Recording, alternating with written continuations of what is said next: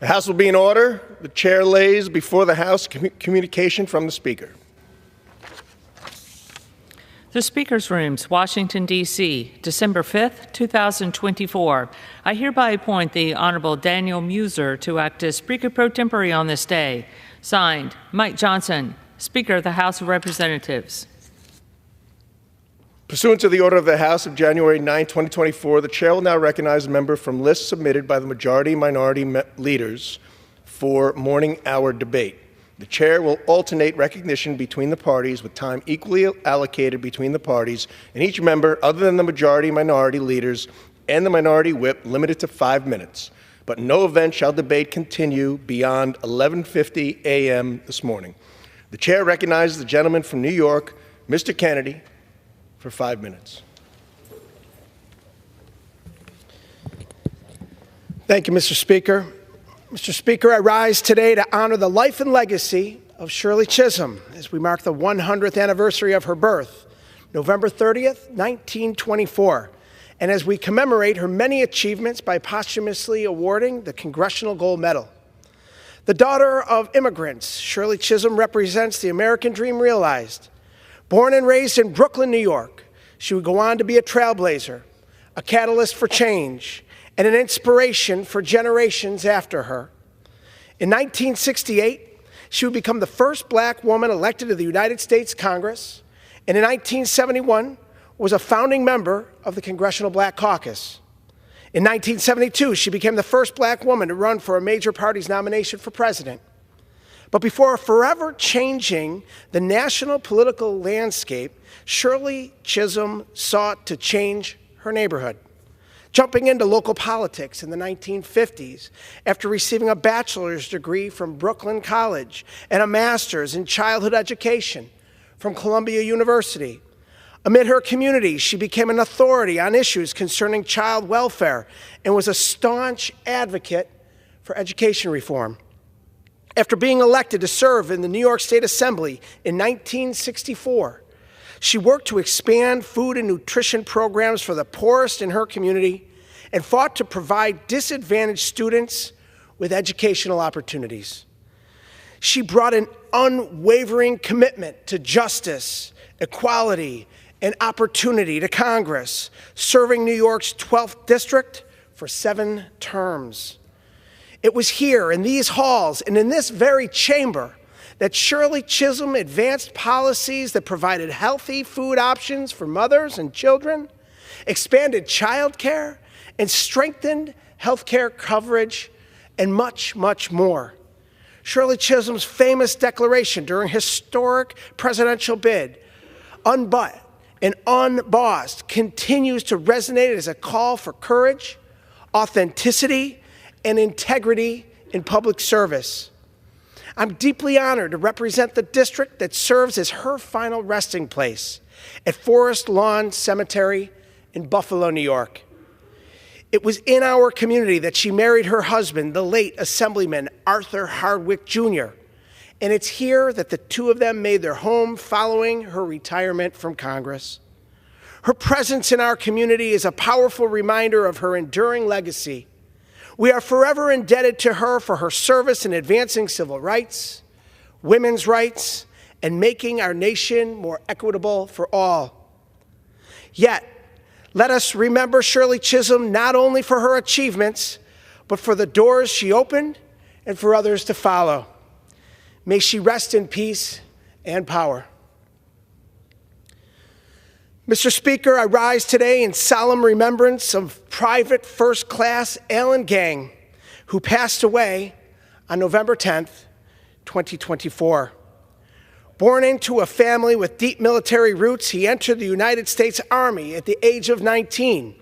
He served in Vietnam in the 17th Cavalry Regiment of the 199th Infantry Brigade, where he sustained an injury while in combat in February of 1968. Upon his return to the United States, Private First Class Gang married his beloved wife, Kitty. Together, they raised 6 children. He received numerous awards honoring his dedication and valor displayed during his service, including the Good Conduct Medal, National Defense Service Medal, Vietnam Service Medal, as well as numerous badges and ribbons. In June, I had the distinct privilege of presenting Private First Class Gang with his Purple Heart Medal, awarded to service members who have been wounded or killed as a result of enemy action while serving in our military.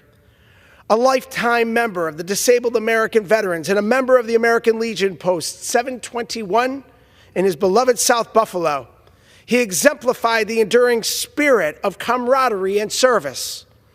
He leaves behind his wife, 6 children, 15 grandchildren, and 5 great-grandchildren. With bravery and commitment, Alan Gang served this nation, contributing to the freedoms we enjoy today. May he rest in peace. I yield back. Gentleman yields. The chair recognizes the gentlewoman from Iowa, Ms. Miller Meeks, for 5 minutes.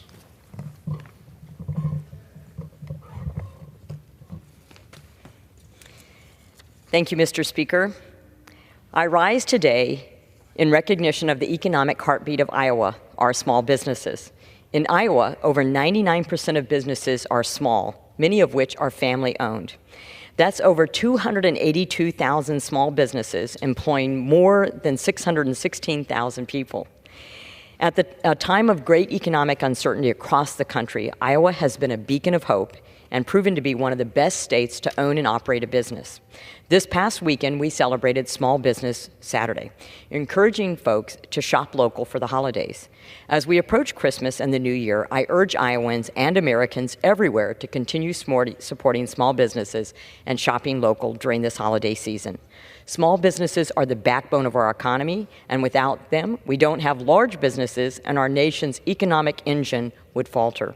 I ask my colleagues to join me in recognizing the vital contributions of small businesses in Iowa and across the country, and to continue advocating for their success. Mr. Speaker, I rise today to recognize the first ever Iowa Regional Teacher of the Year, Ms. Caitlin Mahoney. Ms. Mahoney has taught at Bettendorf High School for 11 years, molding the minds of our future generations. Mrs. Mahoney believes that education begins with the ability to engage students.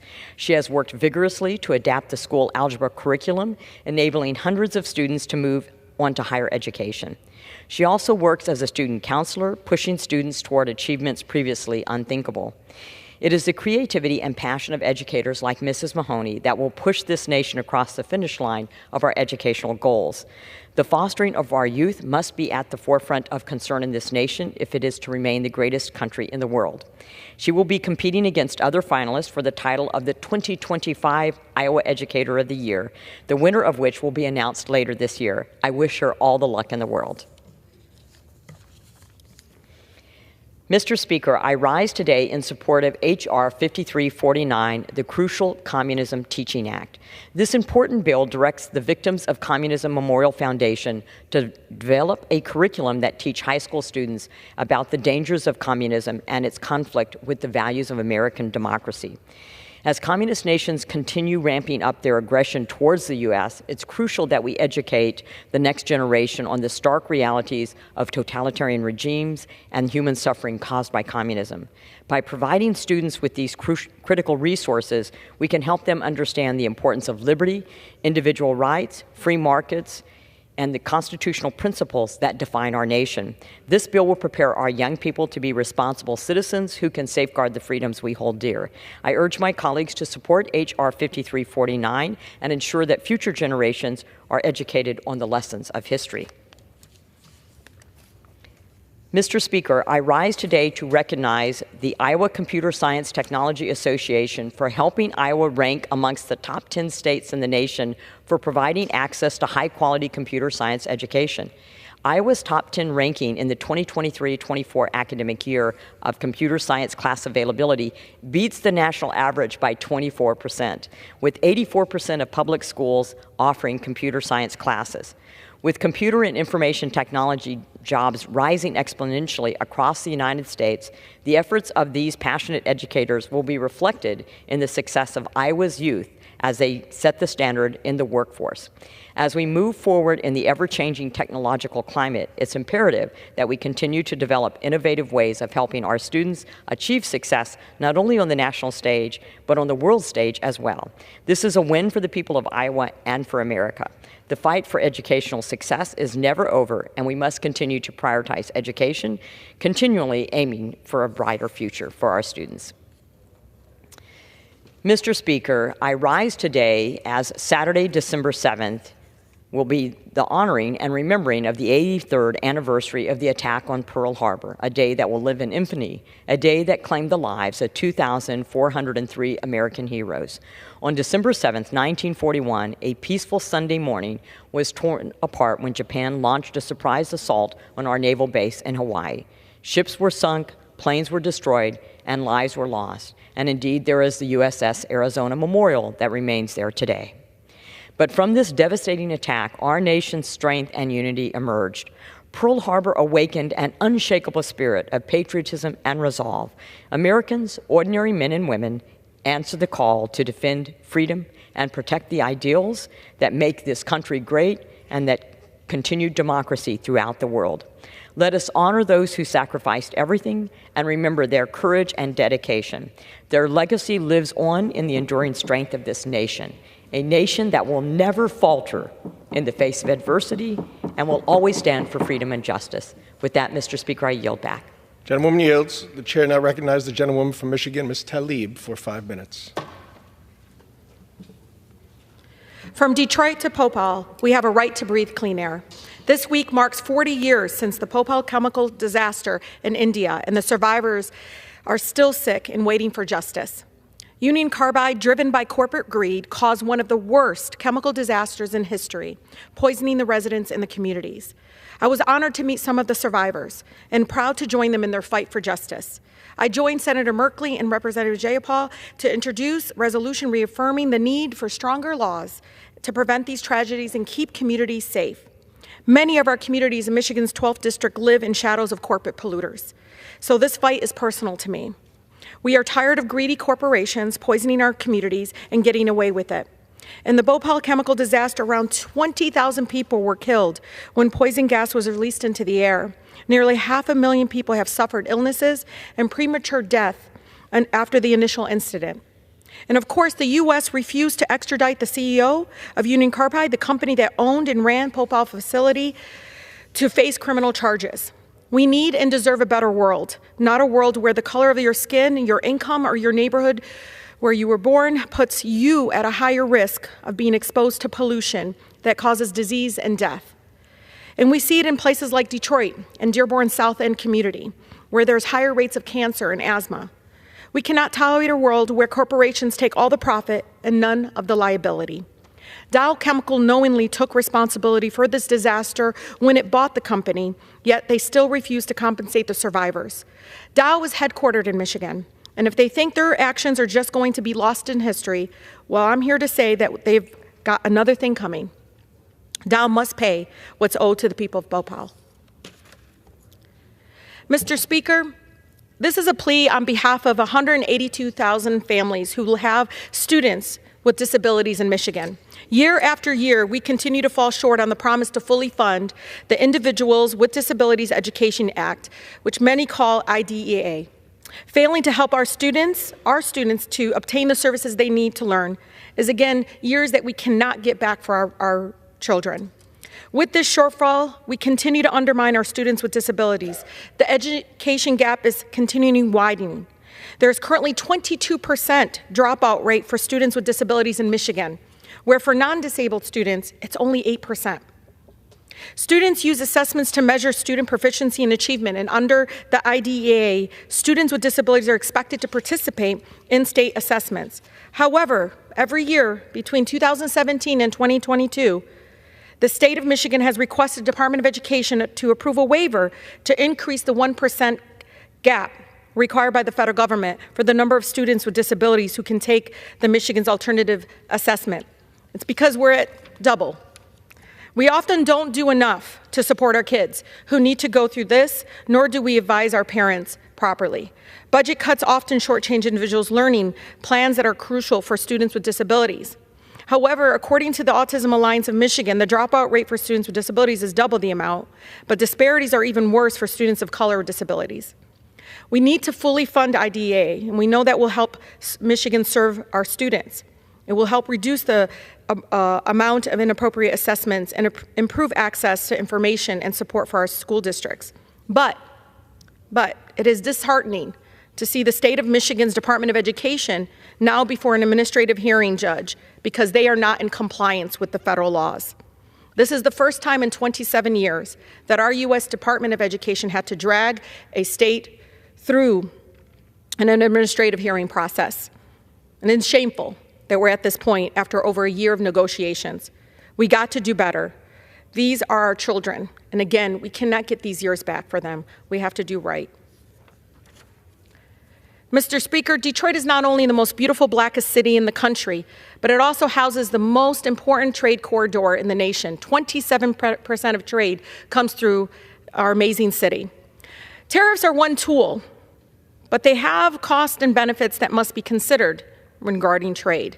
Used strategically, we know they can help new industries support resilient supply chain and even promote high road labor as well as environmental practices.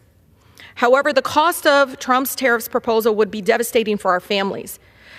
Take our auto industry, for instance. The U.S. relies on $97 billion worth of auto parts and millions of unfinished vehicles from Canada and Mexico, of course. But Trump's tariffs, as it is now, would raise the price of new cars by $3,000. Our families cannot afford that cost. What about our grocery costs? More than half of our fruits and vegetables come from Canada and Mexico. My residents are already struggling to cover the rising prices of groceries. Again, we cannot toy with our residents' ability to put food on the table or provide for their families. With that, I yield. Gentlewoman yields. The chair now recognizes Mr. McClintock of California for 5 minutes. Mr. Speaker, most of the stories we read every day about outrageous government waste stem from a category of government funding called grants. From the $3 million grant to study how hamsters fight each other, to the $3.7 million in grants given to the Wuhan virology lab that likely unleashed COVID upon the world, these are the very essence of government waste. Government grants fall into two major varieties: gifts of public money for every cause under the sun, and grants for local projects of every variety. Now, they're all for good causes. They go to universities, companies, NGOs, civic groups, charities, local governments, state governments, and do-gooders of every kind, all promising some public benefit. Unfortunately, by their very nature, they are plagued with lax oversight, political favoritism, little follow-up, and questionable benefits. Indeed, much of the grant money doled out each year disappears into the salaries of various groups and agencies who will then write glowing reports of their work and apply for more grants next year in an ever-expanding litany of waste. There's never a shortage of highly paid grant application writers eager to make that case. Personally, I like the university, says Dan Aykroyd's character in Ghostbusters. They gave us money and facilities. We didn't have to produce anything. You've never been out of college. You don't know what it's like out there. I've worked in the private sector. They expect results. If the federal government needs a particular good or service that it can't produce itself, it should send out a request for proposal specifying what it needs and then award a contract to the lowest responsible bidder to provide it. And then the contractor should be held accountable for delivering that good or service. Now, another major class of grant recipients are local and state governments. Now, who can begrudge grants for law enforcement, wastewater treatment, transportation, homeless shelters, or schools? Yet all of these grant programs beg a fundamental question. If a project exclusively benefits a local community, shouldn't it be paid for exclusively by that local community? Why should the taxpayers in Pocatello be forced to pay for sidewalks in Poughkeepsie? Robbing St. Petersburg to pay St. Paul turns our federal treasury into a grab bag for local pork projects that destroys the entire concept of federalism. Local decisions and local money should be made and spent locally. By definition, local grants are lower priority projects that simply can't make the cut when local governments are measuring their own local needs against their own local resources. They only make economic sense if somebody else can be stuck with the tab, and that's what grants do. Money flows from politically powerless communities to politically powerful ones, often for frivolous projects that don't merit a place in local budgets. But because these federal grants come with lots of strings attached, they're also inefficiently applied. But who cares, since it's all free money? A very simple test should be applied to this class of grants. If the project exclusively benefits a local community, that local community should pay for it. With that burden also comes the freedom to spend those dollars exactly as they're most needed. Federal resources should be reserved for projects that benefit the entire country. That's the difference between the federal interstate highway system and a local street.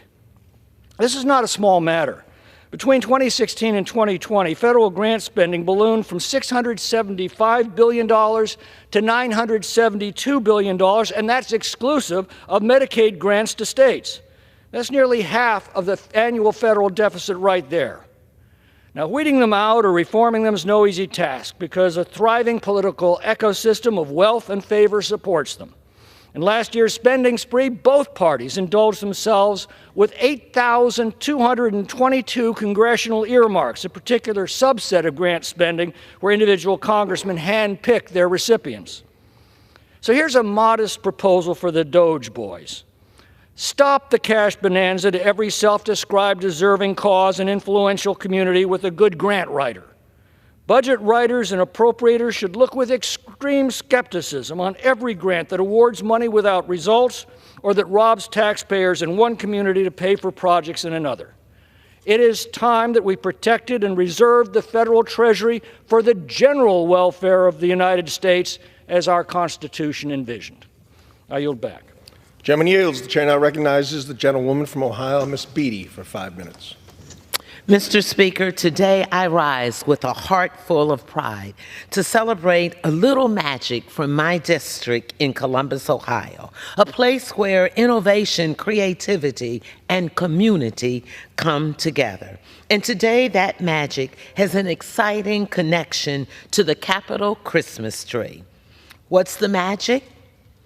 The bright young mind of Cambridge Elder and the incredible work of COSI, the Center of Science and Industry. While I am also here, I want to encourage my colleagues to support the bipartisan National STEM Week because brighter futures don't happen by chance, they happen by choice. So let's start with the tree. This year's Capitol tree traveled over 4,000 miles from the breathtaking forests of Alaska to Washington, D.C., making 14 stops along the way. One of those special stops was in my congressional district, where the tree picked up an ornament designed by Cambridge Elder, a 7th grader in my district at the Arts Impact Middle School. Through a partnership with the Ohio Arts Council, COSI invited students from all 611 Ohio school districts to design ornaments inspired by the theme, Building STEAM in Ohio. STEAM, science, technology, engineering, the arts, and mathematics, isn't just a buzzword, Mr. Speaker. It's a foundation for progress. Cambridge Ornament, a train with 4 carts representing each of the STEAM elements, was inspired by a train at her school that she loves. Her ornament isn't just a decoration. It's a vision.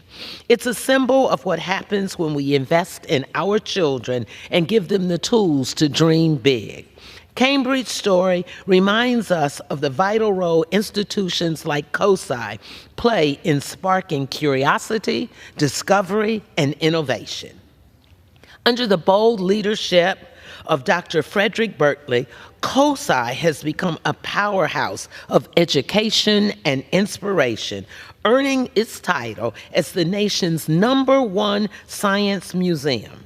4 years in a row with USA Today Readers' Choice Awards. Forbes calls COSI a beacon of scientific engagement, and that's exactly what it is. From the COSI Science Festival to the wildly successful STEM Kit program, COSI is making science accessible and exciting for families and kids, not just in Columbus, Mr. Speaker, but across the nation. Cambridge creativity fueled by COSI's mission is proof of what's possible when we nurture curiosity and celebrate imagination. And that's why I'm here, to urge my colleagues to support the National STEM Week Act. This bipartisan bill, which I am a sponsor, will dedicate a week each year to highlighting the importance of STEM and STEAM education. It's about bringing together federal, state, and local governments with schools, families, and organizations like COSI to close the knowledge gap holding too many of our children back. It's about giving every child, no matter their zip code, a shot at a better future. It's about ensuring America remains a global leader by fostering creativity and problem-solving skills that drive innovation. And it's about young people like Cambridge, who I hope is watching today, to show us what's possible when we invest in their potential. Mr. Speaker, when we look at the Capitol Christmas tree, let us remember that every ornament tells a story. Cambridge ornament isn't just a story, it's ours. So let us commit to building a future where every child can dream, create, and achieve, securing their future and the future of this nation. So I want to say, Mr. Speaker, congratulations to Cambridge Elder, and congratulations to her principal, her teachers, and her family for being a big support to her. Congratulations, Cambridge. Mr. Speaker, I yield back.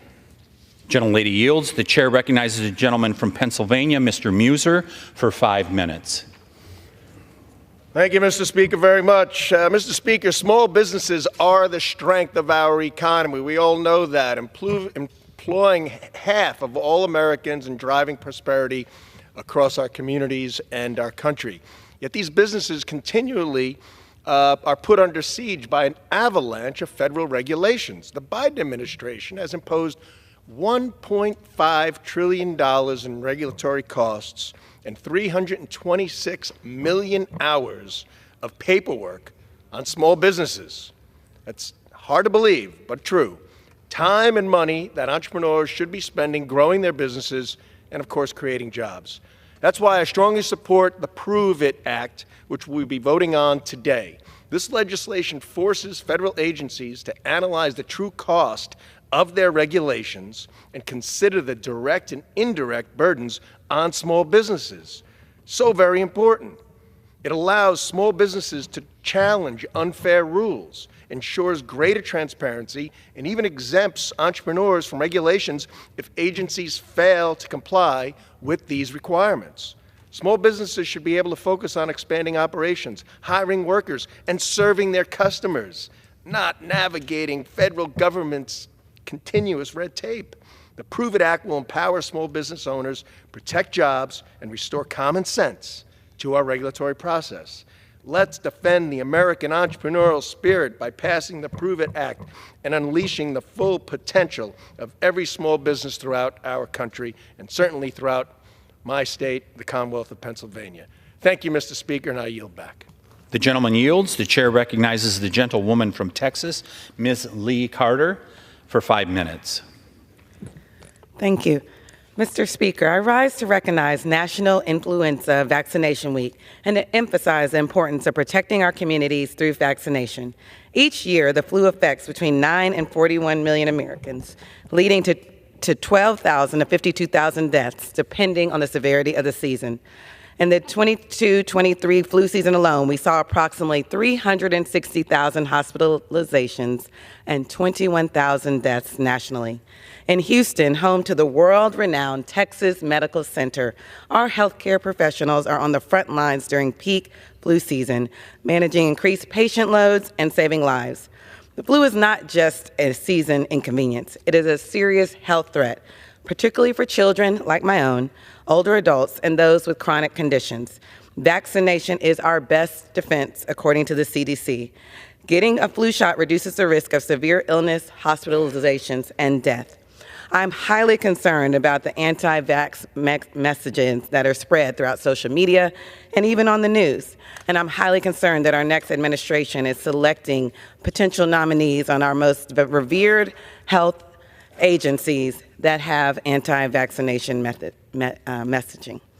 I would encourage all Americans to get vaccinated against the flu to help our vulnerable populations, including pregnant women and infants who cannot be vaccinated themselves. Each year, unfortunately, vaccination rates fall well short of recommended levels. National Influenza Vaccination Week serves as an important reminder that it is not too late to get vaccinated. Flu season can last all the way through May, and every vaccination helps to protect not just the individual, but also their family, friends, and neighbors. I encourage all Houstonians and Americans to do their part to prevent the spread of influenza and to protect public health in the United States. Mr. Speaker, I rise to discuss one of our national treasures, and these are our libraries, especially at our schools. Libraries are essential in addressing the achievement gap, and as a former first grade teacher, I know how important it is to all children. It provides students with access to books, technology, and a trained librarians who foster literacy can help aid in academic success. Yet, in Texas, we are seeing a troubling trend. Houston ISD, which is primarily my district, has cut 28 librarian positions, and Spring Branch ISD has replaced certified librarians with less qualified staff. Statewide, over 1 in 5 schools no longer have a full-time librarian.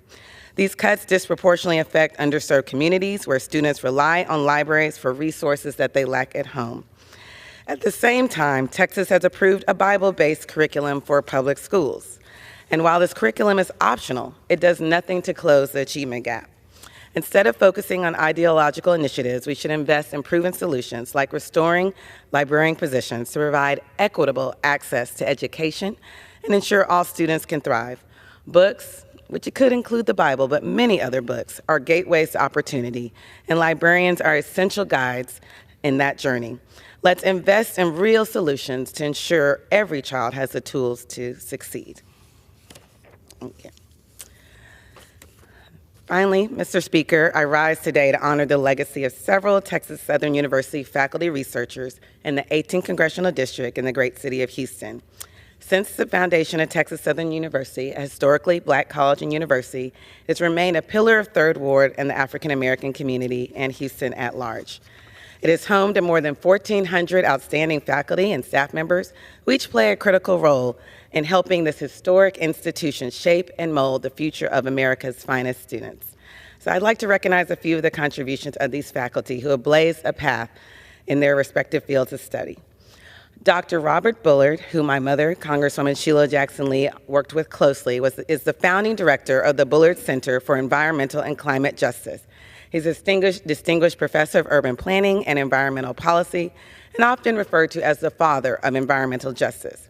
He is focused on topics such as environmental racism, urban land use, housing, transportation, sustainability, climate justice, and community resilience in 18 books. Dr. Bullard has also garnered the support of more than $70 million in external funding. Dr. Howard Henderson is the founding director of the Center for Justice Research and a professor of justice administration in the Barbara Jordan Mickey Leland School of Public Affairs. She serves as an advisory board member of the Vera Institute's Rural Jail Research Policy Network, a member of the National Scientific Advisory Committee at the Institute of Justice, Research and Development at Florida State University, and is a member of the National Science Foundation STEM Opportunities in Prison Settings Work Group, and has secured over $2 million in funding. Gentlelady's time has expired. Thank you for these great leaders in research. The gentlelady yields. The chair will receive a message. Mr. Speaker, messages from the Senate. Mr. Speaker, Madam Secretary. I have been directed by the Senate to inform the House that the Senate has passed S-4477, an act to reauthorize the Second Chance Act of 2007, in which concurrence of the House is requested. The chair recognizes the gentleman from Georgia, Mr. Carter, for 5 minutes.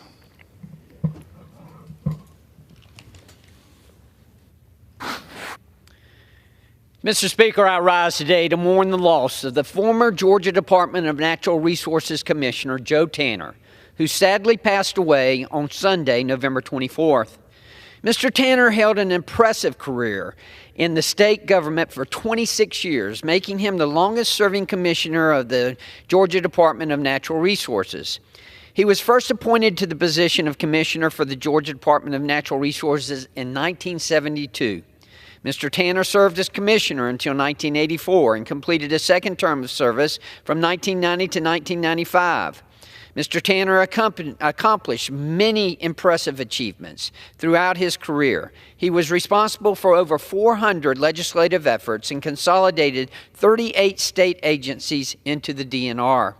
Mr. Tanner was a dedicated servant to the environment and law, known for establishing the state's single-point environmental permitting system. Mr. Tanner will forever be remembered for his excellence and dedicated service to the state of Georgia. My heart and my thoughts go out to his family, friends, and all those who had the pleasure of working alongside him.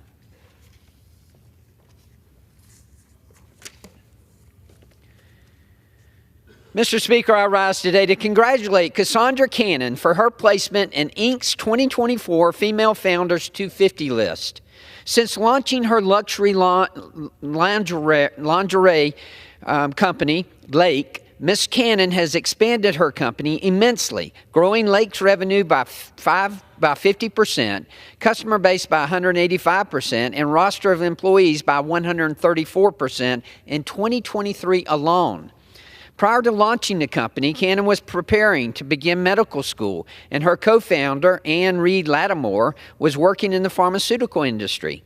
The two realized there were improvements to be made in the women's sleepwear industry and decided to exit the medical field to launch Lake in 2014. The company boasts a spectacular headquarters on West Harris Street, coupled with a design studio on Broughton Street in Savannah and fulfillment center in Pooler. Congratulations to Ms. Cannon, Ms. Lattimore, and the dedicated employees of Lake on this stellar achievement. I look forward to watching your company flourish in years to come.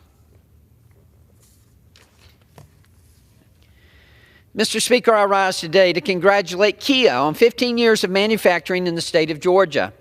Boasting 2,200 expansive acres of land in West Point, Georgia, Kia's manufacturing plant is the first North American manufacturing site for the corporation, based in Seoul, South Korea. After its groundbreaking ceremony in October of 2006, Kia has increased its capacity to produce 350,000 vehicles per year.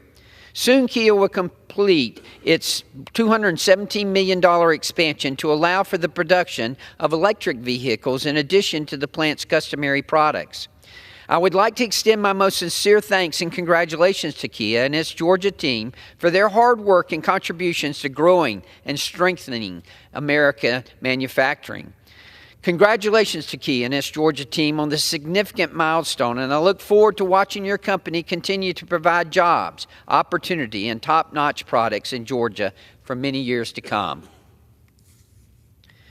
Mr. Speaker, I rise today to honor Georgia Tech for ranking #1 among public schools in the South. This achievement was recently reported by the Wall Street Journal and deservedly reflects the university's impressive legacy. Georgia Tech has retained its #1 spot for industrial engineering and has recently achieved this top ranking for civil engineering. Meanwhile, the university's aerospace, biomedical, computer, mechanical, and materials engineering programs all ranked in the top 4 among all universities nationwide. Georgia Tech is a leader in advanced research and preparing students for careers in technology and innovation. This is an incredible achievement and a source of pride for Georgians everywhere. Our public universities are great options for young people to get a quality education, and Georgia Tech embodies this to the fullest. These well-deserved rankings highlight the commitment of students and staff alike to maintaining a culture of innovation and of excellence. Congratulations to the students, to the staff, and to the alumni of Georgia Tech. Thank you, Mr. Speaker, and I yield back. Gentleman yields. The chair recognizes a gentlewoman from North Carolina, Ms. Manning, for 5 minutes. Mr. Speaker, as I rise today, women's basic reproductive freedoms are under relentless attack by right-wing politicians and judges across the country. Over 2 years ago, Donald Trump's hand-picked MAGA Supreme Court justices overturned Roe v. Wade, dismantling 50 years of judicial precedent. This catastrophic decision has left 1 in 3 women living under outright abortion bans and unleashed a coordinated effort to undermine the full range of reproductive health care, including access to birth control. In his concurring opinion in the Dobbs case, Justice Clarence Thomas explicitly called for revisiting the right to contraception. Despite the fact that over 90% of women rely on contraception at some point in their lives, extremist Republicans have seized on this as a rallying cry to target birth control. In Oklahoma, Republican lawmakers have proposed radical legislation to outlaw widely used forms of contraception, including IUDs and the morning after pill. In states like Virginia, Arizona, Tennessee, and North Carolina, extremist Republicans have blocked efforts to protect access to contraception.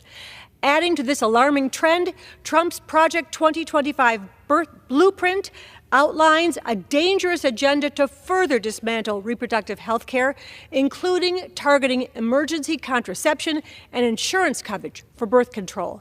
Despite his campaign claims of ignorance about Project 2025, Trump is now staffing his administration with the very architects of this extreme agenda. Well, I refuse to stand by and let these MAGA extremists interfere with women's private health care decisions. That's why I'm fighting to pass my Right to Contraception Act to ensure every American has the right to access the full range of FDA-approved birth control.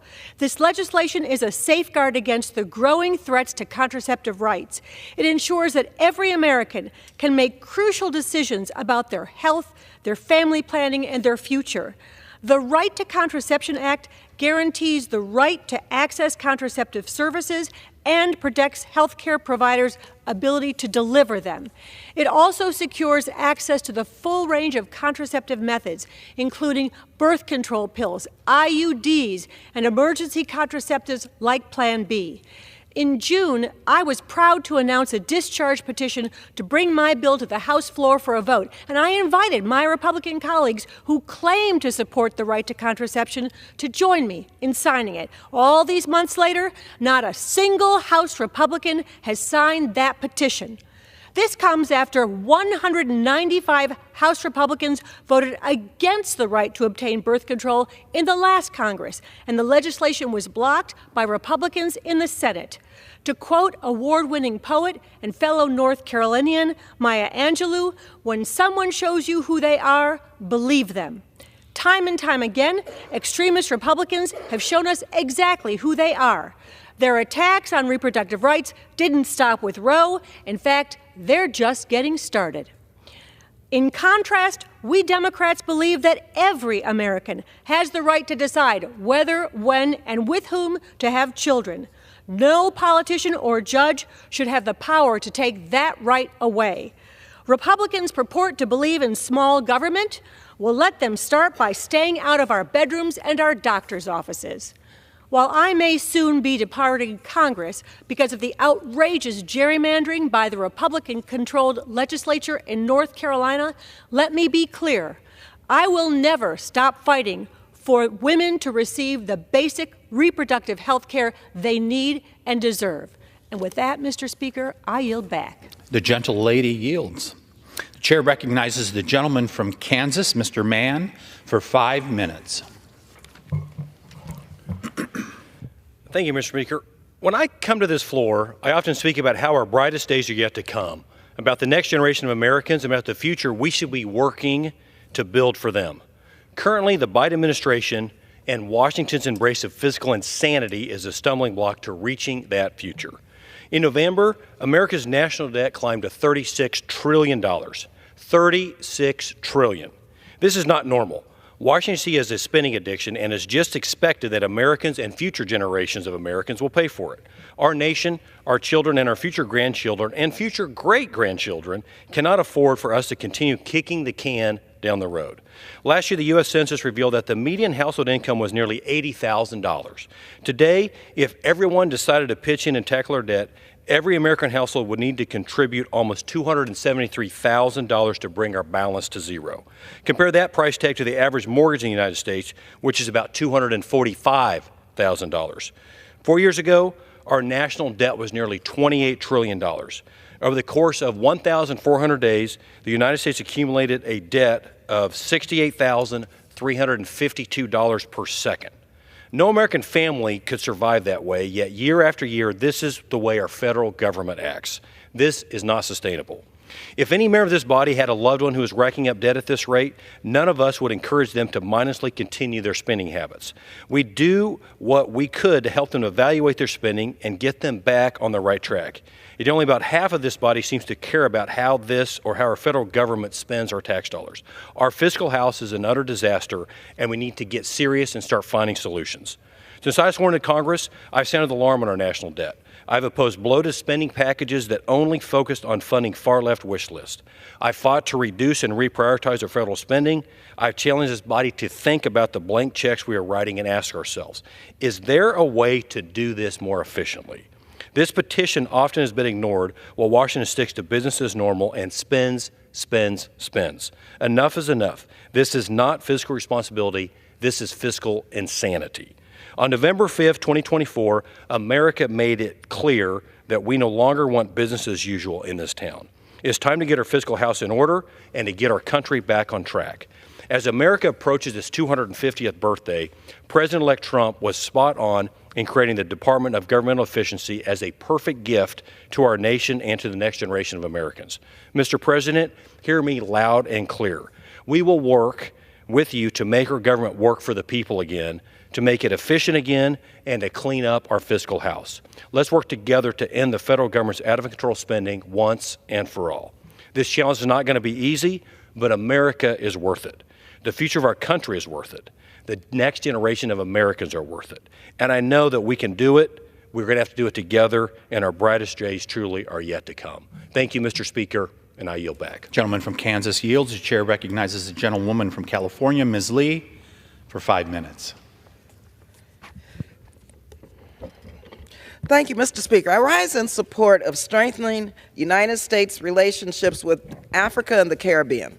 The history and culture of the United States is inextricably linked to Africa and the Caribbean. The brutal history of colonialism, slavery, and the Middle Passage has shaped our shared destinies.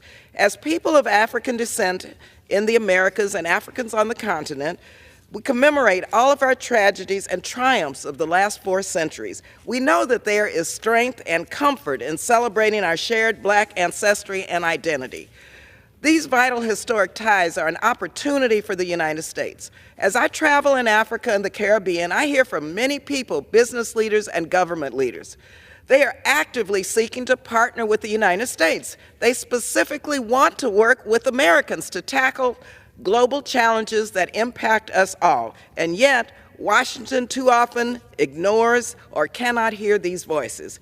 We fail to invest the time, resources, and energy into building true partnerships.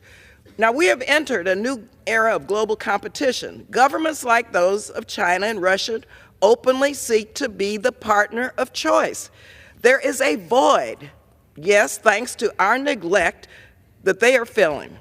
People in Africa and the Caribbean want to work with America as the partner of choice. But if their partner of choice is not listening to them as sovereign countries, they will make decisions on their bilateral and multilateral alliances which exclude those countries which all but have ignored them. America needs to step up our game if we want to build the true and deep partnerships that will advance our shared goals. In these countries, respect, development assistance, trade, and investments go a long way. For example, in 2005, Hurricane Dennis devastated the Caribbean, causing billions of dollars. I worked very hard to get a small amount of reconstruction assistance, which was $40 million for Grenada. When I visited Grenada later, there were signs everywhere for the first time that said, "Thank you, USA." It's also important that members of Congress get out and visit African and Caribbean countries. China shows up, believe me, every day in Africa and the Caribbean. Members of the United States Congress need to show up. I remember once when I visited Grenada just a couple of years ago, I stopped by the United States State Department office there. I saw a picture on the wall of myself, the former chair of the Western Hemisphere Subcommittee, Congressman Elliot Engel, and several members of Congress from a CODEL when we visited Grenada in 2007. So I asked if that CODEL had made an impact, and I was told, in fact, 2007 was the last time there had been a congressional delegation to Grenada. Outrageous. I believe that this work can and should be bipartisan. 2 decades ago, I worked with George Bush to create the Caribbean American Heritage Month designation as June. Today, that commemoration is still celebrated among people in the Caribbean and here in the United States, Caribbean Americans, and it's a useful tool for building bridges with our Caribbean neighbors. And I am proud that during my term leading the House Appropriations Subcommittee for the State Department and Foreign Operations, I have worked substantially to increase American investment and partnerships with Africa and the Caribbean. As SFOP's chair, I managed to increase the development assistance account by more than $800 million. We were able to invest that increase in important priorities like Prosper America to grow jobs and incomes in Africa and the United States, Power Africa, which seeks to connect 60 million Africans to reliable electricity, and the United States African Development Foundation, which invests directly in African entrepreneurship, and the Young African Leaders Initiative, which seeks to lift up and strengthen the brightest flowers of African youth. In the Caribbean, I created a program to invest in inclusive economic growth for the first time. Worked with State Department to expand our Caribbean diplomatic presence. One of our embassies in Barbados is responsible for 7 countries. They don't even have a plane. They can't travel to those 7 countries they're responsible for, so we're expanding our presence there. We expanded support for small island states coping with sea level rise and invested in the Caribbean Basin Security Initiative to tackle transnational security challenges like crime and drug trafficking. Mr. Speaker, these investments are crucial not only to support American security and interests, but to build the equitable and inclusive world which we seek. I urge my colleagues to listen carefully to African and Caribbean voices. We have millions of people of African descent in our own country. We have to continue to build these bridges towards a shared and just prosperous for all people. Thank you. Gentlelady yields. The chair recognizes the gentleman from Colorado, Mr. Lopez, for 5 minutes.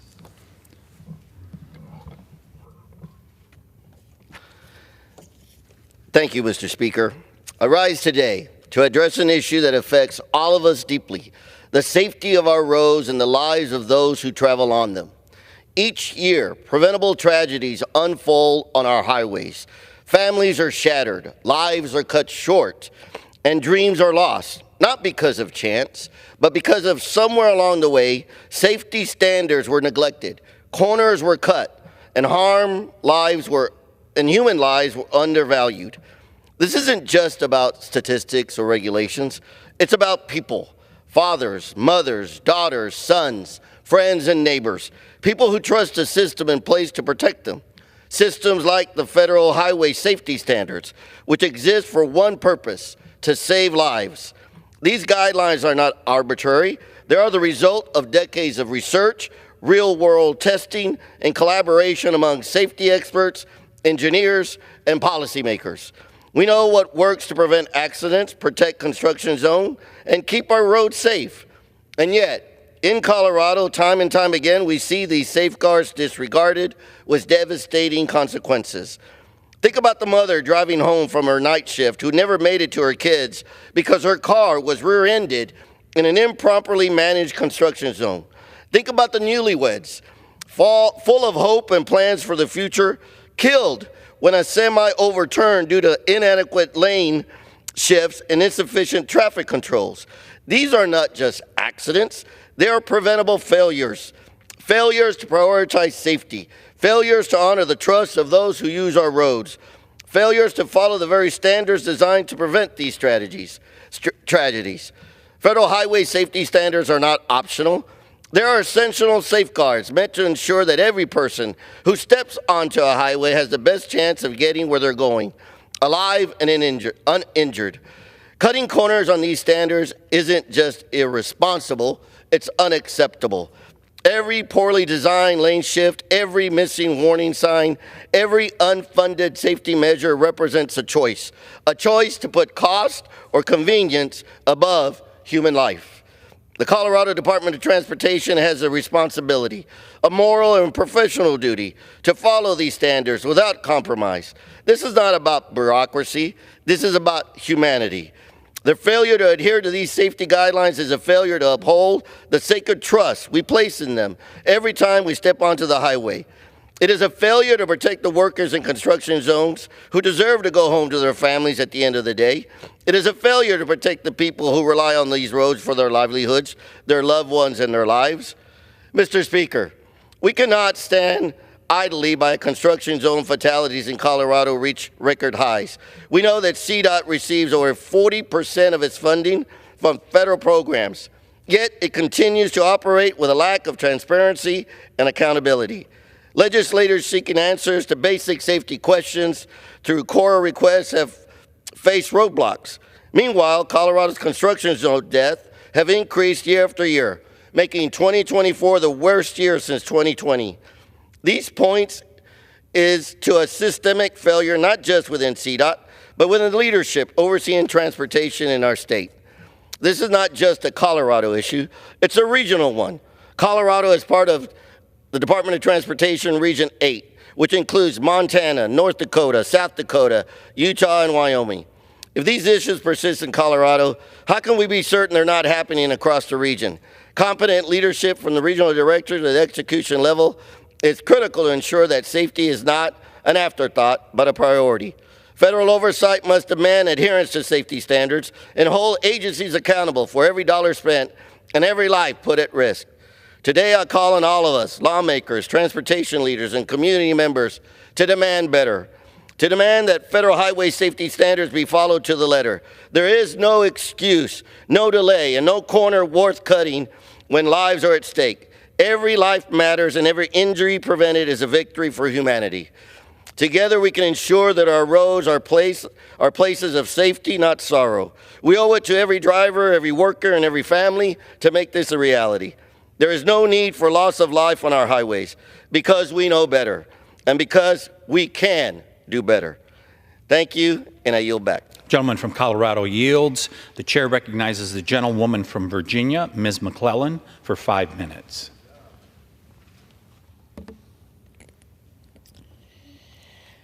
Mr. Speaker, I rise today in support of the millions of Americans across the nation who depend on SNAP benefits. In recent months, reports of SNAP benefit theft has skyrocketed at an alarming rate, leaving many families hungry. In the city of Richmond alone in Virginia, there has been about a 2,000% increase in SNAP theft over the last month. Food banks are stepping up to meet the need, but they are seeing record numbers of families relying on their services as we enter the holiday season. Too many vulnerable families rely on SNAP to put food on the table, and SNAP families often face precarious financial situations. And when their benefits are stolen, they face the impossible choice of feeding their families or paying essential bills. And as their children go hungry, they struggle to learn in school. This is not just an issue in our cities, but rural communities across the country are also facing SNAP benefit theft. Congress has empowered the states to use federal funds to replace stolen benefits, which has helped ease this suffering. But that authority will expire on December 20th without additional action.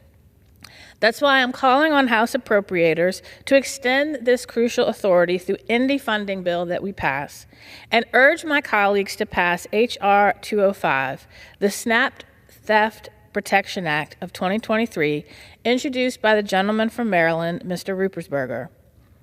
Hardworking families deserve to approach the holiday season with hope, not the looming fear of food insecurity.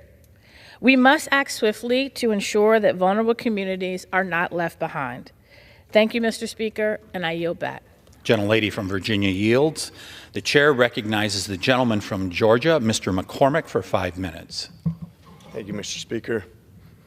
I want to take time to talk about the biggest threat to our nation, our ability to thrive as a nation and an economy. And it's not really being addressed, even with the Herculean efforts of the Doge and everybody else talking about what cuts we're going to make to the budget, which is around $7 trillion right now. But we need to have a realistic conversation. We're $35 trillion in debt. $35 trillion. We bring in less than $5 trillion per year to pay those debts and to pay for the entire budget. If we didn't have a budget, if we spent nothing on the United States, if we spent nothing for the military, Social Security, Medicare, Medicaid, everything in our budget, it would take us over 7 years to pay off our debt, paying nothing else. And that doesn't count the $1 trillion of interest we're paying right now per year. So let's have a realistic conversation. This problem is bipartisan. The real divergence of the debt to GDP ratio started in about 2004, so about 20 years ago. It happened when we had a Republican president, and it's continued regardless of who is in control of the presidency or the House or the Senate for that matter. If we talk about the future, the 75% of the budget that's non-discretionary, some people call it mandatory. We're Congress. There's nothing mandatory about spending. But if we don't address these issues, we're in trouble as a nation. If we're out of balance and our debt to GDP ratio becomes too extreme, our currency will fail and we'll no longer hold the position we have in the world as we are economic powerhouse. If you think that I'm threatening Social Security, not at all. As a matter of fact, just the opposite. I want to secure it because, quite frankly, if we don't do something about Social Security, it will be insolvent in less than 10 years, and it will take an automatic 21% cut without a vote. We have no control over that.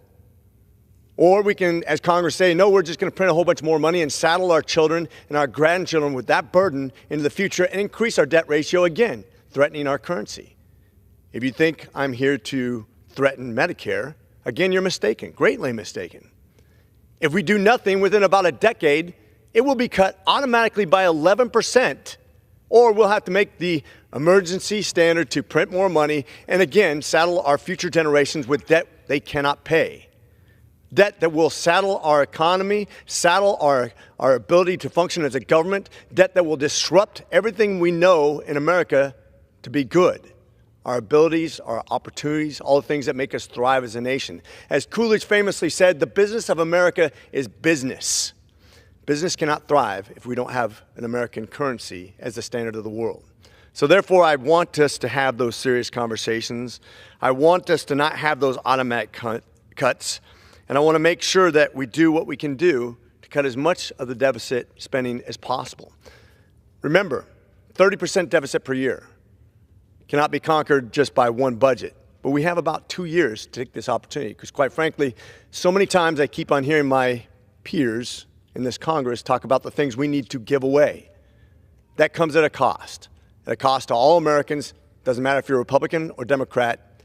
We have to have real reform and not just our discretionary budget, which is only 25% of what we discuss.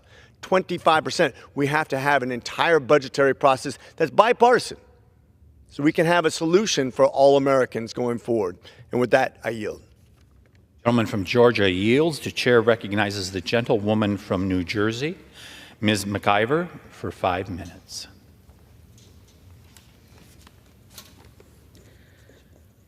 Thank you, Mr. Speaker.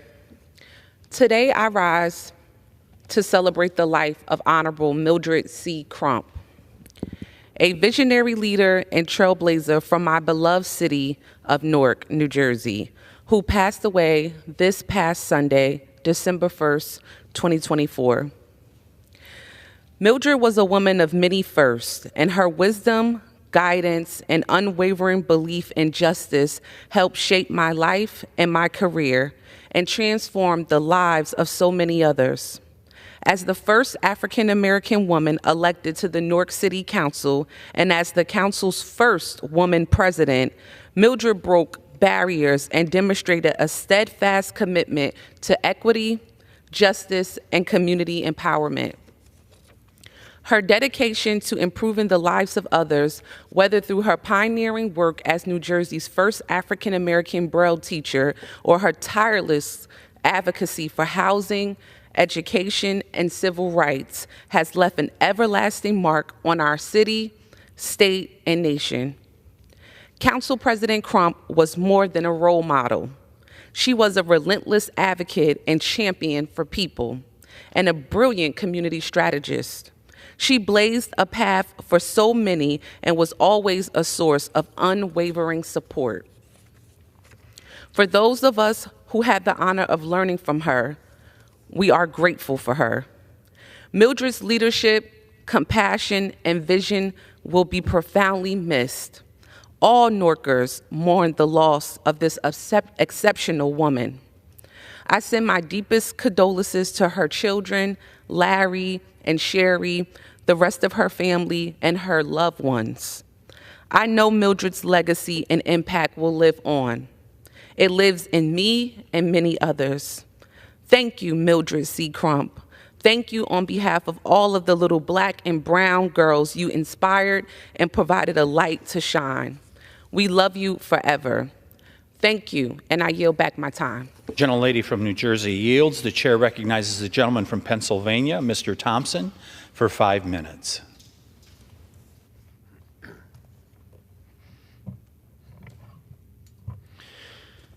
Well, thank you, Mr. Speaker.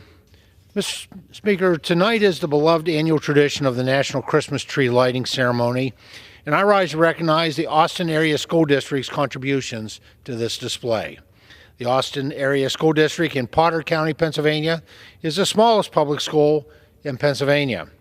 The school serves approximately 100 pre-kindergarten through 12th grade students from the surrounding communities and it excels in creating innovative, personalized one-on-one experiences for their students. This year, Austin Area School District was selected to decorate the Pennsylvania tree, which is part of the Pathway of Peace, a display of 58 smaller trees representing each state, territory, and the District of Columbia. The National Park Foundation and National Park Service annually present the National Christmas Tree Lighting on the ellipse at the White House and President's Park. This celebration began in 1923, and it brings together families and friends and communities to celebrate the holidays in one of America's national parks.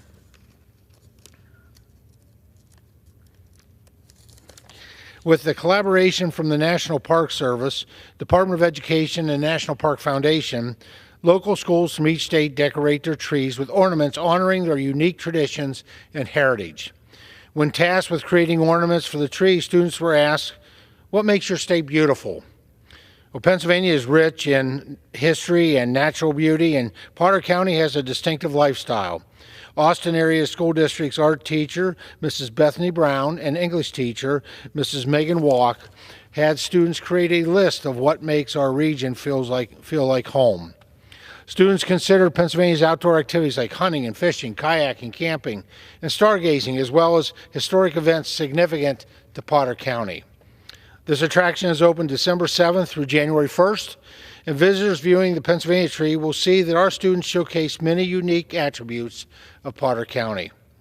The ornaments highlight a variety of experiences unique to Pennsylvania, such as our #1 industry, agriculture. Potter County's rich history of potato farming. Local farms in Potter County supply potatoes nationwide. The maple syrup production, which thrives in our region, thanks to the abundance of forests and maple trees. Each year at the annual Maple Festival, the county celebrates the maple season with pancake breakfasts and open houses at maple producers' facilities. And many more ornaments that showcase Pennsylvania's natural beauty. The Pennsylvania Wilds region is a remarkable resource for those eager to explore Pennsylvania's natural wonders. Unique attractions like the Countersport Ice Mine, which produces ice even during the summer heat, add to the area's charm and are reflected in the students' ornament designs. Potter County serves as the source of major river systems, including the Allegheny River, which is also represented on the Pennsylvania State Tree. Visitors will see that students also incorporated our state tree, flower, and various native animals into their designs. The ornaments made by the Austin Area School District students promote some of Potter County and Pennsylvania's proudest attractions. When reflecting on this experience, Austin Area School District student Brianna G. said, quote, "Having the opportunity to create a design that not only symbolizes me, but my school and the area around me is so special. I feel so proud to have been given this chance, and I hope that someone will see this ornament and agree with the beauty of Pennsylvania's land. I am also thankful to my teacher, Mrs. Brown, for introducing us to this idea and letting us be as creative as we want. This is a project that I will remember for a very long time," end quotes. Participation in the arts is wonderful for a young person's development. It can inspire confidence that often extends far beyond the classroom. Teachers like Mrs. Brown and Mrs. Walk nurture creativity and play an invaluable role in shaping curious minds. Mr. Speaker, I'd like to thank the Austin Area School District students and staff and faculty for bringing Pennsylvania's Christmas spirit to our nation's capital and highlighting what makes Potter County such a special place to live and to visit. As Brianna G. so nicely quoted, it is an experience we will all remember for a very long time. I'm incredibly proud of our students and their contributions to this cherished national tradition. Thank you, Mr. Speaker, and I yield back the balance of my time. Gentleman from Pennsylvania yields. The chair now recognizes the gentleman from California, Mr. Khanna. Mr. Speaker, I'd like unanimous consent to address the House for 5 minutes. Gentleman's recognized.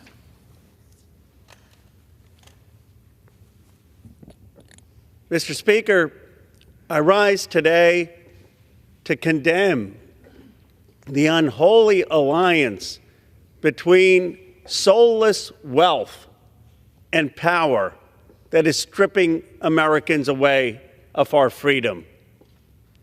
The reality is that in 2024, 150 billionaires spent $1.9 billion on this election. 72% of Americans, Republicans, Independents, and Democrats, are outraged with money in politics. We did not fight a revolution to be spectators in a game of billionaires putting ads on our television sets and on our mobile phones. We have more dignity, we have more power as American citizens.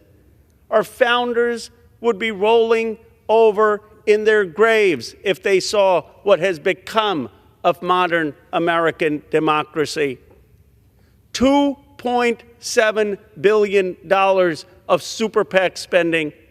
And let me tell you something, only 1% of Americans gave more than $200. Who has more than $200 to give to politicians? The money has become more important than votes. Surely we could agree in this body to ban super PACs and overturn Citizens United. Short of that, surely we could agree what Maine did overwhelmingly to restrict contributions to super PACs.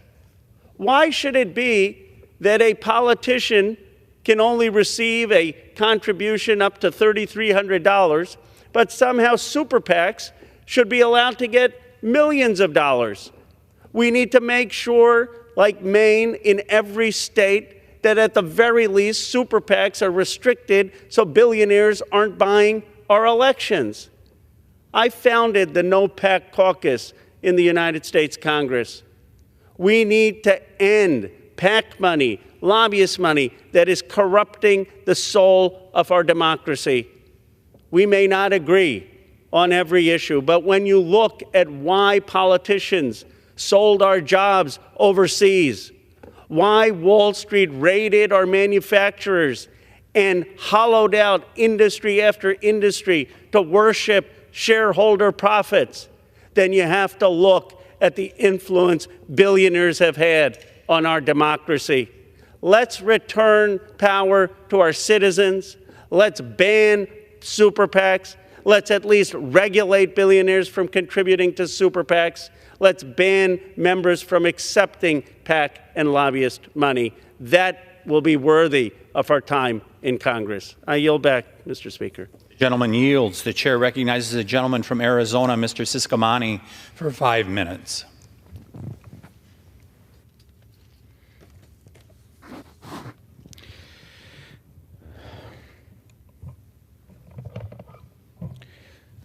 Thank you, Mr. Speaker. I rise today with a heavy heart to honor the life and legacy of my friend, Marana Mayor Ed Honea, who passed away unexpectedly on November 22nd. One of Southern Arizona's most influential leaders, Ed was a pillar of his community who dedicated himself to serving the residents of Marana with steadfast resolve and a genuine passion. A third-generation resident of Marana, Ed's roots ran deep in the community he served and loved so very much.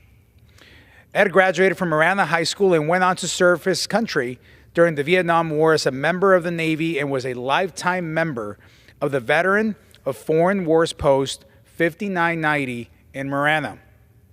For Ed, politics was never an end to itself. He was deeply driven by his desire to make tangible improvements in his community.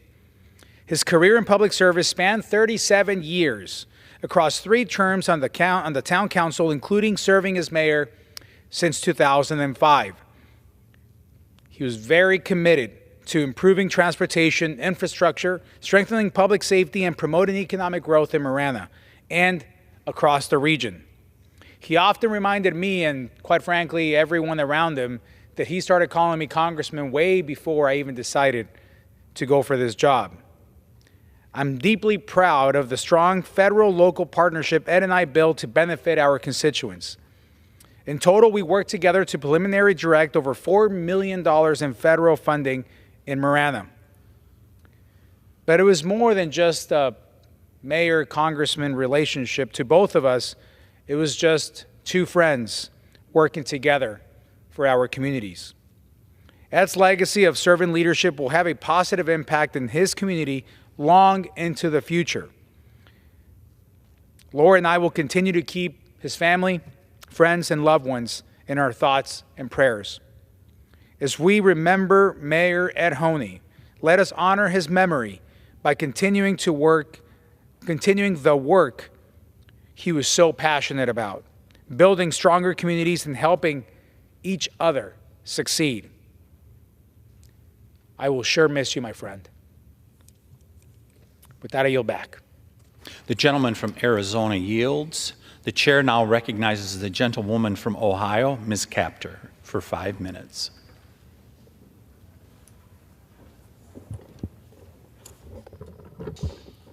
Thank you, Mr. Speaker. I hail from the manufacturing heart of Automotive and Truck USA, right at the Ohio-Michigan border. And as this new year beckons, Congress must do what it can, as the old saying goes, to reconnect the U.S. head bone to its neck bone. Specifically, as co-chair of the House Auto Caucus, this means we must reshore ownership here in the USA of the Chrysler Group and its key suppliers. What America makes and grows here in America makes and grows America. The popular Jeep Wrangler, Ram truck, and the American steel that should go into them create 2 of the most popular purchased vehicles in our country and world. Just these 2 vehicles represent a major manufacturing sector for our heartland that was traded away by Wall Street to Europe. As a result, thousands upon thousands of skilled workers at production platforms in Toledo, Ohio, Sterling Heights, Michigan, and Pittsburgh, Pennsylvania, are now being idled before the holidays. Why is it always right before the holidays? Meanwhile, the purveyors of vast wealth actually harm the workers that create the very wealth that benefit those billionaires. And the production was moved, the ownership of the production was moved to Europe, and their billionaire enablers and buddies on Wall Street from the world of high finance keep trading away their livelihoods. America's truck, automobile, steel, and auto parts manufacturing workers have had enough. They deserve respect. Wouldn't the holiday season be happier if Congress could reassure thousands and thousands of Jeep and Ram workers a better future? The current Jeep Stellantis CEO, Carlos Tavares, is stepping down. He lives in Europe.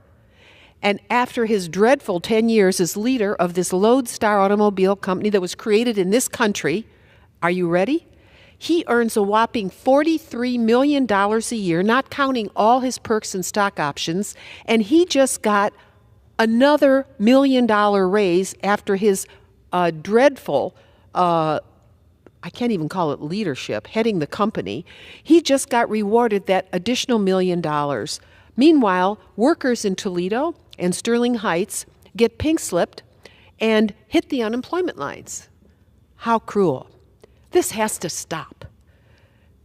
Production pauses were announced just before Thanksgiving as we head into the holiday season. That is downright un-American. It's long overdue for America to be American again. Wall Street traders should bring back ownership of Chrysler, Jeep, Dodge to the United States of America. It's overdue to put real car builders in charge, not Wall Street traders nor hapless CEOs from another country. The outgoing Biden administration and the incoming Trump administration must direct attention to what is occurring right at the Ohio-Michigan border. This region is the heart of the industrial Midwest, where people make and build our real wealth, not just trade it away. Our people don't live in virtual reality or stock options. We live in places where iron sharpens iron. Some might say the agony and the ecstasy of producing America's wealth. Yet we have seen it traded away time and again, decade after decade, as oligarchs and billionaires who could care less about America get richer off the sweat of our people. So this is a wake-up call for the current and future President of the United States. Hear our call. Reshore ownership of our Chrysler, Jeep, Dodge platform, both in the automotive and trucking industry. Lift up the industrial heartland of America. As we reshore the ownership and production of our nation's most popular vehicles, we also ensure that those who own the means of production have to live in the same reality as those who build these cars and trucks. Both Presidents Trump and Biden have said America should stop the sale of U.S. steel to Japanese Nippon Steel. I agree with that. Americans who are buyers, potential buyers, wait in the wings. Engage them. Include those that forge quality steel that is critical component of both our rugged Rams and Jeeps. American steel and American cars. Doesn't that sound good? My hope for the USA is that we reclaim ownership of what we created in the first place. Our workers know it. They've surely earned it. The future of generations across our industrial heartland and nation depend on America restoring America again. Thank you, Mr. Speaker, because what America makes and builds America. Bring Jeep and Ram back to the United States of America. I yield back. The gentlelady from Ohio yields. There will be no outbursts from the members. The chair recognizes the gentleman from South Carolina, Mr. Norman, for 5 minutes.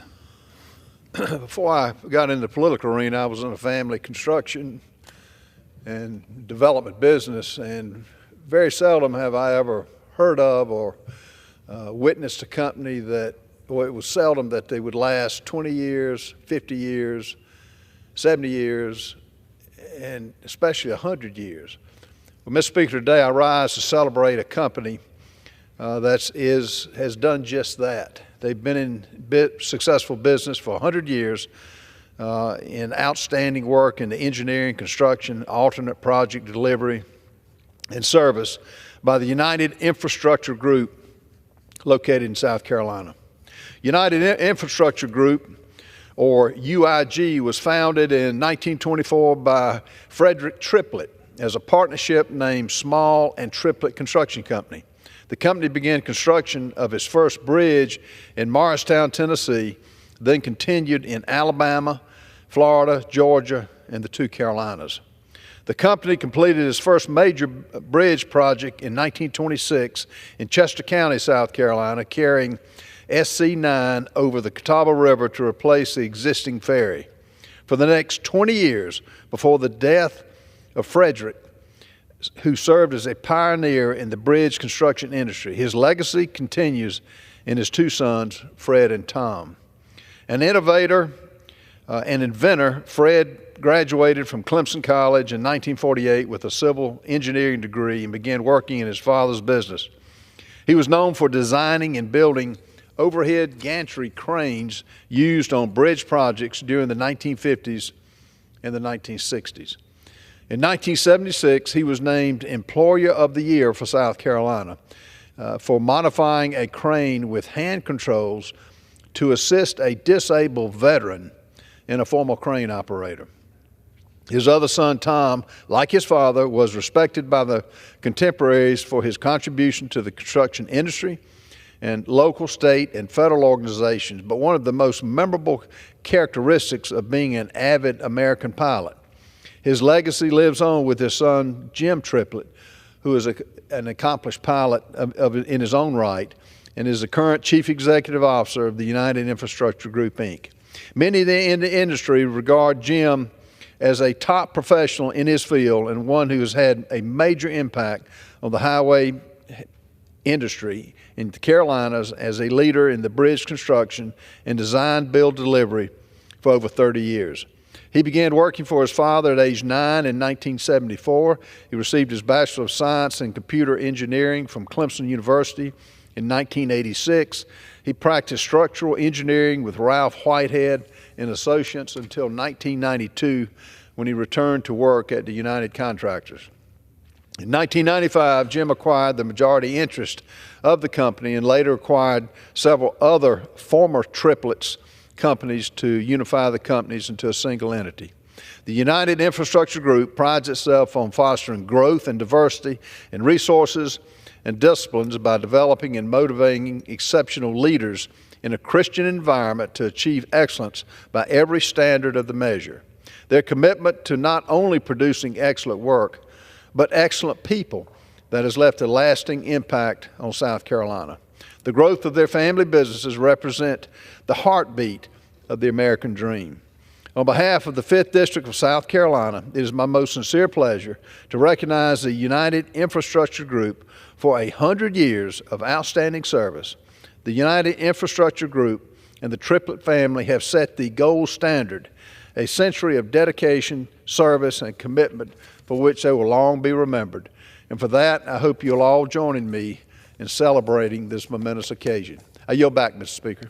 Gentleman from South Carolina yields. The chair recognizes the gentleman from West Virginia, Mr. Mooney, for 5 minutes. Thank you. Thank you, Mr. Speaker. It's truly an honor to stand before you today as I reflect on my 1 decade of service representing West Virginia's 2nd Congressional District in the U.S. House of Representatives. Over these 10 years, I've fought relentlessly to uphold the core conservative values that brought me to this chamber, including securing our southern border, defending your Second Amendment, pro-life, and reining in the reckless spending of your tax dollars in Washington. Today, I want to focus on that last point, our government's unsustainable spending habits. Spending comes in 2 primary categories, mandatory and discretionary. Mandatory spending, which includes programs like Medicare and Social Security, occurs automatically and accounts for 2/3 of our federal budget. To change these programs, Congress must act deliberately. On the other hand, discretionary spending must be approved annually by Congress and funds the vital operations of federal agencies like the Department of Defense. This most fundamental responsibility of this body is to fund our government in a responsible manner and on time through 12 single subject appropriation bills. Let me emphasize that. Responsibly and on time. It's called the power of the purse. which the Constitution of the United States of America specifically gives only to this chamber, the U.S. House of Representatives. It's designed to protect the separation of powers, so the president and the administration doesn't just do whatever they want with out-of-control regulations. In my state, it was a war on coal, a war on guns, onerous regulations that go after farmers and the construction industry. By passing these discretionary appropriations bills like we're supposed to, we can rein that in and stop it. That is our job. We should not delegate that or give that up. As I wrap up my 10th year here in Congress, let's take a hard look at how we've handled spending over that time. When I was sworn in January of 2015, the national debt stood at about $18 trillion. Today it stands double that at $36 trillion. Worse still, the United States now spends more on interest for our debt than the entire annual defense budget, which is $822 billion. This is an astonishing failure of the responsibility of Congress on both sides of the aisle, frankly. This out-of-control and growing debt is a failure to live up to the mandate we were elected to fulfill. Congress has chosen to abandon the basic function of passing timely spending bills. We have an entire year to prepare, negotiate, debate, and pass these 12 bills. But too often, we just don't do it. In my 10 years in Congress, you see on this chart in the red, Congress has passed 34 temporary stopgap measures known as continuing resolutions. We've got one coming up here in about another week because we did not do our work. Instead, and by doing that, we surrender this power of the purse. In the entire span of my service here in Congress, in just 2 times, 2 years, in 2017 and 2019, Congress passed the spending bills on time. In 2017, we passed only 1. In 2019, we passed 5, but we saw a partial government shutdown because Democrats refused to help President Trump secure the border. Each time we fail to pass spending bills on time, we kick the can down the road and leave the American people with bloated omnibus packages that are frankly an insult to responsible budgeting that our nation deserves. The game is when we do pass it, the Senate Democrats essentially filibuster it, causing a government shutdown and try to blame the House Republicans for it. This is political bullying. We need to stand up to this tactic. It's just not right. The American people gave Republicans a resounding mandate for change. We've been entrusted with unified control of government, and that means one thing: cutting wasteful spending and doing our jobs on time. It's an utter travesty for members of Congress continue to vote for reckless, unsustainable spending when it's our children and our grandchildren who will bear the burden of this debt long after we're gone. See, I was actually a Hill staffer here in 1994 in the Republican Revolution. In 1995, Newt Gingrich became Speaker of the House. We passed all 12 spending bills, single-subject spending bills, like we're supposed to. We actually did it. It's only been the last 20, 25 years where this country, we failed to do that, to stop doing it. From George Washington and the founding of America till about 20 years ago, standard process was to actually pass our spending bills. This is weird what we're doing now. It's wrong. It's not normal at all. And it's because of these bullying tactics from the Senate, because they get what they want. If they shut down government and try to blame us, and we cave in, they get everything they want. No border security, transsexual sex change operations in the military, they get everything they want if they try to shut down government. We got to stand up to this. So to the members of the incoming 119th Congress, which I would no longer be a part of, it's time to control spending, okay? Control spending and reclaim that power of the purse before it's too late. Thank you, Mr. Speaker. I yield back the balance of my time. The gentleman from West Virginia yields. The chair recognizes the gentleman from California, Mr. LaMalfa, for 5 minutes.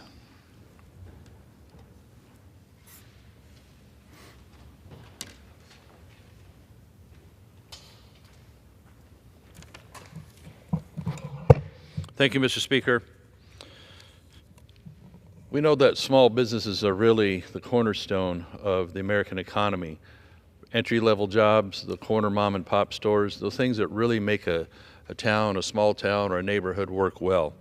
Yet, the regulations that are being heaped upon them make it just about impossible for them to go much farther to remain in business. Year after year, more costs, more paperwork, more things that just make that more enticing to retire or go out of business.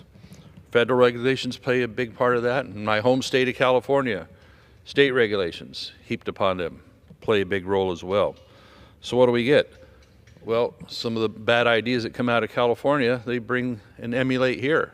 We had a bill called AB 5, also known as the ABC, Worker Classification Rules.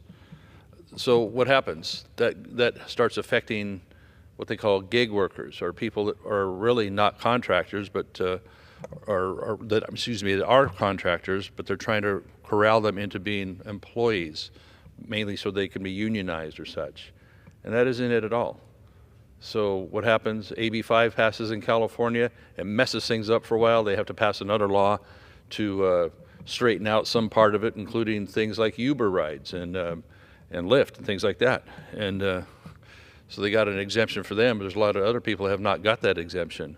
And so in Congress, in D.C., after watching that mess, after having something that didn't work well, had to be at least partially corrected, they want to emulate that with something called the PRO Act here last Congress. And they want to keep on adding more and more to that burden.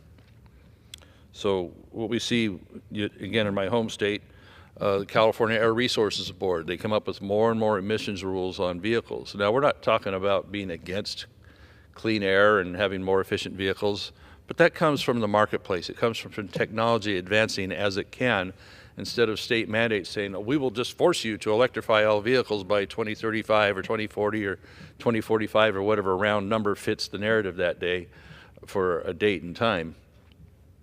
So we see that CARB is just choking off so much for small businesses, for trucking, and trucking is essential to get finished products to the store shelves, and so much of the inputs to, for example, a farm or to a factory like that.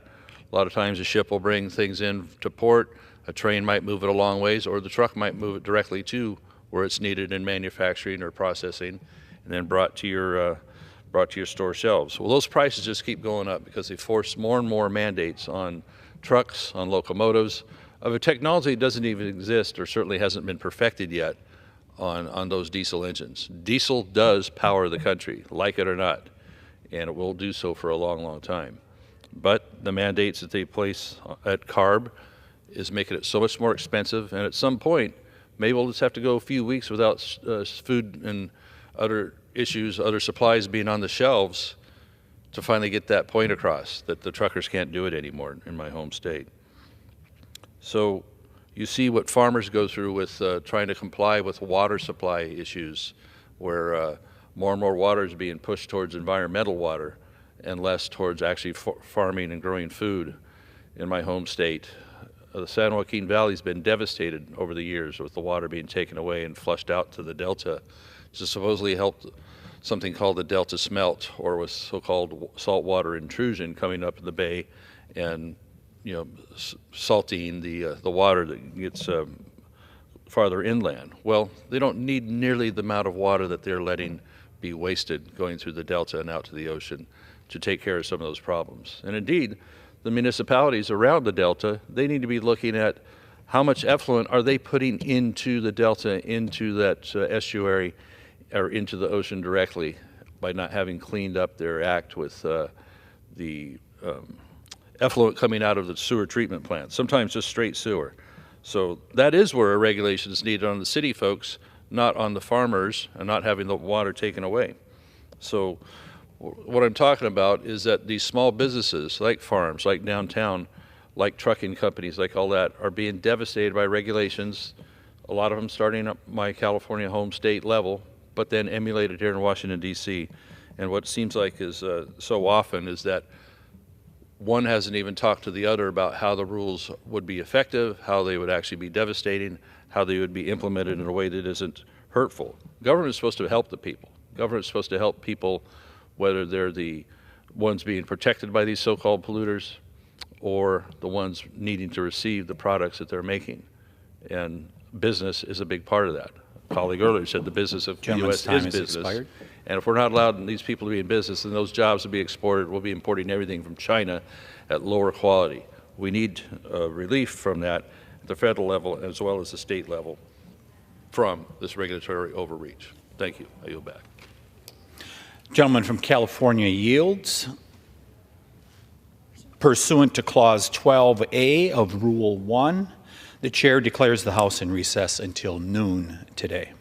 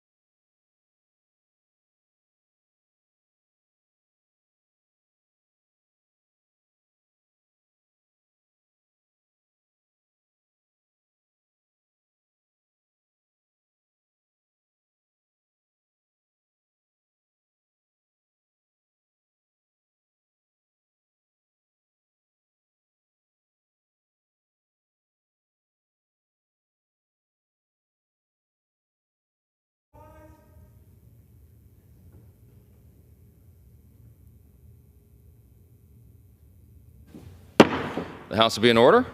The prayer will be offered by Chaplain Kibben. Would you pray with me?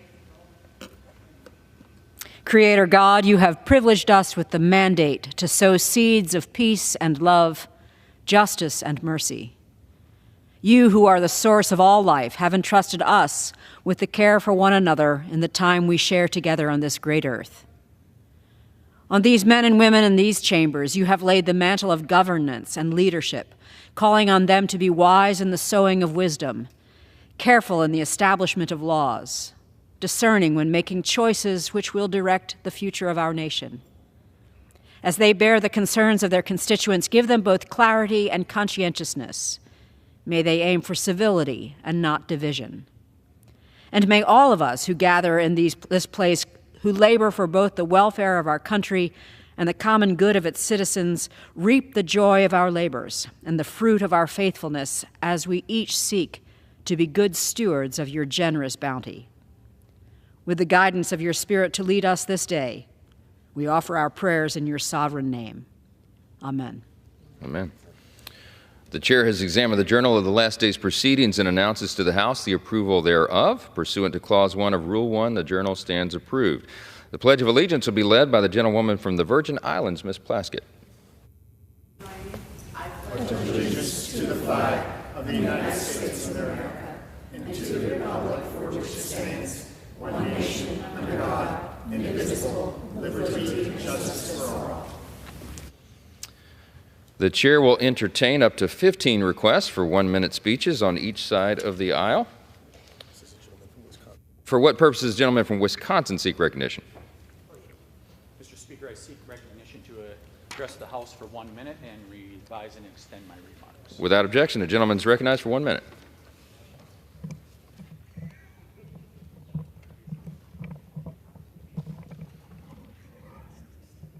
Mr. Lamalfa must have been here. Mr. Speaker, I rise today to recognize all the young athletes from Wisconsin's 7th District who competed in the 2024 Wisconsin Football State Championships. Congratulations to the Owen Withey Blackhawks on winning the program's first ever state championship. The Edgar Wildcats and Coach Jerry Sins on winning the Division 7 state championship title for the second year in a row. And the Stratford Tigers on winning the Division 5 state championship title for the third year in a row, setting a WIAA state record with their 10th state football title in school history. I also want to wish Stratford's head coach, Jason Tubbs, all the best in retirement after 13 seasons with the Tigers. Congratulations to all these athletes and their coaches on an incredible season. And I yield back. Gentleman yields back. For what purpose does the gentlewoman from the Virgin Islands seek recognition? I ask unanimous consent to address the House for 1 minute and to revise and extend my remarks. Without objection, the gentlewoman is recognized for 1 minute. Thank you, Mr. Speaker. Today I rise to acknowledge International Day for Persons with Disabilities, which is observed annually on December 3rd. 1 in 4, approximately 70 million adults in the United States report having a disability.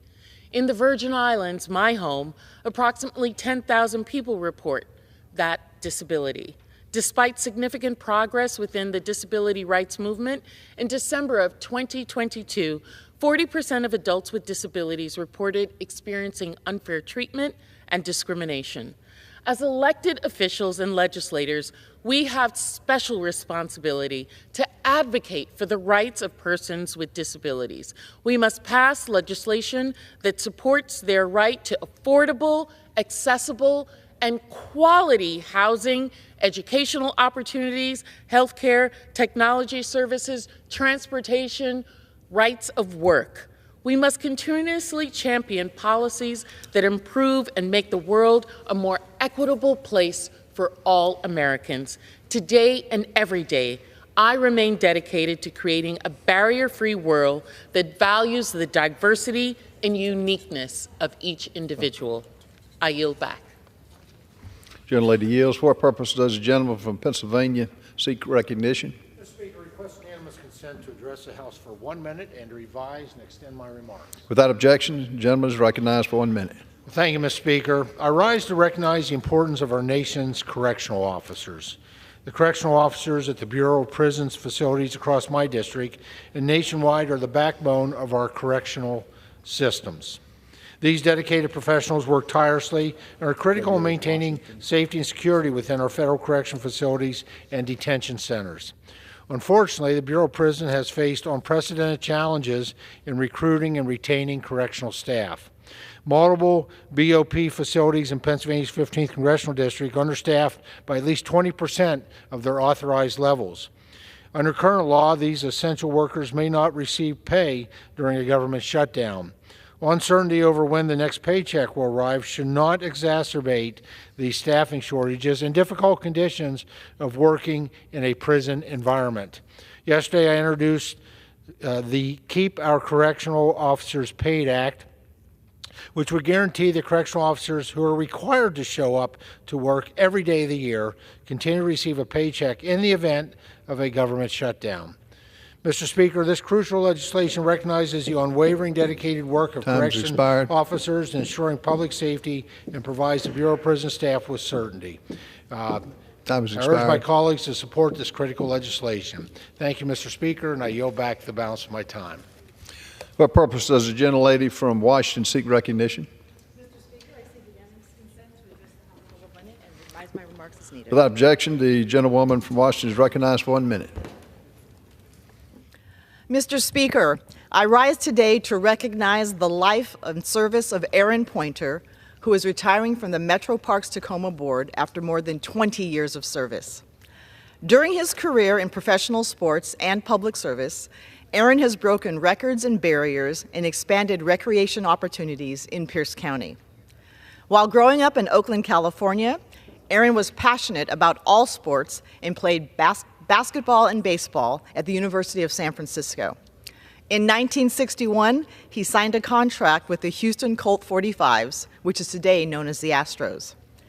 Aaron was often the only black player on the team and faced prejudice and discrimination, including being forced to eat, travel, and stay in lodging separate from his white teammates.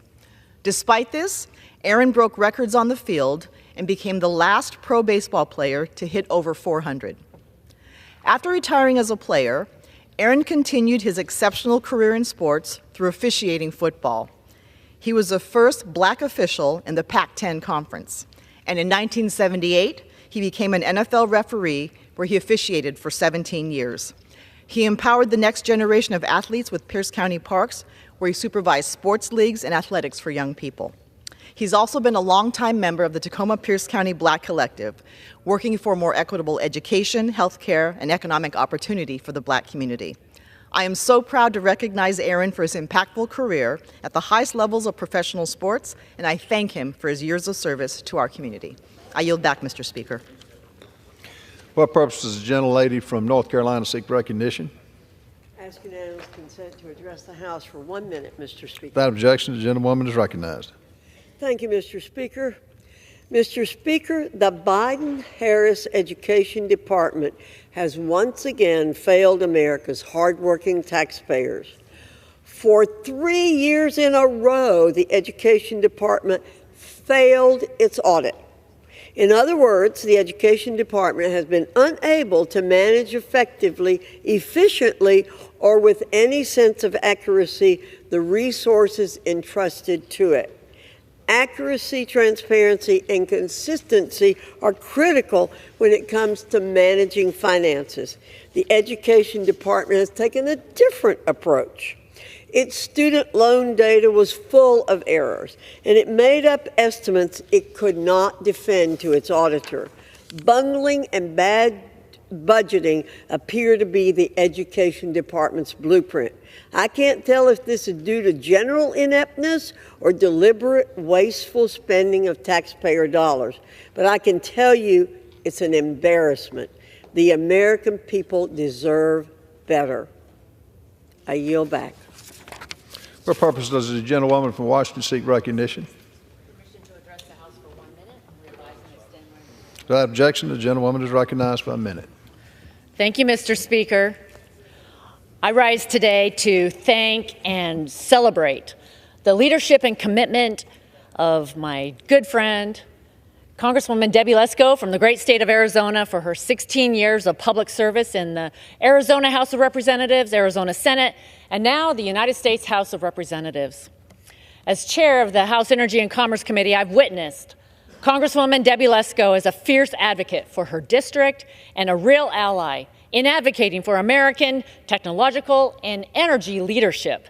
She's also served as our Oversight and Investigations Subcommittee Vice Chair.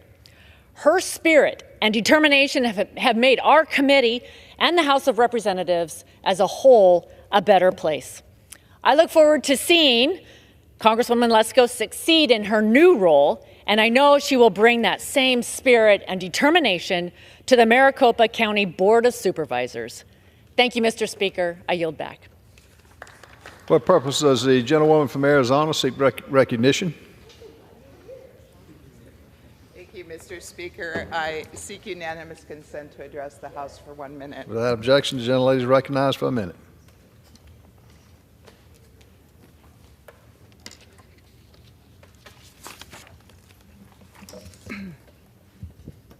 Thank you, Mr. Speaker. I rise today to recognize a member of my staff, Justin Camp, for his dedication and service to myself and the constituents of Arizona's 8th Congressional District. A native of California, Justin joined my staff as a legislative correspondent and worked his way up to become a legislative assistant. Justin is a committed team member who has the important job of communicating our work to our constituents and overseeing a legislative portfolio that includes education and social issues. I thank Justin for his hard work and dedication to me, our team, and the constituents in Arizona. As I leave Congress, I have no doubt Justin will go on to do great things as he continues his public service. I wish him nothing but the best in all of his future endeavors. I appreciate you, Justin. Mr. Speaker, I yield back. What purpose does the gentleman from California seek recognition?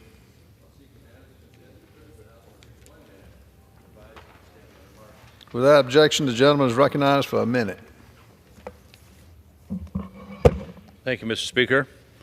Yesterday, the Senate finally got past the Federal Disaster Tax Relief Act, which includes in that my own bill to stop taxing the wildfire survivors after they receive damages after having been burned out in Paradise, California, and several other Northern California fires in recent years. The IRS has treated disaster relief like a payday for themselves, taking from the survivors who've already lost so much. Now that ends. This bill ensures wildfire victims will keep their settlement funds, money they need to rebuild in their own lives. It also stops the unfair taxes on the legal fees. Get this. They have to pay the taxes that the attorneys would get when they cut their 33% out of those award damages.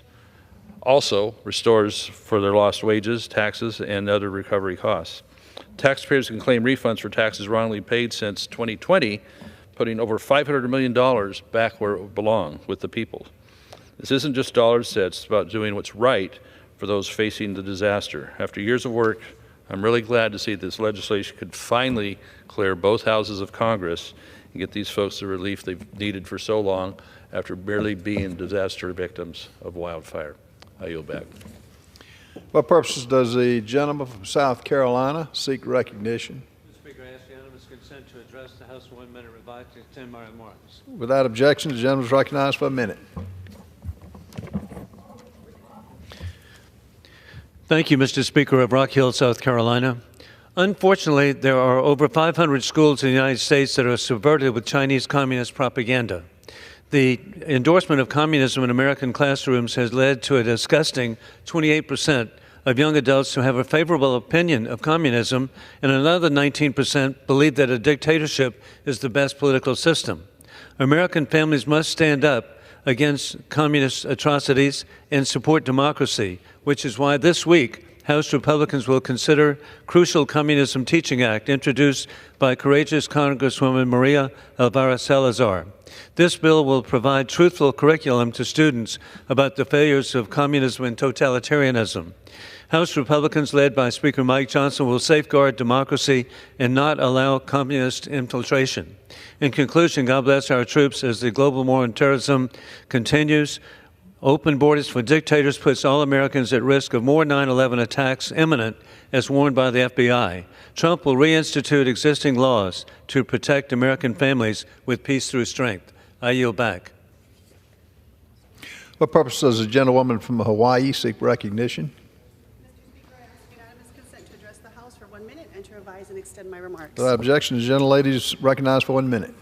Thank you, Mr. Speaker. I share Representative Lamalfa's appreciation that last night the Senate finally unanimously passed the bipartisan Federal Disaster Tax Relief Act, sending it to the President's desk. This bill includes language that I introduced over a year ago to help Maui fire victims deduct their disaster-related losses and keep money in their pockets. This bill will also exempt wildfire disaster settlement payments from being taxed.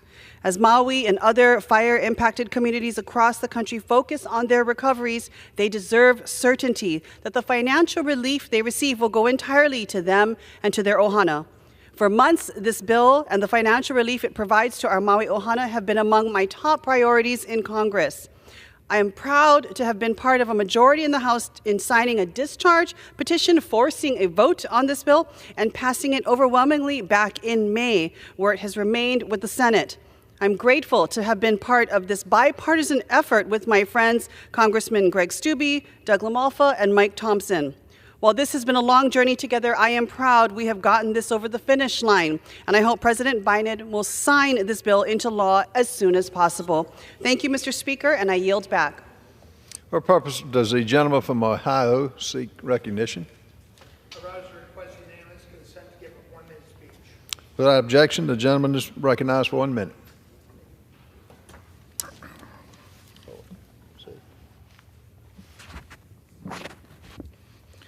Mr. Speaker, I rise today before you to shine light on a recent passing of a dear friend, a mentor, and a colleague, Kurt Schering, a true great amongst men and known in the state as a legislator's legislator. He passed away on November 22nd, 2024, from a courageous battle with cancer. Kurt Schering was my mentor. He was the finest thing that ever came from Ohio. Being green, getting into the Ohio Senate, he mentored me as my chair of the small business, and then I became chair for 4 years of government. And when I was chair, he taught me how to really do policy. He said every voice in Ohio must have a voice. So his pride was doing hard work in policy and doing amendments so all of Ohioans can be represented. That was the point of focus, to do policy work, the hard, heavy lifting that most people will never see.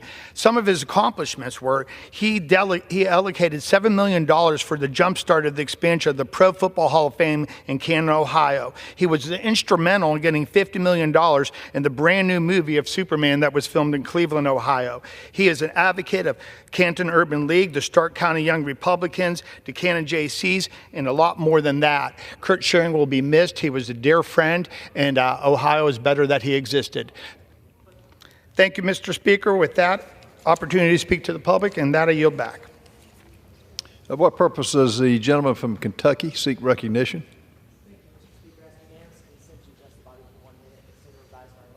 Without objection, the gentleman is recognized for 1 minute.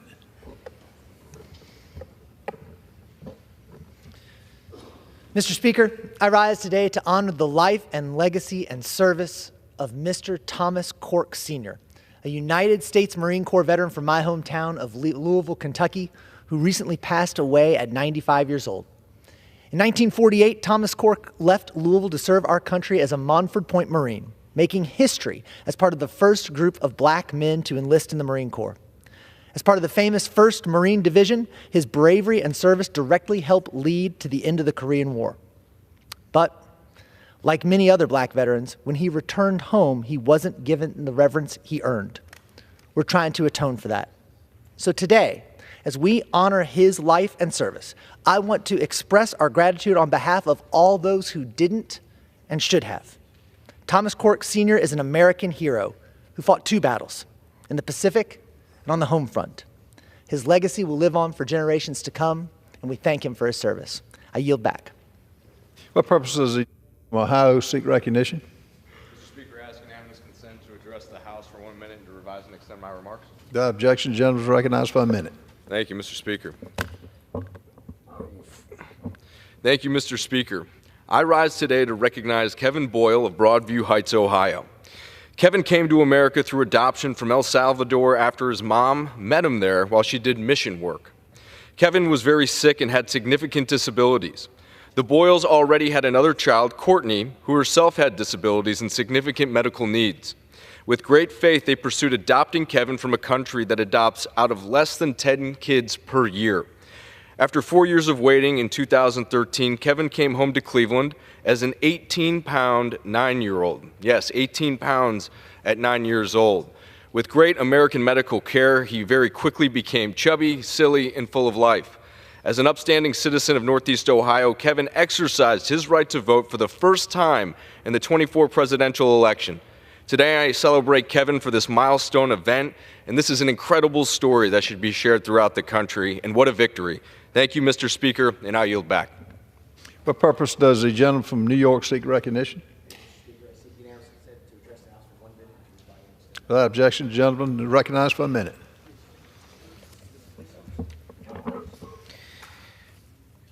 Thank you, Mr. Speaker. I rise today to remember Omer Nutra, who deferred his enrollment at Binghamton University in my district to join the Israeli Defense Forces.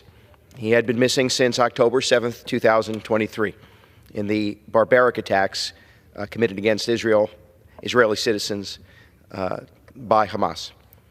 After fighting for over a year for his return, his parents received the news no parent should ever hear. Omer was killed on October 7th by Hamas terrorists. The monsters who did this, and yes, they are monsters, are still out there. And so we are not done fighting. With our support, Israel will overcome Hamas and win its war. And at home, we will win our war against anti-Semitism.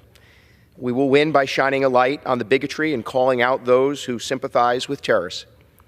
The people who, while Omer's family lived with agony, stood on college campuses hurling insults at Jewish students and leading anti-Semitic chants like, "From the river to the sea." Our hearts and prayers go out to Omer's family, his friends, and the Binghamton campus. His life and memory will forever be a blessing, and the pain he endured will be motivation to keep fighting for justice. Thank you, Mr. Speaker, and I yield back. What purpose does the gentleman from Minnesota seek recognition? Mr. Speaker, I ask unanimous consent to address the House and revise and extend my remarks. Without objection, the gentleman is recognized for a minute.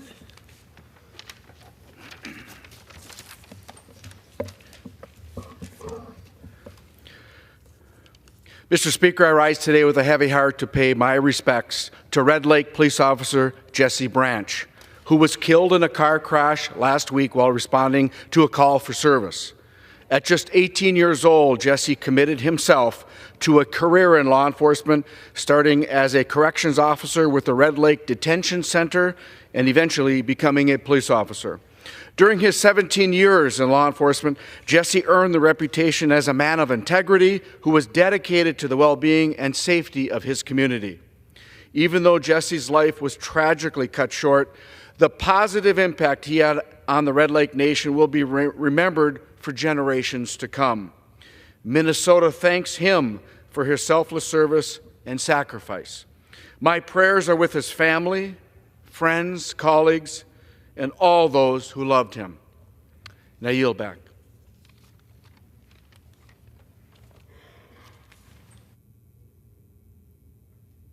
For the House, following rules bill.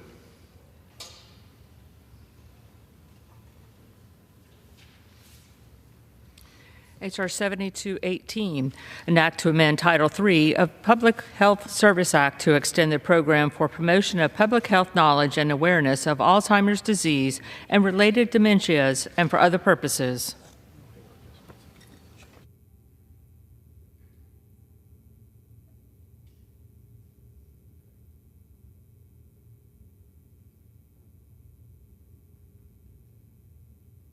What purpose does the gentlewoman from Wyoming seek recognition? Mr. Speaker, pursuant to House Resolution 1602, I call up the Bill 7198 and ask for its immediate consideration in the House. The clerk will report the title of the bill. Union Calendar Number 631, H.R. 7198, a bill to amend Title V United States Code to require greater transparency for federal regulatory decisions that impact small businesses and for other purposes. Pursuant to House Resolution 1602, the amendment in the nature of a substitute recommended by the Committee on the Judiciary printed in the bill is adopted, and the bill as amended is considered read. The bill as amended shall be debatable for 1 hour, equally divided and controlled by the chair and ranking minority member of the committee and the judiciary of their respective designees. After 1 hour of debate on the bill as amended, it shall be in order to consider the further amendment printed in Part B of House Report 118-791. If offered by the member designated in the report, shall be considered read. Shall be separately debatable for the time specified in the report, equally divided and controlled by the proponent and an opponent, and shall not be subject to a demand for the division of the question. The gentlelady from Wyoming is recognized. Mr. Speaker, I ask unanimous consent that all members may have 5 legislative days in which to revise and extend their remarks and to insert extraneous material on H.R. 7198. Without objection. I yield myself such time as I may consume. Gentlelady is recognized. Thank you, Mr. Speaker. I rise in support of H.R. 7198, the Prove It Act of 2024. This is an important bipartisan piece of legislation that will help small businesses around the country comply with the overwhelming weight of federal regulation. It is no secret that small businesses around the United States face an uphill battle when complying with federal regulations. Many regulations cause significant economic impact on these small businesses. When small businesses are forced to shoulder the burden of these regulations, it results in higher prices at the cash register. It also can keep some small businesses out of the market altogether. Rather than face a mountain of regulation and compliance costs, some would-be small business owners may never achieve their dream of opening a small business. Under the Regulatory Flexibility Act, the agencies that make these damaging regulations are supposed to take small businesses into account when writing the rules. All too often, however, the agencies are out of compliance with the RFA's mandates. One report actually found that in 75% of the rulemakings, the agencies either ignored costs on small businesses or underestimated the regulations costs. H.R. 7198, the Prove It Act of 2024, would strengthen the RFA's already existing provisions and make it so that agencies have a much harder time skirting their statutory obligations to our country's small businesses. The Prove It Act of 2024 allows small businesses to petition the Small Business Administration to investigate a rulemaking process when a small business owner believes the agency inadequately performed its regulatory analysis as required by the RFA. It also authorizes the SBA's Chief Advocacy Council to independently investigate a rulemaking agency's compliance with the RFA. Finally, it creates a penalty for rulemaking agencies that fail to comply with the RFA's requirements. My colleagues on the other side of the aisle may claim that this bill is only an attempt to slow down the agency rulemaking, making it more difficult for the federal government to oversee the economy. This is incorrect. There are no provisions in this bill that are designed to slow down rulemaking. In fact, the only thing that may slow down an agency's rulemaking endeavor is having to fully comply with the law as it is already written. The RFA was passed in 1980, and yet there are still agencies which do not take the specific needs of small businesses into account when crafting regulations. If federal regulators followed the law as Congress intended, the legislation before us would not be necessary. Unfortunately, federal regulators have been delinquent in their obligations to American small business owners. H.R. 7198, the Prove It Act of 2024, is a bipartisan effort to force regulators to comply with existing statutes and consider small business owners when crafting legislations. I urge my colleagues to support this legislation, and I reserve the balance of my time. Gentlelady reserves. The gentleman from New York is recognized. Mr. Speaker, H.R. 7198, the Prove It Act, represents the latest effort by Republicans to dismantle the regulatory process, giving well-resourced special interests a powerful new cudgel to wield against regulations, while causing harm to the very small entities the bill purports to help. This legislation would vest enormous and unreviewable authority over agency rules to the Chief Counsel of the Office of Advocacy within the Small Business Administration, a chronically underfunded office that has not even had a Senate-confirmed leader since 2017. It authorizes the Chief Counsel, unilaterally and without review, to exempt large parts of the business community from proposed rules if he or she determines that an agency did not properly consider how a proposed rule would affect small entities. Not only would this broad and vaguely defined authority apply to proposed regulations, but the bill would also charge the Chief Counsel with tracking agencies' completion of mandatory reviews of existing rules every 10 years. If they find that an agency failed to conduct a required review of a rule, they can simply suspend operation of the rule. I would note that while this legislation would impose significant new burdens on the SBA, it would provide no additional funding to carry out these duties, putting a further strain on the agency's ability to assist small businesses. Our public agencies are responsible for writing rules that protect our community from harm.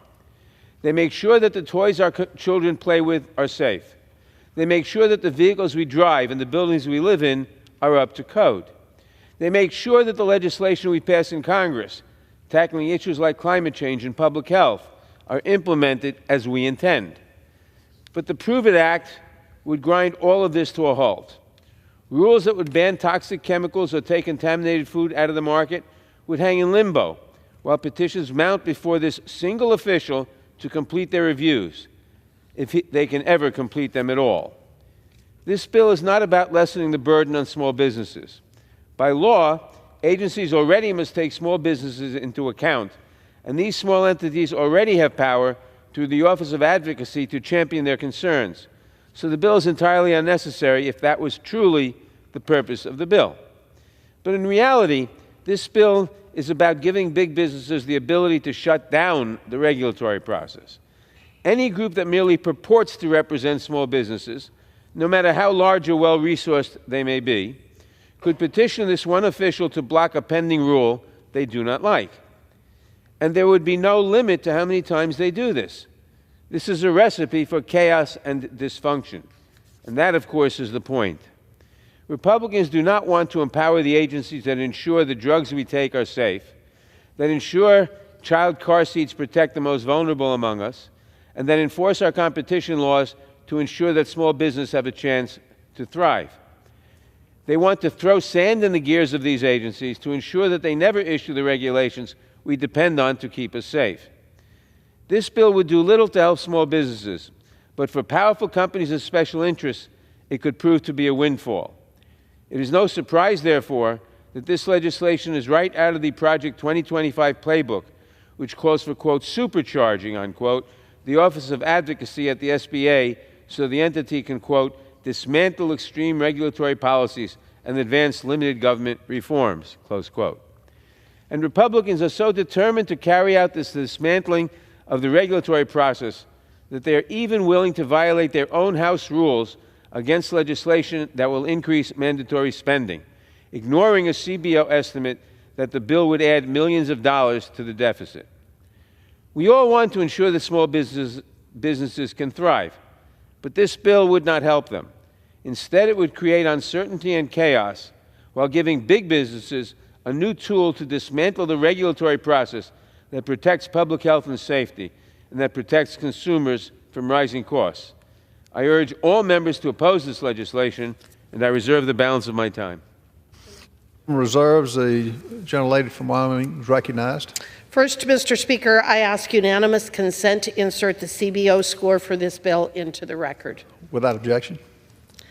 I also yield 4 minutes to the gentleman from Minnesota, Mr. Finstad. Gentleman's recognized. I thank gentlewoman for yielding. Thank you, Mr. Speaker. I rise in support today of my bipartisan legislation, the Prove It Act, which gives small businesses a seat at the table during the regulatory process and shields them from the most heavy-handed, one-size-fits-all regulations. Government red tape has made it harder and more costly for Americans to start a business, for many, hindering their opportunity to achieve the American dream. For too long, D.C. bureaucrats have abused their power, trampling over the small businesses that are the backbone of our communities. Simply put, the Prove It Act gives teeth to the already existing law, the Regulatory Flexibility Act, which is often ignored by federal agencies in pursuit of their own political agenda.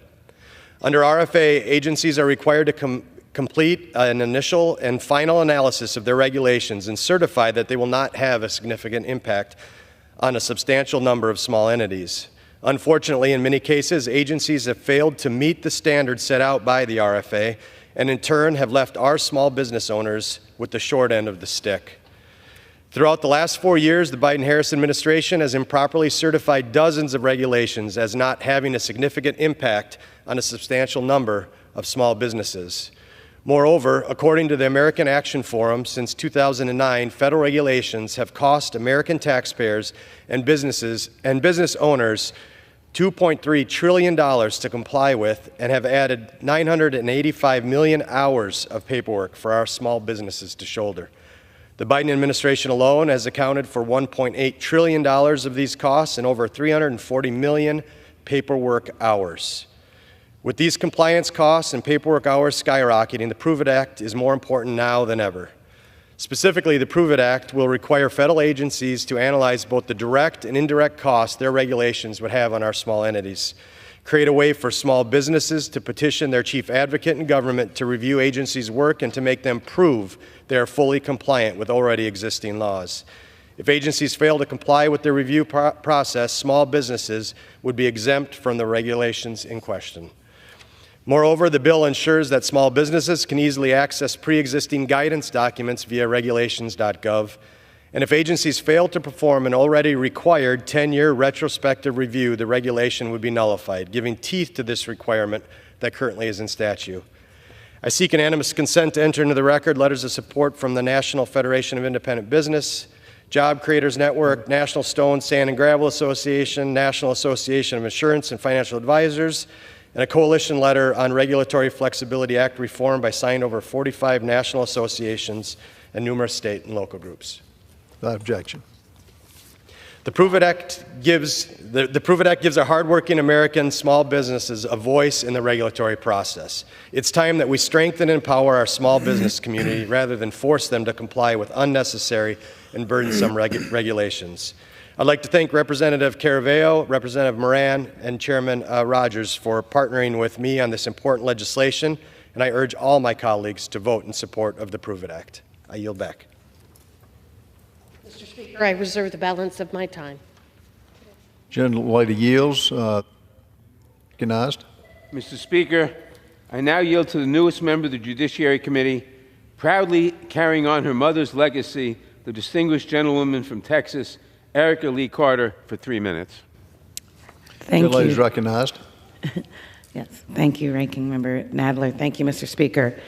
I rise in opposition to H.R. 7198, the Prove It Act of 2024, a bill that would vest the Chief Counsel of the Office of Advocacy within the Small Business Administration, which has been chronically underfunded, and which I wish we were spending time on that instead of this bill. It would invest it with enormous and unreviewable authority over agency rules.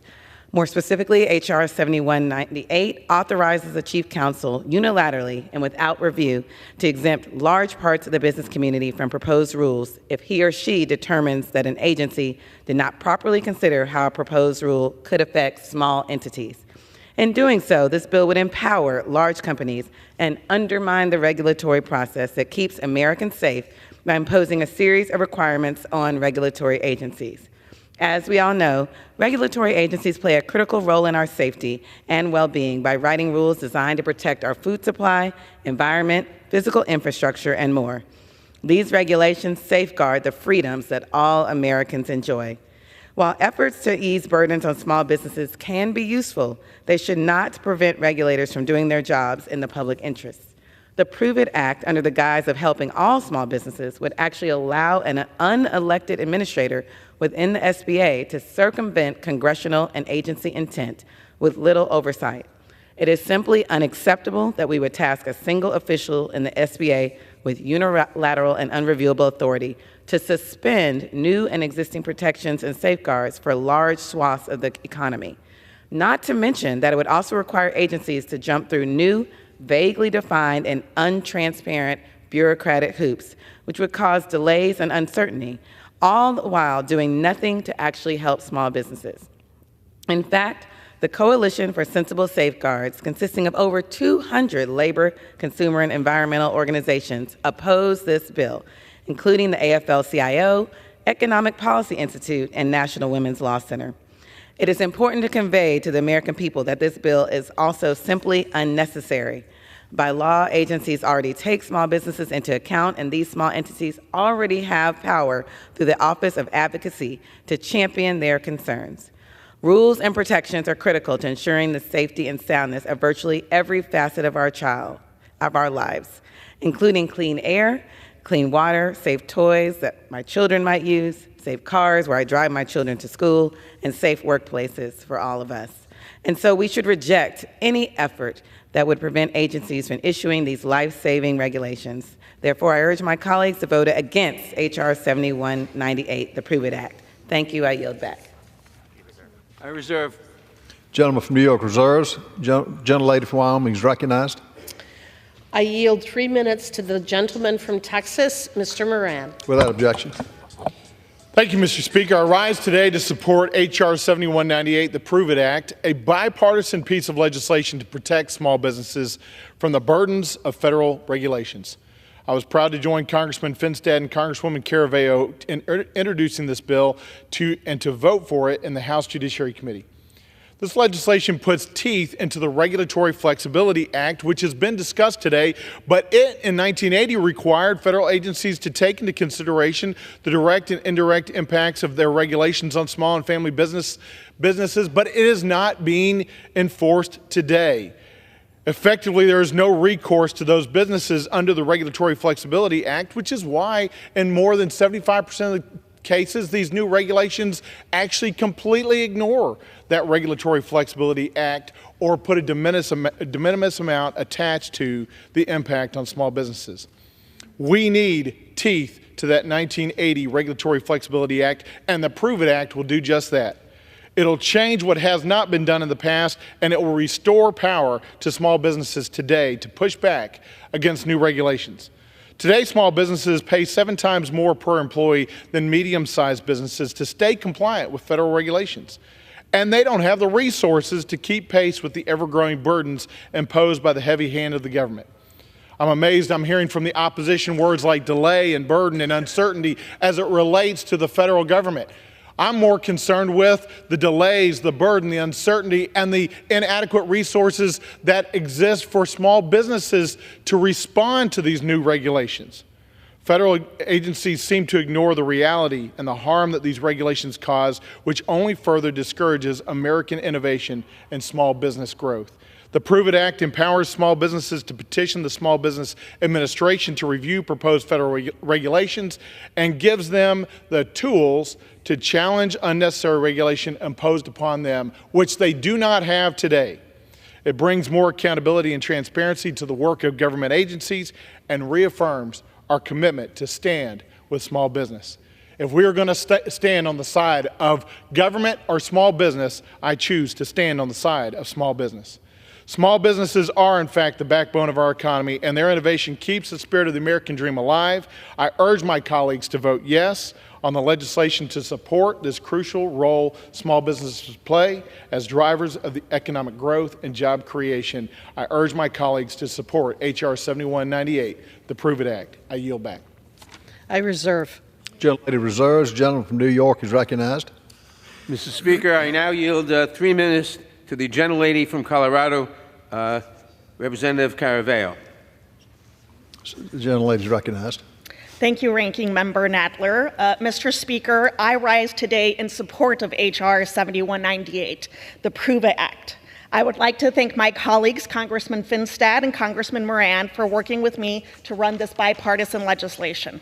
Colorado has more than 600,000 small businesses owned by men and women who work hard day in and day out to provide for their families and serve our communities. Small business owners already face innumerable hurdles in pursuit of the American dream, and burdensome regulations only add to their challenges. The repercussions of overregulation are long-lasting, impacting our economy and communities from the moment they are implemented, particularly in the Front Range and northern Colorado. Unfortunately, the requirement for analyzing both the direct and indirect costs imposed on small businesses has often not been satisfied by various federal agencies. That is where our bill comes in.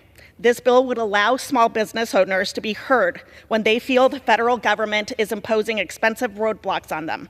It will shield small businesses from undue regulatory burdens and improve communication between small entities and federal agencies. Throughout my time in Congress, I have made it a point to engage with local small businesses directly through a series of roundtables throughout the Front Range and northern Colorado. These discussions highlighted the most pressing issues facing these small businesses, particularly the disproportionate impact excessive regulations have on their operations. With the already razor-thin margins under which these small businesses operate, they need more of our help to thrive. As their representative, I believe it is my duty to give a voice in Congress to our small businesses and ensure that they have a seat at the table in the regulatory process. Their views and priorities must be taken into consideration if we hope to foster a dynamic and robust economy. Passing the Prove It Act means we can continue to support the small businesses that are driving our economy. I would like to again thank Representatives Finstad and Moran for their work on this bipartisan legislation and for their diligent efforts to support our small businesses. With that, I would urge my colleagues to support this effort, and I yield back. Gentleman from New York reserves. The gentlelady from Wyoming is recognized. I yield 3 minutes to the gentleman from Texas, Mr. Williams. Thank you, Madam Chair. Mr. Speaker. The gentleman is recognized. Mr. Speaker, I rise today of H.R. 7198 in support of the Prove It Act of 2024 introduced by Representative Finstad, and in full disclosure, I am a small business owner.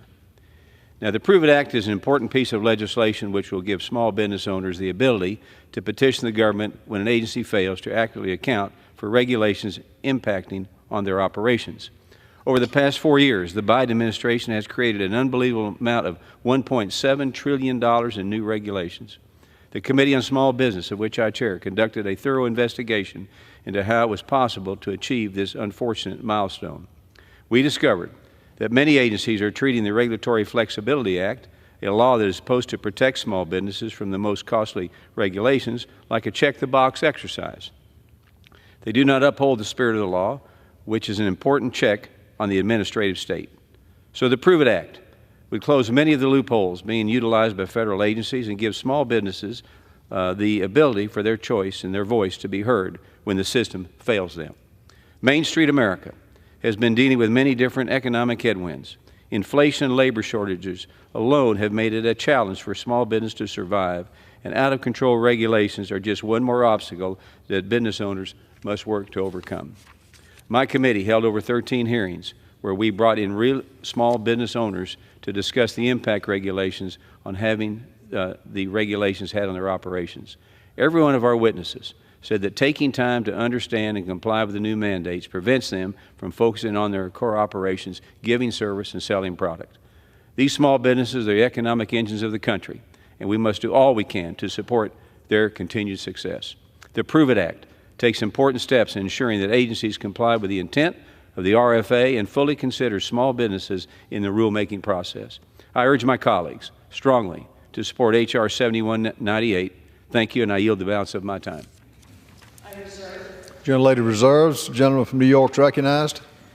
Mr. Speaker, over 200 labor, consumer protection, and environmental organizations oppose H.R. 7198, the Prove It Act. I seek unanimous consent to enter letters of opposition from the Coalition of Sensible Safeguards, Earth Justice, and Public Citizen into the record. Without objection. And I now, thank you. And I now yield 3 minutes to the distinguished gentleman from Ohio, Mr. Landsman. Recognized. Thank you, Mr. Speaker. Thank you, Mr. Nadler. I rise today to oppose the bill, not because I don't want to see a whole host of reforms as it relates to helping our small businesses, but because it does not exclude the big corporations from exploiting this bill to seize more and more of our power and wealth. I think people are very frustrated with just how much wealth and power has been consolidated among a sliver of Americans and a few big corporations.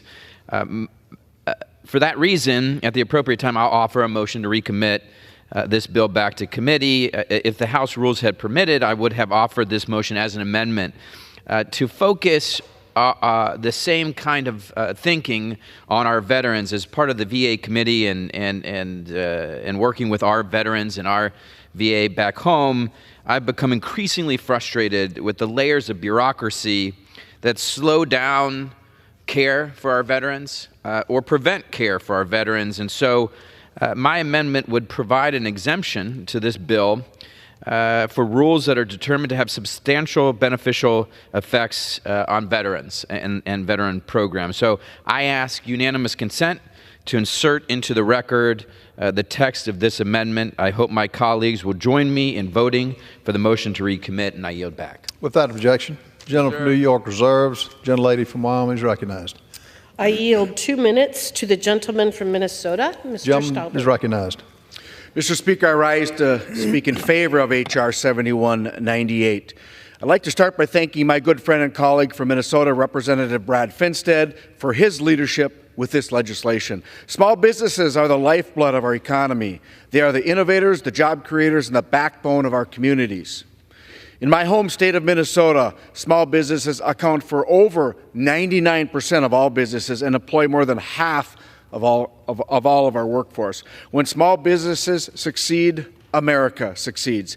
Unfortunately, we have seen time and time again how the Biden-Harris administration has failed to prioritize these small businesses. Instead, it has burdened them with an avalanche of costly and unnecessary regulations, leaving business owners to navigate a maze of red tape with little regard for their challenges. These regulations have a real and negative impact on entrepreneurs, making it harder for them to succeed and grow. It's clear small businesses need a stronger voice in the regulatory process. We have the tools to stop overregulation, but those tools need to be accessible, especially for the smallest of businesses. We must provide clear and accessible pathways for small businesses to hold federal agencies accountable for the regulations they impose. That's why I'm proud to co-sponsor my fellow Minnesotans' bill. This bill gives small businesses the ability to challenge agency regulations and forces agencies to be transparent about how their regulations will affect small business owners. By holding agencies accountable and requiring transparency, we ensure that small businesses aren't left behind when new regulations are created. This is a critical step in ensuring that any regulation created in Washington is shaped with a clear understanding of the real-world impact. By supporting this legislation, we can help small businesses thrive and continue to drive our economic growth. I urge my colleagues to vote yes on H.R. 7198, and let's ensure small businesses are heard and their concerns are addressed. And I yield back. I reserve. The gentlelady reserves. The gentleman from New York is recognized. Mr. Speaker, I now yield 5 minutes to the distinguished ranking member of the Committee on Small Businesses, the gentlelady from New York, Representative Velasquez. Gentlelady is recognized. Thank you. And thank you to the gentleman from New York, Ranking Member Nadler. Mr. Speaker, I rise in opposition to the H.R. 7198, the Prove It Act. Part of the role of the Small Business Committee is to recognize the impact regulations have on small businesses and where to find ways to balance the shared goal of minimizing the burdens and achieving the intended effects of regulations. Throughout our committee hearings, we have heard that agencies have been better about considering the impact of their rules on small entities since the passage of the Regulatory Flexibility Act. Another tool at our disposal is the ability of advocacy to convene sub-RIFA panels to give small businesses an opportunity to provide input at the beginning of the rulemaking process and when it's most important. The Office of Advocacy has been working diligently to educate and train rule-writing staff about their responsibilities, and we have seen the fruits of their labor. The analysis agencies are conducting has improved significantly.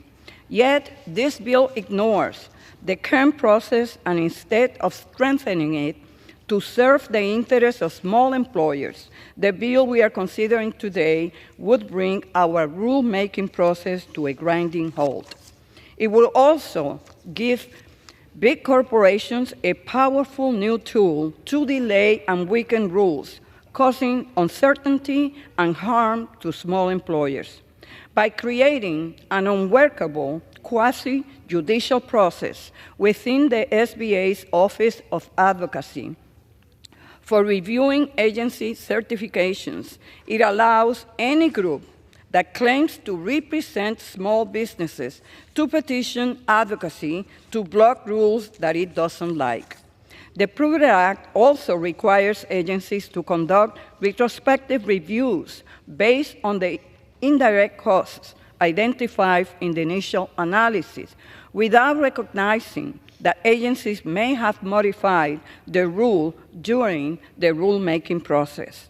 But most concerning is the broad and unchecked authority of the Chief Counsel to announce that a rule is no longer effective if an agency fails to conduct a retrospective review.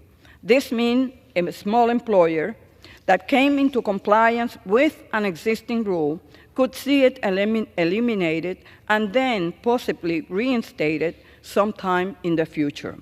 This is counterproductive to what my colleagues state they are trying to achieve. Finally, today's bill implements another lengthy process without providing additional assistance to an under-resourced Office of Advocacy. If enacted, advocacy will need to double its staff, and no surprise, this bill provides no additional resources.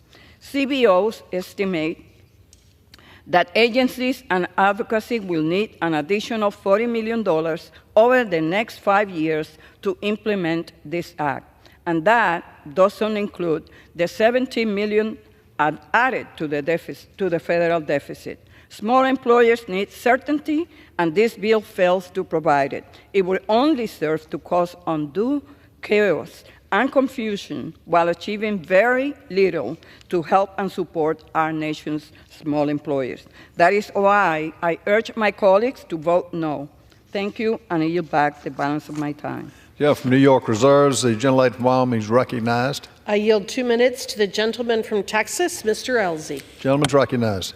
Thank you, Mr. Speaker. Thank you to my colleague from Wyoming. Small businesses have been hit hard in the last 4 years by rising costs, supply chain problems, and heavy regulations. These businesses, which make up a large part of America's economy, often bear the brunt of new federal rules and regulations implemented by the Biden administration. The Proceedings Act, H.R. 7198, is designed to help small businesses push back when federal agencies don't follow the rules laid out in the Regulatory Flexibility Act, or the RFA. This bill gives small businesses the power to challenge proposed regulations if an agency hasn't fully or accurately considered how those rules would affect them. It also requires agencies to consider indirect costs when conducting a regulatory flexibility analysis, publish any follow-up guidance to the rule online, and periodically review the rule to ensure it still makes sense. If the agency does not adhere to these requirements, small entities are exempt from complying with the rule, and it's about time. While agencies are already required by the RFA to do this type of analysis, they're not required to make it public. The Proceedings Act changes that adding transparency and accountability to the process. If they're doing this analysis correctly, then there should be very little additional burden and no concern in making it public. This legislation gives small businesses a greater say in the regulatory process and will help ensure that agencies do their due diligence when considering how harmful their regulations are to Main Street. Thank you, and I yield back. Gentlelady reserves. The gentleman from New York is recognized. I have no further speakers. I'm prepared to close. I have additional points to make, but if you'd like to close. I'll close. Yes. Gentleman is recognized. Mr. Speaker, the Prove It Act is just the latest in a long line of Republican bills meant to undermine or block agency rulemaking. If this legislation is enacted, every single rule, past, present, and future, would be funneled for review through a single official in a chronically underfunded office within the Small Business Administration. This one person would be granted unreviewable and unilateral power to block or suspend life-saving regulations that ensure that we have clean air to breathe, clean water to drink, and safe food to eat. I urge members to oppose this dangerous legislation, and I yield back the balance of my time. Gentleman yields back. Gentlelady from Wyoming is recognized. So there are several points that I think need to be made in relation to this bill, but also into the obvious misunderstanding not only of what the bill does, but of the rulemaking process and procedure that occurs under the Administrative Procedure Act in this country right now. First of all, it applies to small businesses, not large businesses. By definition, it applies to small businesses. So the allegation that this is going to somehow help these huge corporations is absolutely incorrect. In addition to which, the Prove It Act does not authorize the SBA to review the substantive policy of any particular regulation. So again, any allegation that this would allow the SBA to address the substantive aspect of a regulation is again incorrect. And if the agency has complied with the RFA, then the regulation will apply to small businesses as normal. But here's something that I think is important, we often talk in the abstract about regulations and the regulatory impacts and regulatory agencies and unelected bureaucrats. But let's just talk about a real life situation for once. Let's talk about what really happens when a regulation is adopted by an agency and the impact that it has on our small businesses. Let's use the USDA EID rule as an example. On November 5th, the U.S. Department of Agriculture issued a rule mandating electronic identification ear tags on cattle and bison, and it places a substantial burden on small ranchers when it will go into effect. The USDA, however, in assessing this rule, only completed a brief 2-page initial regulatory flexibility analysis, finding that using the Small Business Administration's guidelines that, quote, the majority of cattle operations in the United States are considered small. In other words, the majority of our ranching and operations are considered small businesses. In 2013, when the USDA first considered imposing a rule like this, they estimated that the cost would be between $1.2 and $1.9 billion imposed against our small ranchers.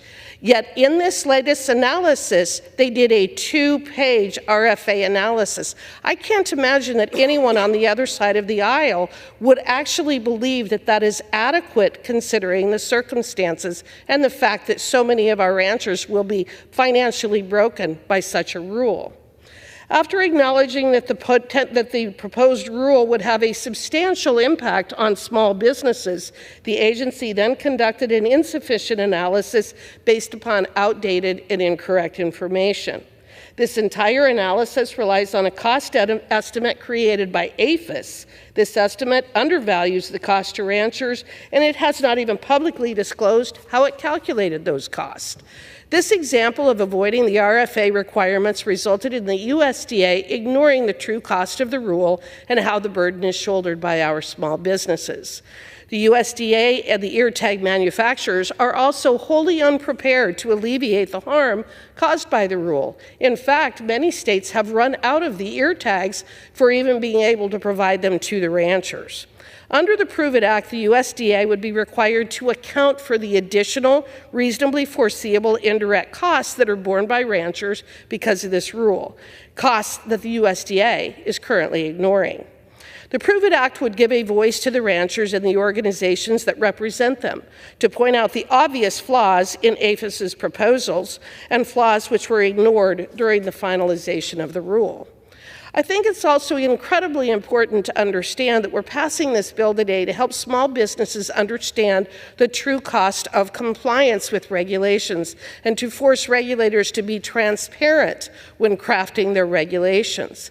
If this bill becomes law, regulators will have to come to terms with the enormous weight that they place on small businesses in the form of regulations. In fact, under the Biden-Harris administration, the regulatory burden in this country is approximately $2.1 trillion a year. It is almost $16,000 per household. And I cannot understand for the life of me why anyone on the other side of the aisle would not want the agencies to have to disclose the real cost of these regulations. Maybe it's because they don't want the American public to understand the costs imposed by unelected bureaucrats. In an ideal world, regulators would think twice before imposing massive costs on our small businesses that are the lifeblood of so many of our communities. I also want to point out that the claim that this would slow down rulemaking is absolutely absurd. The Prove It Act is designed to ensure that agencies are complying with existing law, the Regulatory Flexibility Act, when they are crafting their regulations. Agencies must already comply with the RFA's requirements. They're just not doing it, and this is a law that would force them to meet that requirement. The RFA has been the law since 1980. Why are we allowing these agencies to get away with ignoring the law as written by Congress? No agency can credibly claim that compliance with the RFA, which Congress enacted, improperly slows down their rulemaking process. I also want to point out the comment that this would result in a bottleneck created by these large corporations filing petition after petition after petition. Again, that argument is absurd. The claim that small businesses, large businesses, or trade associations would abuse the Prove It Act's petition mechanism is just simply misguided. The Prove It Act gives a method for the Chief Counsel for Advocacy at the Small Business Administration to dismiss any petition that lacks merit. Following an initial review, the Chief Counsel can close the petition without any further action if the case does not warrant it. And to be clear, big businesses are not allowed to petition the SBA under the Prove It Act. I would like to repeat that. Big businesses are not covered by this act. Finally, the CBO score. The CBO score for this bill is clearly wrong, and the generic language that the CBO cites does not remotely support its finding that this bill will increase the deficit. CBO claims that direct spending would increase by $10 million, and Congress would need to appropriate an extra $35 million to federal agencies for them to do much the same work that they were supposed to be doing for the last 40 years. Every federal agency that engages in rulemaking should already have the staff and resources on board to comply with the law. The Prove It Act simply requires the already existing staff to perform some additional analysis to report on the reasonably foreseeable indirect costs of their regulations. This should be relatively straightforward for the personnel already tasked with the RFA analysis. Finally, any agency that is burdened by the Prove It Act's requirements probably did not comply with the RFA in the first place. You know, one of the things that I find so interesting in these debates about our efforts to force transparency and good government provisions on our agencies is often this discussion that it's going to destroy the air and the water, and we're going to have sick kids, and the toys are going to be destroyed, and everything's going to be dangerous. That's absolutely absurd, and it is a red herring. There's nothing wrong with requiring our agencies to be transparent and upfront about the costs that they are imposing on our businesses when they adopt regulations. I'm actually surprised that anyone would oppose the Prove It Act in light of what it is intended to do. And with that, I yield back. Gentlelady yields back. All time for debate on the bill has expired. It is now in order to consider the amendment printed in Part B of House Report 118-791. For what purposes, the gentleman from New York seek recognition? The gentlewoman from New York. Mr. Speaker, I have an amendment at the desk. The clerk will designate the amendment. Amendment printed in Part B of House Report number 118-791, offered by Ms. Velasquez of New York. Pursuant to House Resolution 1602, the gentlewoman from New York, Ms. Velasquez, and a member opposed, each will control 5 minutes. The chair recognizes the gentlewoman from New York. Thank you, Mr. Speaker. Let me begin by reiterating that as the ranking member of the Small Business Committee, I recognize the impact regulations, and I have worked to find ways to balance the shared goal of minimizing the burdens while achieving the intended effects of regulations. The Prove It Act doesn't strike that appropriate balance. It allows big corporations to block, delay, and weaken rules. Yes, the Chamber of Commerce, or NFIB, could file a petition and doesn't have to identify the business that they are representing, causing uncertainty and harm small employers. It also gives unchecked authority to the SBA's chief counsel and tasks an understaffed and under-resourced Office of Advocacy with a cumbersome and lengthy review process. That is why I'm offering a common-sense solution. My amendment will require the Office of Advocacy to train agencies on how to comply with the Regulatory Flexibility Act. Key personnel at every rule-writing agency will be required to undergo RFA training once every 4 years. We have heard from advocacy that when agencies have a better understanding of the RFA, it leads to more meaningful consideration of small businesses throughout the rulemaking process. Advocacy has been working diligently to train staff, and we have seen the fruits of their labor year after year. Their training programs have made a significant difference in the rule-writing process, and requiring ongoing training will only lead to more success.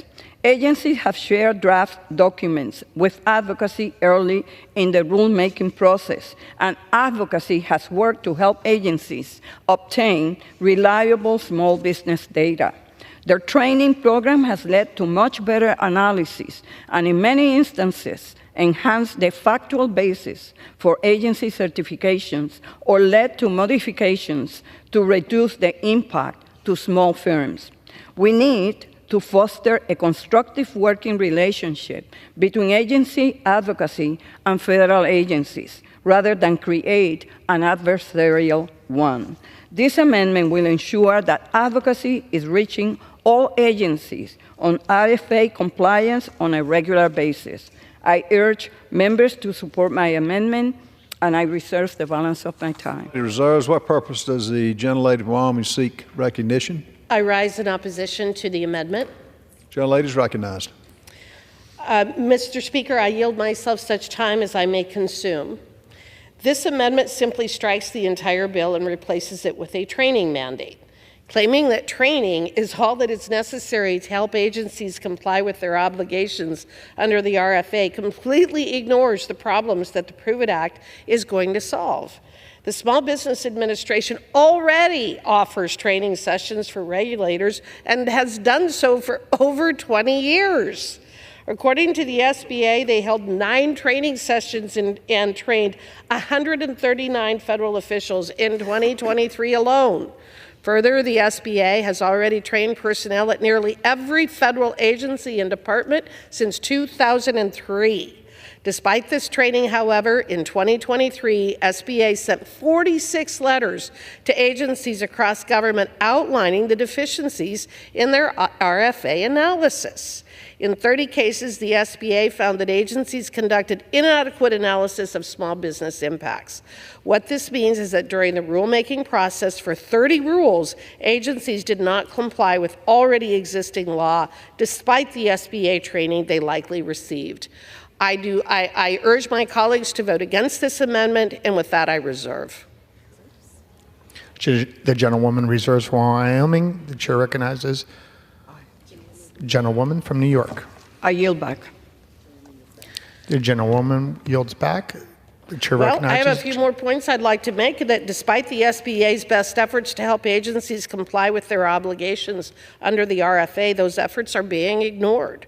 Agencies have had 40 years to develop the experience and expertise necessary to comply with the Regulatory Flexibility Act and still regularly come up short. The claim that training is the answer is simply an attempt to distract from the importance of the Prove It Act. If we adopt this amendment and training is mandated instead of adopting the Prove It Act's provisions, nothing will change. Small businesses around the country will still be harmed by regulatory agencies blatantly ignoring their obligations under the RFA and discounting the costs of regulations. The only legitimate solution is to adopt the Prove It Act, which strengthens the RFA and creates mechanisms to force regulatory agencies to comply with the law. I urge my colleagues to oppose this amendment, and with that, I yield back.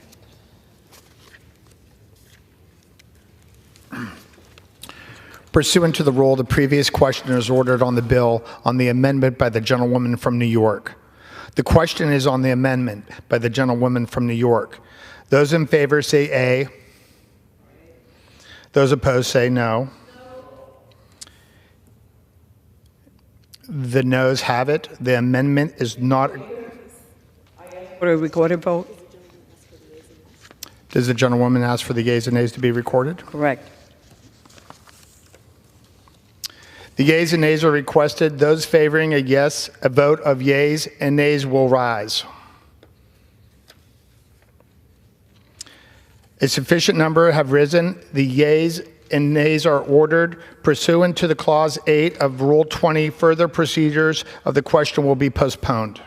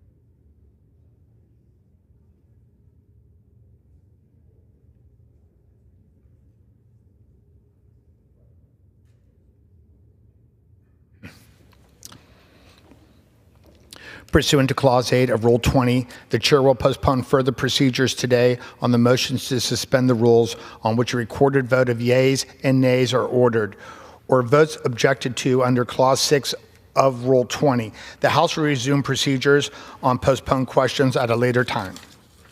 For what purpose does the gentleman from Arkansas seek recognition? Mr. Speaker, I move to suspend the rules and pass the bill H.R. 8413 as amended. The clerk will report the title of the bill.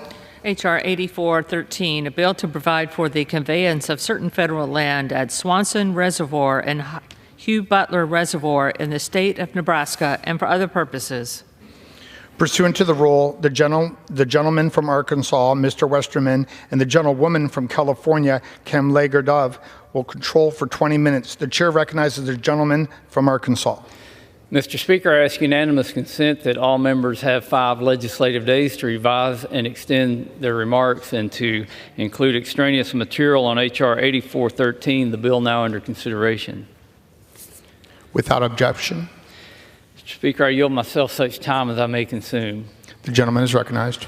I rise in support of Representative Smith's legislation, which would initiate a transfer of federal lands under the jurisdiction of the Bureau of Reclamation to Frontier and Hitchcock counties in southern Nebraska.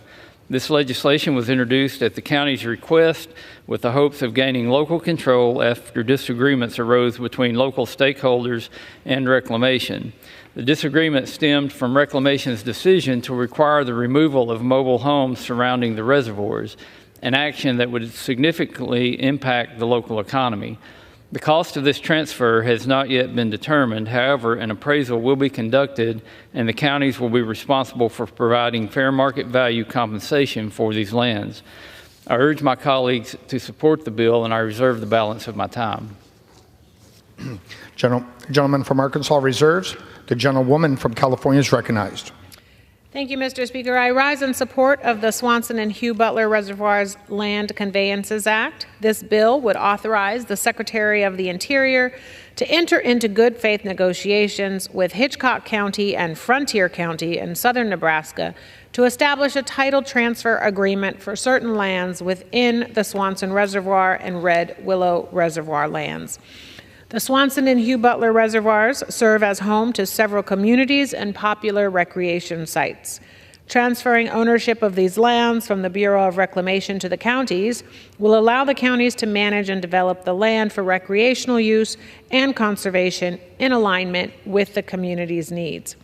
It is worth noting that there are some health and safety concerns at the concession areas that need to be met to increase public safety and access to recreation facilities. For that reason, the bill would require that prior to any conveyance, the local entities must demonstrate their ability to effectively operate, maintain, and enhance the lands for the same purposes for which they are currently being used, and to establish a concrete plan to address the health and safety concerns. This legislation will help improve the management of these sites for the surrounding communities. And with that, I urge my colleagues to vote yes on the bill, and I reserve the balance of my time. The gentlewoman from California reserves. The gentleman from Arkansas is recognized. Mr. Speaker, I yield 5 minutes to the bill sponsor, the gentleman from Nebraska, Mr. Smith. Gentleman from Nebraska is recognized. Thank you, Mr. Speaker, and thank you to my colleagues on the Natural Resources Committee. I appreciate this opportunity, appreciate your support of H.R. 8413. The Swanson and Hugh Butler Reservoirs Land Conveyances Act would begin the process of transferring ownership of roughly 77 acres of land from the Bureau of Reclamation to the counties of Hitchcock and Frontier together. Importantly, this land does not include any water or power assets. I'm proud to represent the 3rd District of Nebraska, which is home to both reservoirs impacted by this legislation. Over the last few years, working closely with impacted stakeholders as well as Senator Deb Fischer, it is clear how important this transfer is to the local communities. The current management of the land supports local marinas, housing communities, and areas for local economic activity. However, should the Bureau of Reclamation maintain ownership, impending changes to land use policies would force the removal of these businesses and communities from the land. When the Bureau announced the planned management changes, it spawned extensive collaboration between the local communities, businesses, and housing owners. This collaboration generated outstanding support for a land transfer, which will allow for increased local control of the recreational areas. Further, this would provide long-term certainty for the businesses which depend on revenue brought in by tourism, the locals who enjoy recreational activities at the reservoirs, and the some 180 housing owners from 3 states. These owners and their families have spent generations creating these homes away from home. Tourism cultivated by current land use arrangements is vital for the local economies. Both counties are highly rural, with Frontier County covering over 700 square miles with just 2,600 residents. There are 3 restaurants in the entire county, one of which is the marina included in this transfer. The 110 leaseholders at Swanson Reservoir bring in approximately 500 people multiple times throughout the year who support other local businesses in the area as well. So to put this into perspective, small businesses throughout Frontier and Hitchcock counties estimate they would lose nearly $1.5 million in revenue if these leases are terminated. Additionally, the marinas facilitate community activities and drive economic development, which would not occur if not for the patronage generated from the broader communities. When the public and the federal government disagree on how land intended for public access should be used, the reasonable solution is to empower local control, which best suits the local community and visitors, especially considering all the discussion here this morning, or this afternoon, excuse me. Additionally, the transfer comes at no cost to the federal government, as the legislation ensures taxpayers are reimbursed at fair market value and public access is maintained. I thank the chair and ranking member for their work to move this bill forward, and certainly Senator Fisher for her partnership in the Senate. I urge passage of H.R. 8413 and yield back the balance of my time. The gentleman from Nebraska yields back. The gentlewoman from California is recognized. Mr. Speaker, I have no further requests for time. We are prepared to close. I reserve. Gentlewoman from California reserves. The gentleman from Arkansas is recognized. And Mr. Speaker, I also have no further requests for time, and I'm prepared to close. Gentleman reserves. Gentlewoman from California is recognized. Mr. Speaker, I urge my colleagues to support the legislation, and I yield back the balance of my time. The gentlewoman from California reserves. Yields back. The gentleman from Arkansas is recognized. Mr. Speaker, H.R. 8413 provides a solution to the dispute between Frontier and Hitchcock counties and the Bureau of Reclamation. These reservoirs, among other benefits, provide valuable recreational access to over 5,000 acres available for public hunting and fishing. I want to thank Representative Smith and all of Nebraska's congressional delegation members for their leadership on this issue. I encourage all members to support this common sense bipartisan legislation, and I yield back the balance of my time. The question is, will the House suspend the rules and pass Bill H.R. 8413 as amendment? Those in favor say aye. Aye. Those opposed, no.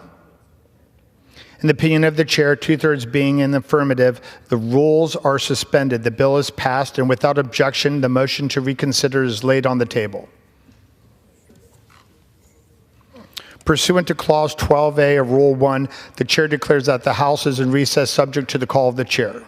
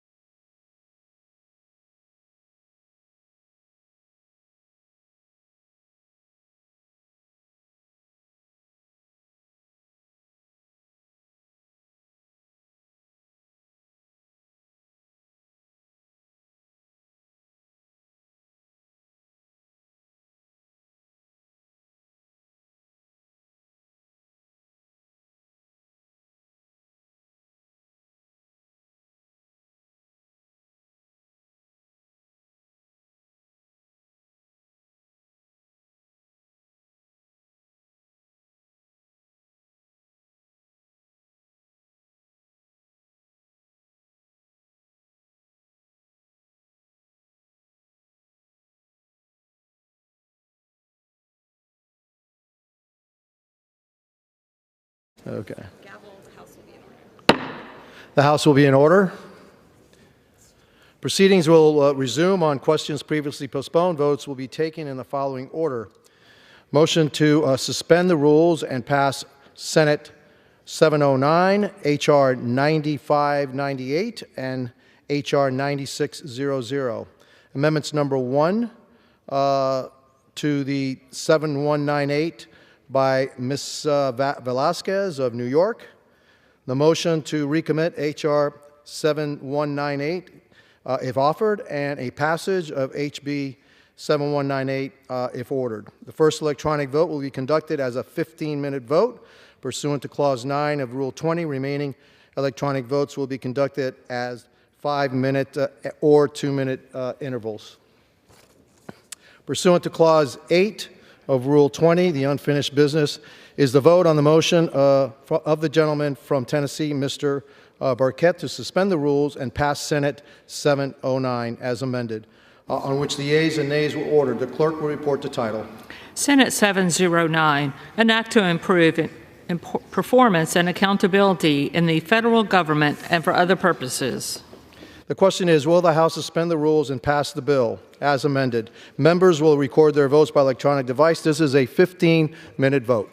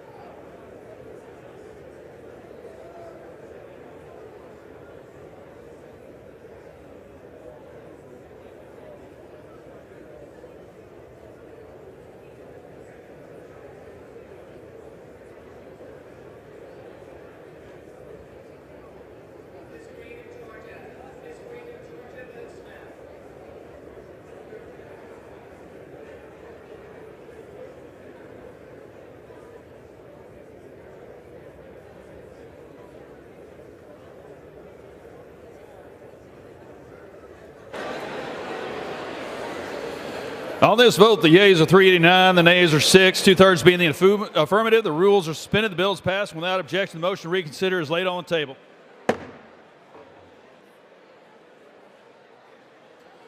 Pursuant to Clause 8 of Rule 20, the unfinished business is the vote on the motion from the gentleman from Kentucky, Mr. Comer, to suspend the rules and pass H.R. 9598 as amended, on which the yeas and nays are ordered. The clerk will report the title. H.R. 9598, a bill to amend the Office of National Drug Control Policy Reauthorization Act to reauthorize such office and for other purposes. The question is, will the House suspend the rules and pass the bill as amended? Members will record their votes by electronic device. This is a 2-minute vote.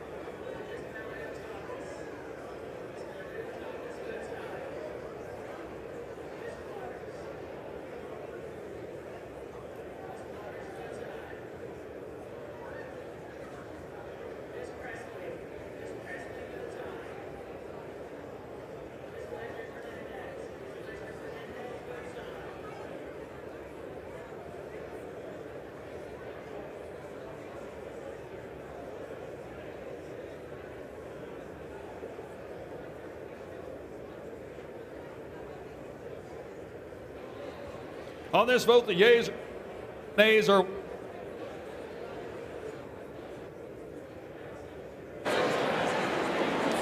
Mr. Burleson.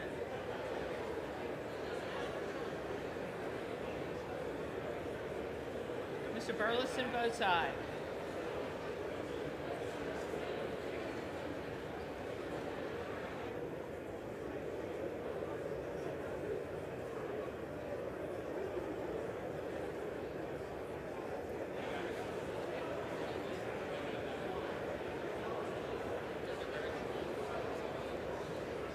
Mr. Burgess. Mr. Burgess votes aye.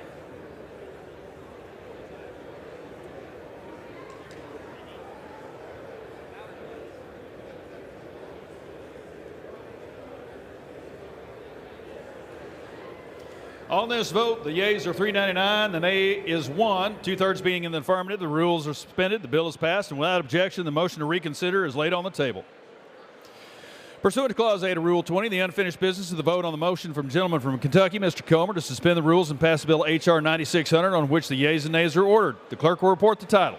H.R. 9600, a bill to designate the facility of the United States Postal Service located at 119 Main Street in Plains, Georgia, as the Jimmy and Rosalind Carter Post Office. The question is, will the House suspend the rules and pass the bill? Members will record their vote by electronic device. This is a 2-minute vote.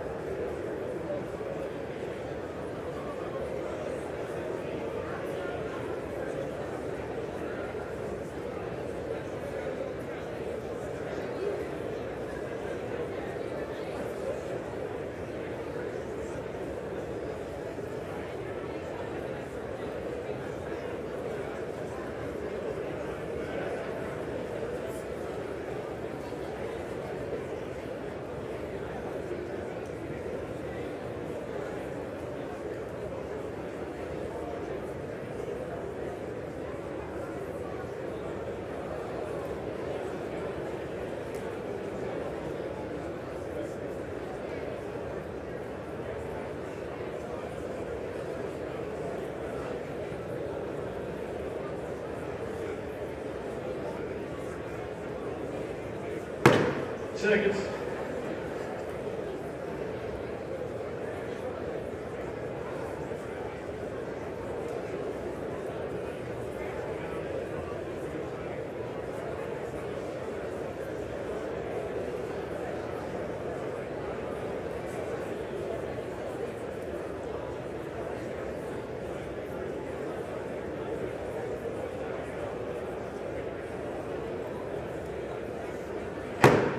All members voted.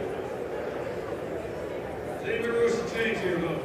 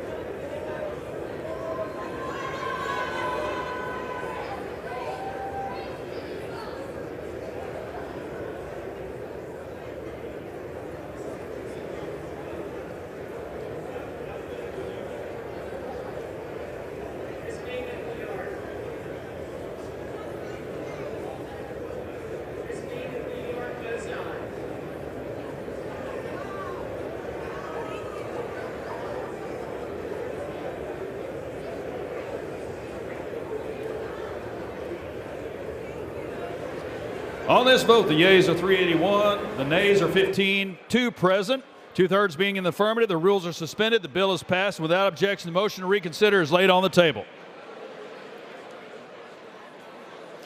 Pursuant to Clause 8 of Rule 20, the unfinished business is the question on Amendment Number 1 of H.R. 7198, printed in Part B of House Report 118, Tax 791, offered by the gentlewoman from New York, Ms. Velasquez, on which the yeas and nays are ordered. The clerk will redesignate the amendment.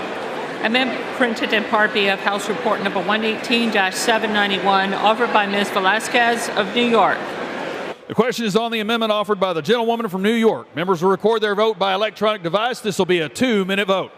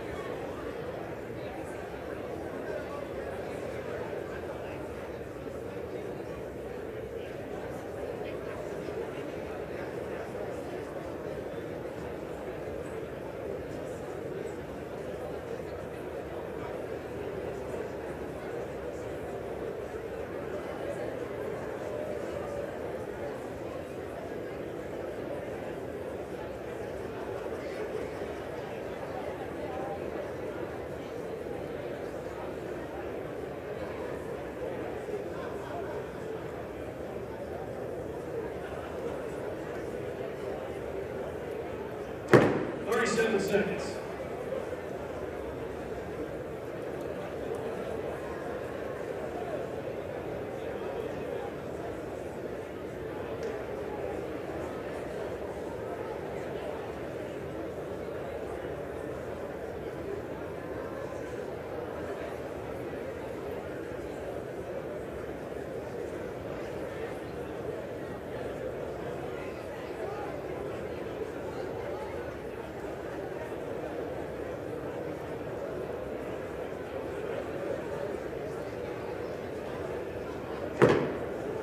All members voted. Does any member wish to change their vote?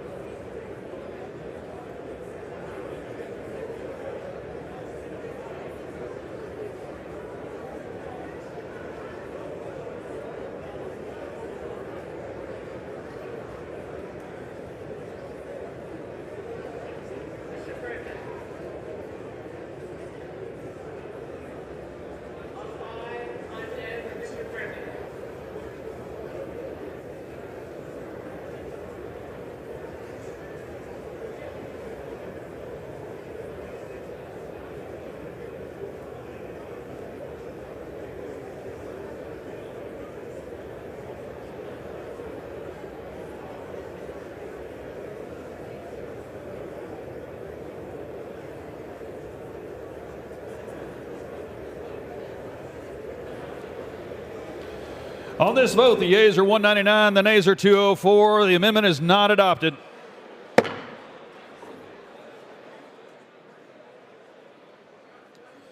Question is on the engrossment, third reading of the bill as amended. Those in favor say aye. Those opposed, no. The ayes have it, third reading. Bill to amend Title V United States Code to require greater transparency for federal regulatory decisions that impact small businesses and for other purposes. And what's this?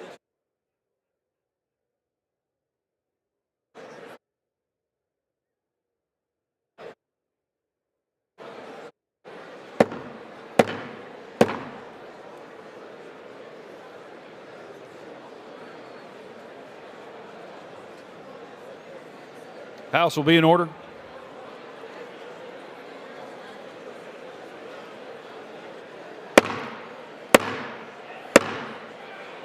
House will be in order.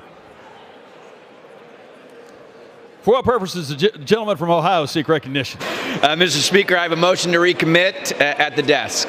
Clerk will report the motion. Mr. Lansman of Ohio moves to recommit the bill H.R. 7198 to the Committee on the Judiciary. Pursuant to Clause 2B of Rule 19, the previous question is ordered on the motion to recommit. The question is on the motion. All those in favor say aye. Those opposed, no. Noes have it. The motion is not agreed to. Mr. Speaker, I ask for the yeas and nays. The gentleman from Ohio seek recognition. The yeas and nays. The yeas and nays are requested. Those favoring our vote by the yeas and nays will rise. A sufficient number having risen, the yeas and nays are ordered. Members will record their vote by electronic device. This will be a 5-minute vote.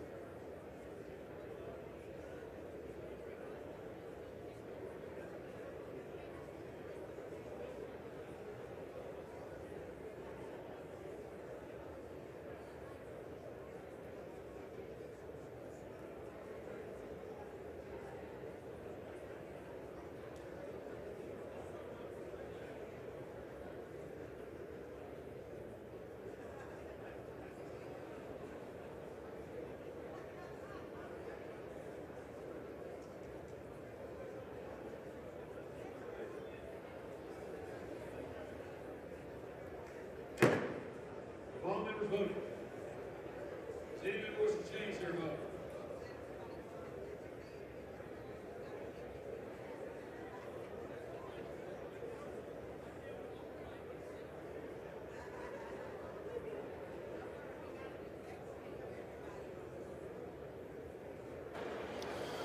On this vote, the yeas are 197, the nays are 206. The motion is not adopted. The question is on passage of the bill. Those in favor, please say aye.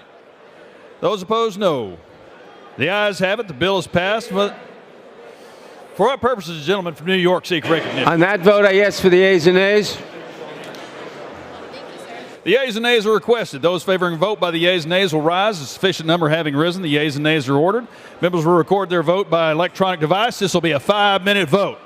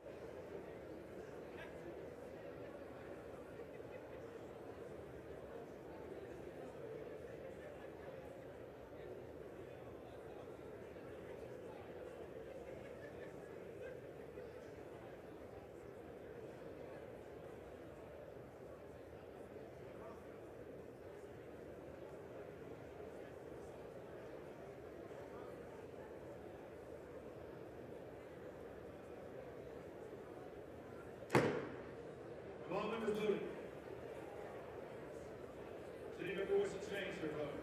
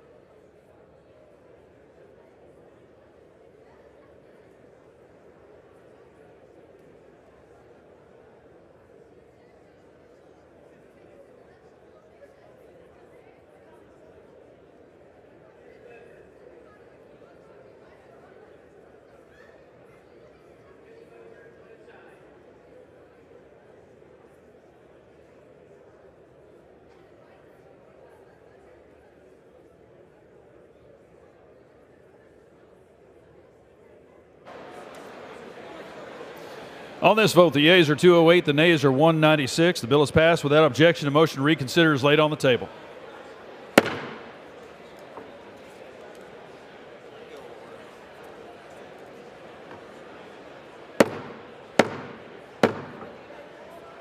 House will be in order.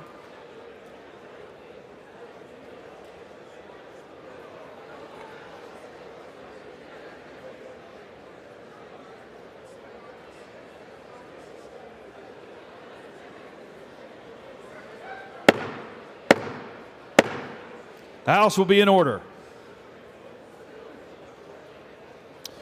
For what purpose does the gentleman from Illinois seek recognition? Mr. Speaker, I rise to raise a question of the privileges of the House and offer a resolution previously noticed. Clerk will report the resolution. Whereas on April 9th, 2021, the Committee on Ethics of the House of Representatives announced that it had begun to investigate allegations that Representative Matt Gaetz may have engaged in sexual misconduct and/or illicit drug use, shared inappropriate images or videos on the House floor, misused state identification records, converted campaign funds for personal use, and/or accepted a bribe, improper gratuity, or impermissible gift in violation of the rules of the House, laws, or other standards of conduct.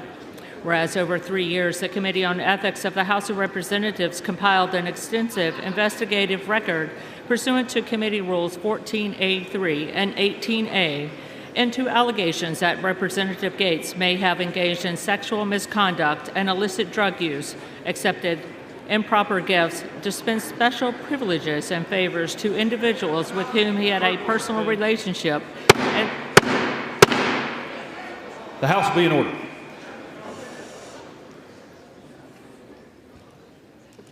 Clerk will resume.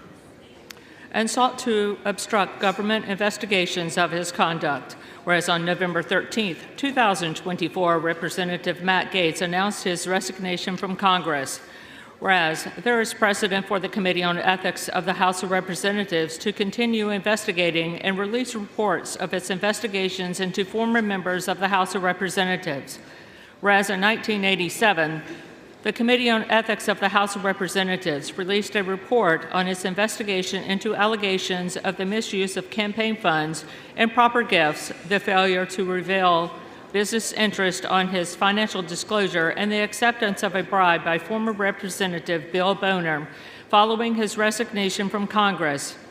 Whereas in 1990, the Committee on Ethics of the House of Representatives released a report on its investigations of sexual misconduct allegations, which included having sexual intercourse with a minor and making sexual advances towards a congressional employee against former Representative Don Lukens following his resignation from Congress. Whereas in 2006, the Committee on Ethics of the House of Representatives released a report on its investigation of sexual misconduct allegations, which included sending sexually explicit messages to at least one minor against former Representative Mark Foley following his resignation from Congress. Whereas in 2011, the Committee on Ethics of the House of Representatives continued its investigation into allegations of sexual misconduct against former Representative Eric Massa following his resignation from Congress. And whereas, given the serious nature of the allegations against Representative Gaetz, a failure of the Committee on Ethics of the House of Representatives to publicly release its report on its investigation undermines the committee's credibility and impedes the safety, dignity, and integrity of the legislative proceedings of the House.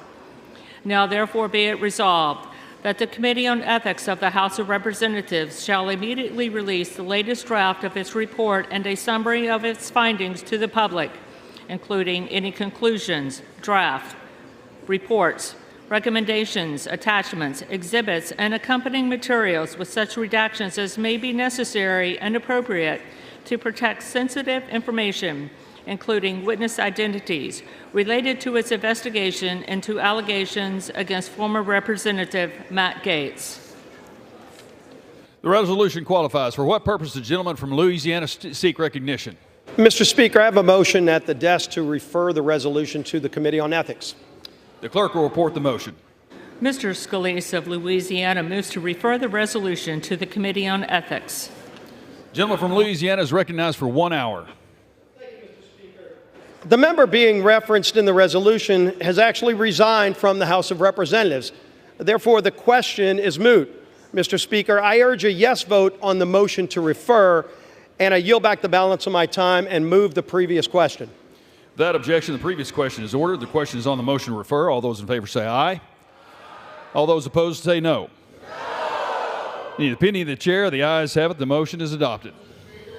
For what purposes, gentleman from Illinois? Request the yeas and nays. Yeas and nays are requested. Those favoring vote by the yeas and nays will rise. A sufficient number having risen, the yeas and nays are ordered. Members will record their vote by electronic device. This will be a 5-minute vote.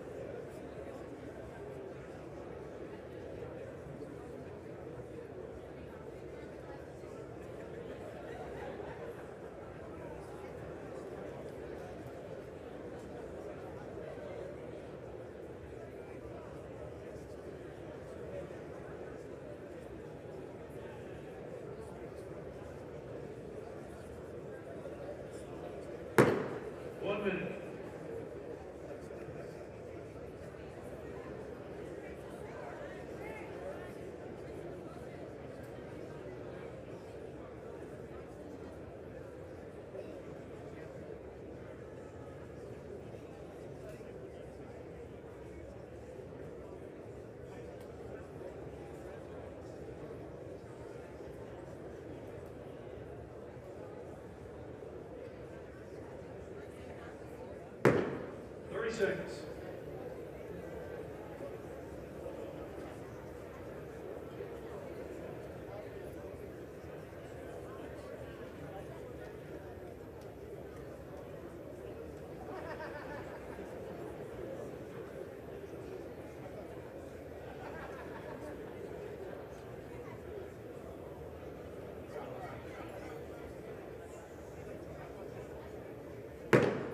All members voted. Does any member wish to change their vote?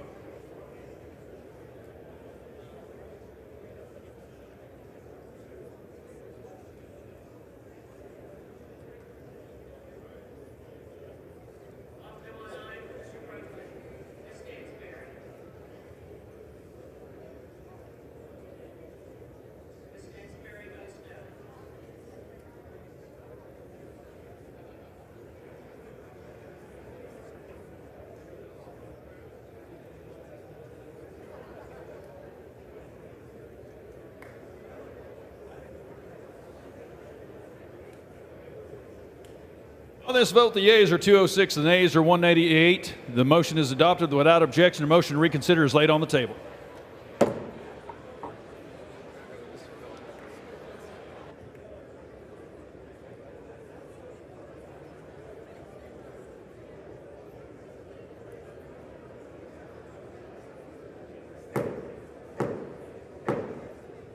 The House will be in order, please. The House will be in order, please.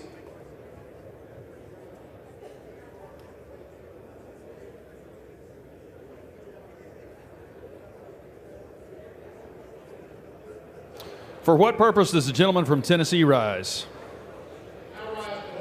Republicans leave and don't vote, and I rise to a question of the privileges of the House and offer the resolution that was previously noticed.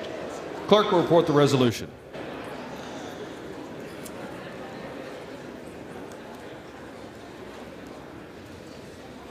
Whereas Matthew Lewis Gaetz II of Florida served in the House of Representatives from January 3, 2017 through November 13, 2024, whereas Clause 2 of Section 5 of Article 1 of the Constitution of the United States establishes that each House may determine the rules of its proceedings and punish its members for disorderly behavior. Whereas Clause 3A2 of Rule 11 of the Rules of the House of Representatives provides the Committee on Ethics the authority to investigate alleged violations by a member, delegate, resident commissioner, officer, or employee of the House, of the Code of Official Conduct, or of a law rule. Clerk, the House will be in order. Members, take your conversations outside the chamber. Clerk will resume. The authority to investigate alleged violations by a member, delegate, resident commissioner, officer, or employee of the House, of the Code of Official Conduct, or of a law, rule, regulation, or other standard of conduct applicable to the conduct of such member, delegate, resident commissioner, officer, or employee, and the performance of the duties or the discharge of the responsibilities of such individual. Whereas on April 9, 2021, the Committee on Ethics initiated a review of allegations that Representative Gaetz may have engaged in sexual misconduct and or illicit drug use, shared inappropriate images or videos on the House floor, misused state identification records, converted campaign funds to the personal use, and or accepted a bribe, improper gratuity, or impermissible gift in violation of House rules, laws, or other standards of conduct, in violation of federal law and the rules of the House. Whereas on June 18, 2024, the Committee on Ethics released a statement acknowledging the committee's continued review of allegations that Representative Gaetz may have engaged in sexual misconduct and illicit drug use, accepted improper gifts, dispensed special privileges and favors to individuals with whom he had a personal relationship, and sought to obstruct government investigations of his conduct. And whereas if Representative Gaetz engaged in the alleged violations while serving as a member of the House, Such conduct would affect the rights of the House of Representatives and the integrity of the legislative process. Now therefore be it resolved that the Committee on Ethics shall, 1, preserve all documents and investigative materials related to any review of Matthew Lewis Gaetz II's conduct while serving as a member of the House of Representatives. 2, publicly release the committee's report, including any associated findings, recommendations, and proposed disciplinary actions, as discussed by the committee on November 20th, 2024, regarding the alleged violations of the Code of Official Conduct of the House or of a law, rule, regulation, or other standard of conduct by Matthew Lewis Gaetz II while serving as a member of the House of Representatives. And 3, in accordance with the committee's practice for releasing public documents, anonymize witness identities and redact any personally identifiable information of minors and victims from any House documents associated with this matter before publicly releasing them. The resolution qualifies. For what purpose does the gentleman from Louisiana seek recognition? Mr. Speaker, I have a motion at the desk to refer the resolution to the Committee on Ethics.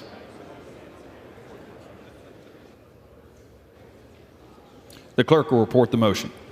Mr. Scalise of Louisiana moves to refer the resolution to the Committee on Ethics.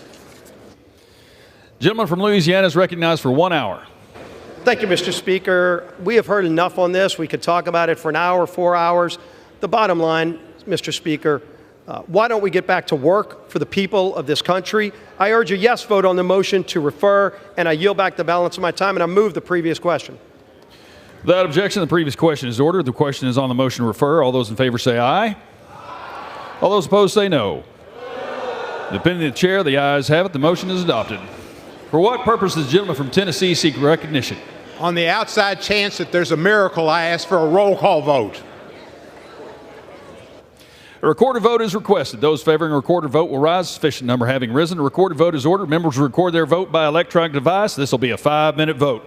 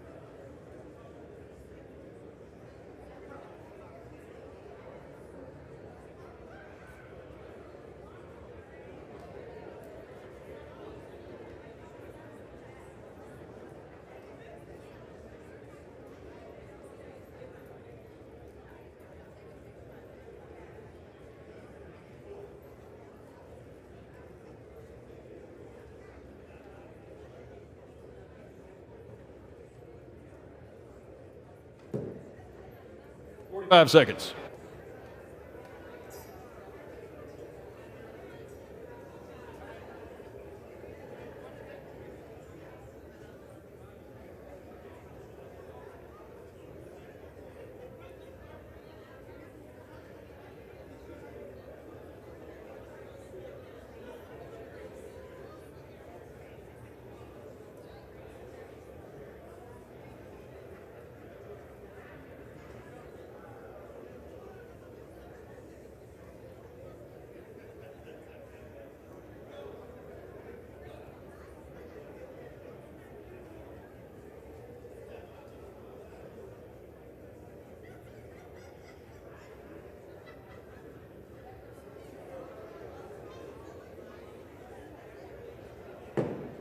All members voted. Does any member wish to change their vote?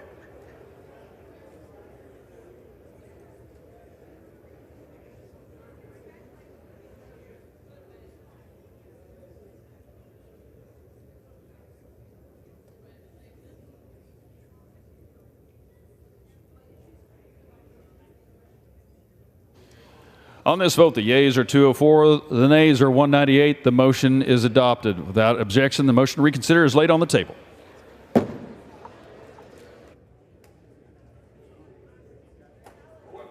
Gentleman from Missouri seek recognition. Mr. Speaker, I ask unanimous consent that I may hereafter be considered as the first sponsor of H.R. 374, a bill originally introduced by Representative Gaetz of Florida for the purpose of adding co-sponsors and requesting reprintings pursuant to Clause 7 of Rule 12. Without objection, so ordered.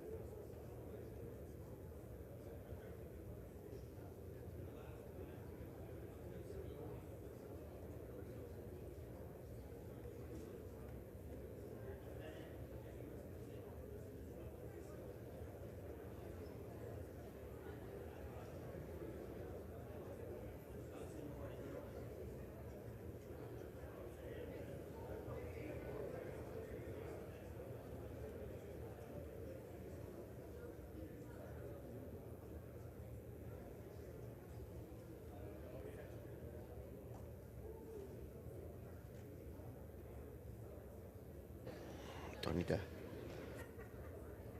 chair lays before the House a communication.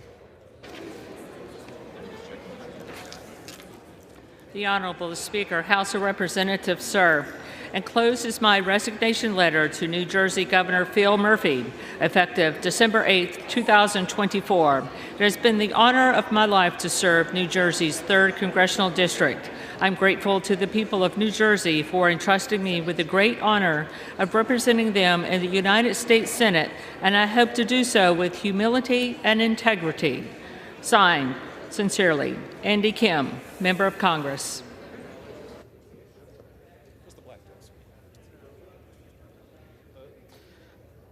The chair will now entertain requests for 1-minute speeches. For what purpose does the gentleman from Pennsylvania seek recognition?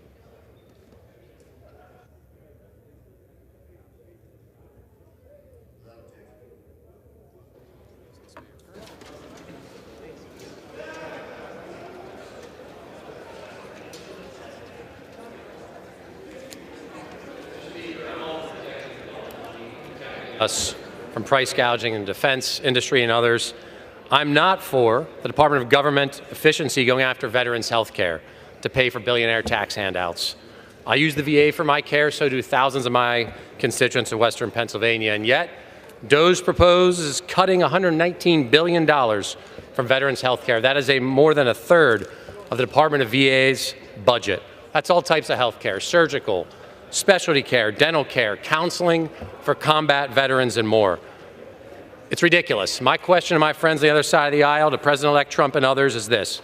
Do you want to cut health care for veterans who risk their lives for this country? If not, you should say you don't. You should stand up against this. And if you do, folks like me are going to fight you every step of the way. This is the cost of war, and this country expects us to pay it. Mr. Speaker, I yield back. For what purpose does the gentleman from Georgia seek recognition? Without objection, the gentleman is recognized for 1 minute. Mr. Speaker, I rise today to honor the life of Bryce A. Johnson, who passed away suddenly this week at the age of 52. Husband to Erica, father to Will, son to Terry, and a friend to me.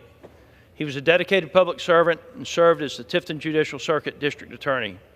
In addition to his legal career, his love for our country and politics led him to teach history and political science to students at Abraham Baldwin Agricultural College. He also had a passion for Georgia high school football and co-hosted a local Friday night high school football radio show for about 15 years. Bryce was one of those guys that no matter what team he was on or what group he was in, the organization was better because of him. Bryce was a genuinely good person who will be missed by those of us who had the privilege to know him. Mr. Speaker, thank you. I yield the remainder of my time. The gentleman yields. For what purpose does the gentlewoman from Florida seek recognition? Without objection, the gentlewoman is recognized for 1 minute. Thank you. Mr. Speaker, it is my great honor to rise and recognize the distinguished career of Dr. George Hanberry, the President and CEO of Nova Southeastern University. Since 2010, Dr. Hanberry guided this institution with vision, integrity, and a true dedication to excellence. His impact is evident in the growth, innovation, and spirit that defines NSU, its students, faculty, staff, and alumni. During his tenure, NSU established a state-of-the-art teaching hospital. It also opened the Levan Center of Innovation for startup businesses and student entrepreneurship, and it became the third university nationwide to offer both osteopathic and allopathic medical degrees in 2018. Dr. Hanberry also established the President's 64, an elite group of student leaders with the purpose to strengthen the relationship between the university and its community. During a recent interview, he said his 27 years at NSU is, quote, the most noble thing I have ever done, unquote. I wish him well on his retirement and thank him for the thoughtful and committed work he's done to enrich the students and faculty at Nova Southeastern University. Thank you. I yield back the balance of my time. Gentlewoman yields. For what purpose does the gentlewoman from West Virginia seek recognition? I request to address the House for 1 minute. Without objection, the gentlewoman is recognized for 1 minute.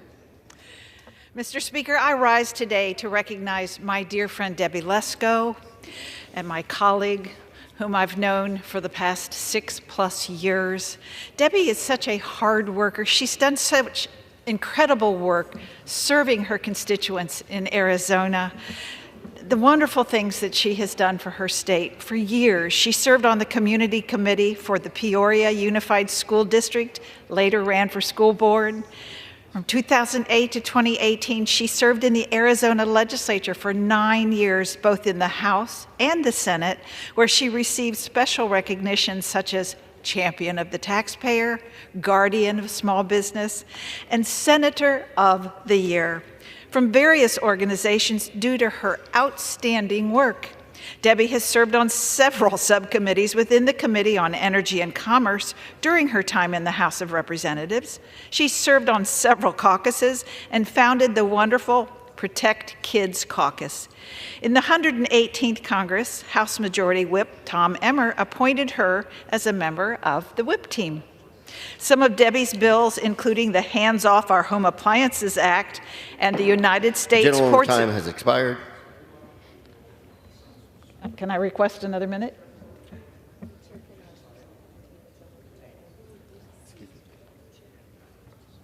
I guess not.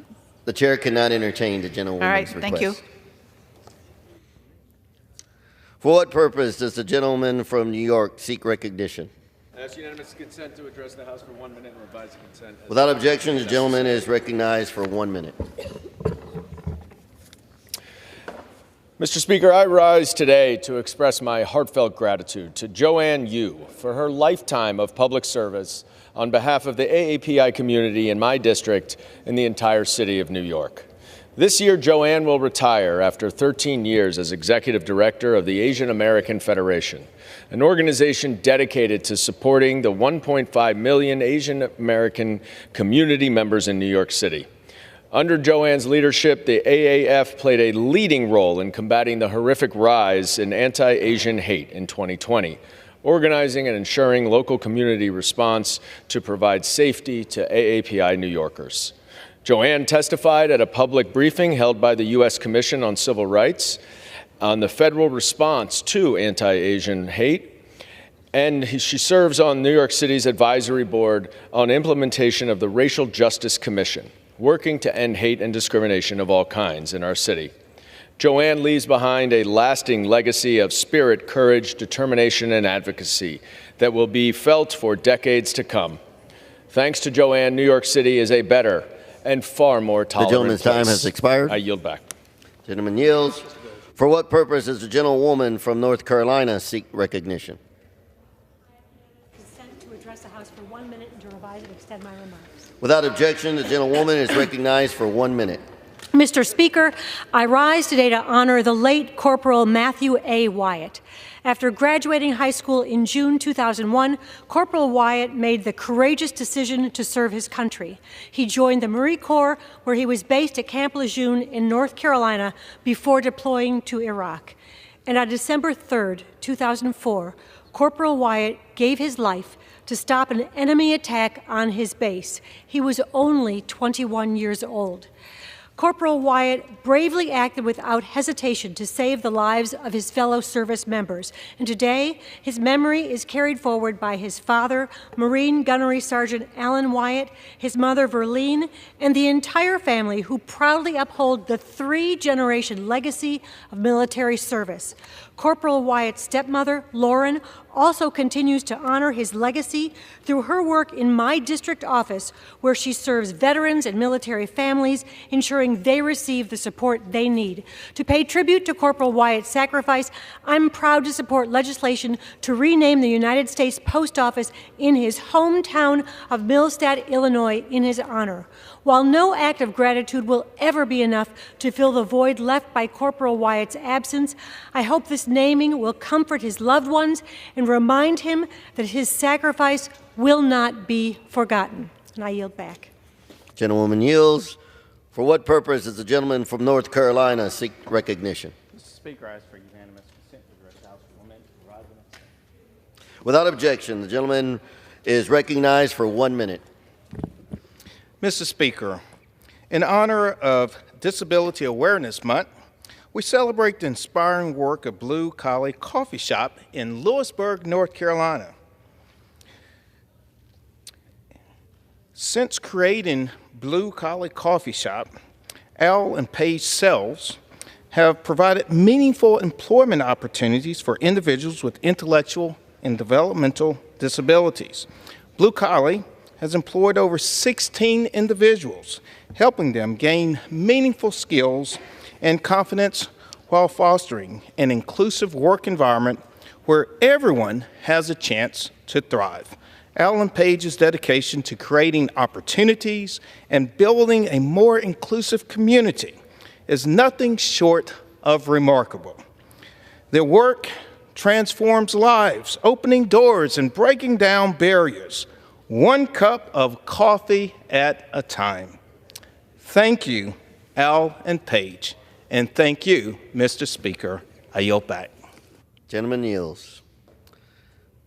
Under the Speaker's announced policy of January 9th, 2023, the gentlewoman from Arizona, Ms. Lesko, is recognized for 60 minutes as the designee of the Majority Leader. Thank you, Mr. Speaker. I ask unanimous consent that all members have 5 legislative days to revise and extend their remarks and to submit extraneous materials on the topic of this special order. Without objection. Mr. Speaker, it has been an honor of my lifetime to serve in these sacred halls of the U.S. House of Representatives. And part of that great honor is to serve with fantastic colleagues, members of the U.S. House of Representatives. And I'd like to yield time to my great colleague, Paul Gosar from Arizona.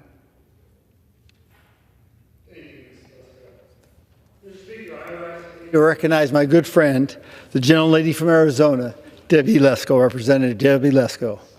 Representative Lesko has served Arizona's 8th Congressional District with distinction and honor. She has fought for Arizonans and all Americans and has been a champion for the people she represents. It is my honor serving with Representative Lesko in the Arizona delegation. As a colleague, we frequently collaborated as advocates on behalf of communities in Arizona. It is an honor here to stand tonight before you and tell my dear friend Debbie Lesko how much she means to me and how much I'm going to miss her in these hallowed halls of the House of Representatives. However, I'm heartened. I know she won't be too far away, and you can bet I'm going to continue to phone her whenever I need her advice and just to talk. More importantly, I'm confident her character, demeanor, and principles will continue to serve her well in Maricopa County, where she has been recently elected to the Board of Supervisors. But I'm worried about it. Debbie's in Congress. You know you represented 800,000 people with full-time staff. But now you will represent over 1 million people with just one full-time employee. Doge should learn something from you. Congress's loss is Maricopa's gain. I'm grateful to have had the opportunity to serve with you. I applaud you for your service and I wish you all the best. Arizona is a better place because of you, Debbie Lesko. God bless you and your husband, Joe. I yield back. Thank you, Representative Gosar. It means so much to me. And now I'd like to yield to my other colleague from Arizona, Representative Greg Stanton. Thank you, Congresswoman. I rise tonight to send off my colleague, Debbie Lesko, and honor her long career in public service. I first got to know Debbie when she was working on pension reform as a state senator, and I was working on pension reform as mayor of the city of Phoenix. We were elected to Congress both in the year 2018, and over the last 6 years, we've probably canceled each other's votes out more often than not. But you know what? We've developed a really great friendship, spending so many hours together talking about our families and politics at Sky Harbor Airport and DCA as we wait to board our weekly flights back and forth to Washington. And I want to say something about Debbie. She inspires me. She is a survivor of domestic violence, and she got out of an abusive marriage. And you know what she did? She poured herself into our community on the Peoria School Board, at the state legislature, and now as a member of the United States Congress. That's a great American success story. And over her years in public office, she's shown immense courage in sharing her story as a domestic violence survivor and using her office to fight for other survivors to receive the care and attention they deserve. And to Debbie's husband, Joe, I see you on those weekly flights. It's not easy being a congressional spouse, and I see the long hours you put in to supporting Debbie. Thank you for sharing her with us. I'm going to miss Debbie in Congress, but she's continuing her work in public service as a newly elected Maricopa County supervisor. And Debbie, I have one request in your new role. Don't ever let the cyber ninjas back to Maricopa County, please. All right, in all seriousness, I'm wishing you all the very best. Godspeed, Congresswoman Lesko. Thank you so much, Representative Stanton. Greatly appreciate the words, and I'll tell Joe as well.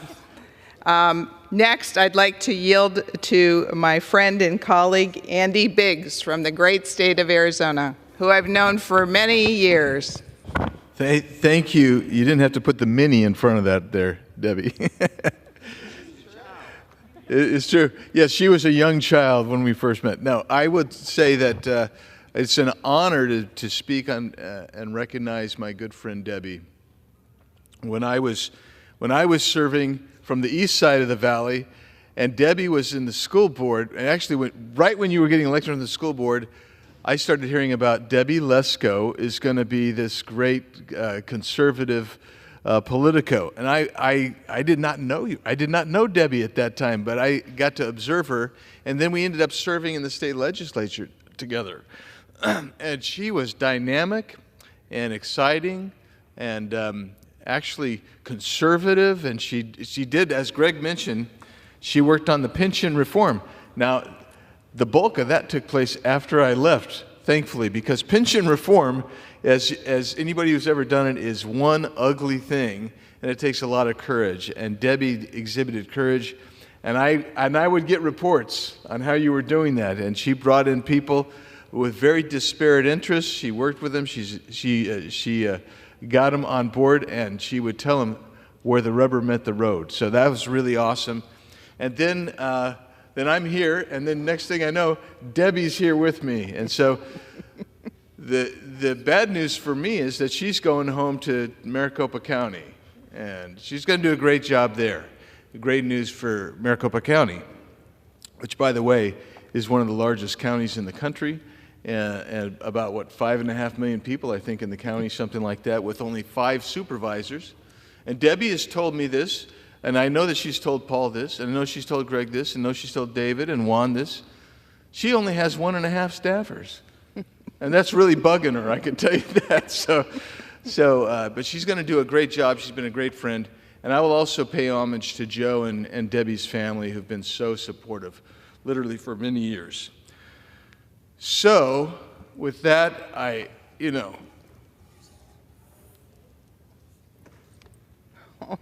Don't make me cry, Andy. I'm like Winston Churchill. I'm a crier. But Cindy and I love you. Thank you very much, Andy. And Congressman Biggs, you are a great friend. Thank you so much. We'll be working many years together. I'm going to keep calling you. And Mr. Speaker, now I'd like to yield to my friend, Diana Harshberger from Tennessee. And Diana and I sit with each other in the women's row, and sometimes guys want to, infiltrate, and we kick them out. Exactly. Yeah, exactly. Mr. Speaker, I rise today to honor the work and legacy of my dear friend and colleague, Congresswoman Debbie Lesko from the great state of Arizona. I've had the privilege of working alongside Congresswoman Lesko for almost 4 years, and in that time, I've had the opportunity to get to know her working on Energy and Commerce Committee in the caucuses we share. Congresswoman Lesko is a true civil servant, leader, and dedicated mother and grandmother to a wonderful family, and I know they will be grateful to be able to spend more time with her at home. Throughout her career in Congress, Ms. Lesko has dedicated herself to defending the very principles that our nation was founded upon. She stood up for religious freedom, speaking boldly in favor of faith-based institutions faced with encroachments from the federal government. She has defended life, introducing legislation to prevent the dismemberment of unborn children in the womb, and she stood up for justice, launching the Protect Kids Caucus to defend the innocent children in our schools, healthcare, and government programs. So, Mr. Speaker, Congresswoman Lesko's unwavering commitment to faith, family, and freedom has left an incredible mark on these halls and the lives of countless Americans. While her leadership will be deeply missed, her legacy of service will continue to be remembered for years to come. So thank you, Debbie, for being a wonderful friend to me, and I'll miss you, and we're going to charge for the seat that you're going to vacate if somebody wants to sit there, okay? Thank you. And Mr. Speaker, I yield back. Thank you very much, Diana. I greatly appreciate it. Well, Mr. Speaker, next I'd like to yield to my colleague from Arizona, who's sitting to my left, Representative David Schweikert, who I've known for a long time, too. I went to your, a wedding reception, I think, your wedding reception. And so I yield to Representative And that's like 20. Look, one of the magic things about Debbie Lesko is she has proven you can be conservative and not be angry about it. You can actually be joyful and kind and sweet and just a decent human being. And I've learned more things about urban chickens from her because I have a 9-year-old that really wants Daddy to build a chicken coop. But don't laugh. She really is. But just an observation, because we sit on this airplane every week, fly back, and I often sit next to Debbie. And, other members, you see them on their computers watching movies. Debbie has a stack of things, because she doesn't use her computer, she has a stack of paper. They do make these things called laptops. And she's there with her highlighter for hours on the airplane. That's the sort of thing you notice. You can be kind, you can be loving, you can be joyful. And Debbie, I think you're going to have an amazing experience as the leadership of Maricopa County. Remember, Maricopa County is right now the 4th most populous county in America. I actually still believe it's going to cross over Harris counties. If there weren't so many hurricanes in the area, that we probably would have already. But I used to be the county treasurer. And trust me, after some years around here, I miss those days when you could actually do things. I'm going to miss you. I'm going to miss sometimes when you are my guiding, when I'm just mad, because I seem to be mad a lot. And you just sort of smile and say, well, that's sort of how it is.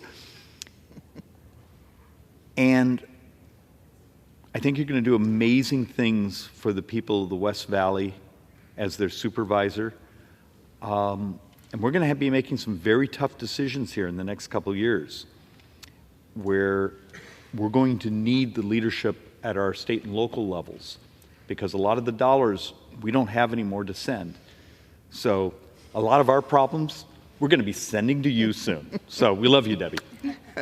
Thank you very much, David. And I greatly appreciate the friendship and the work we've done together.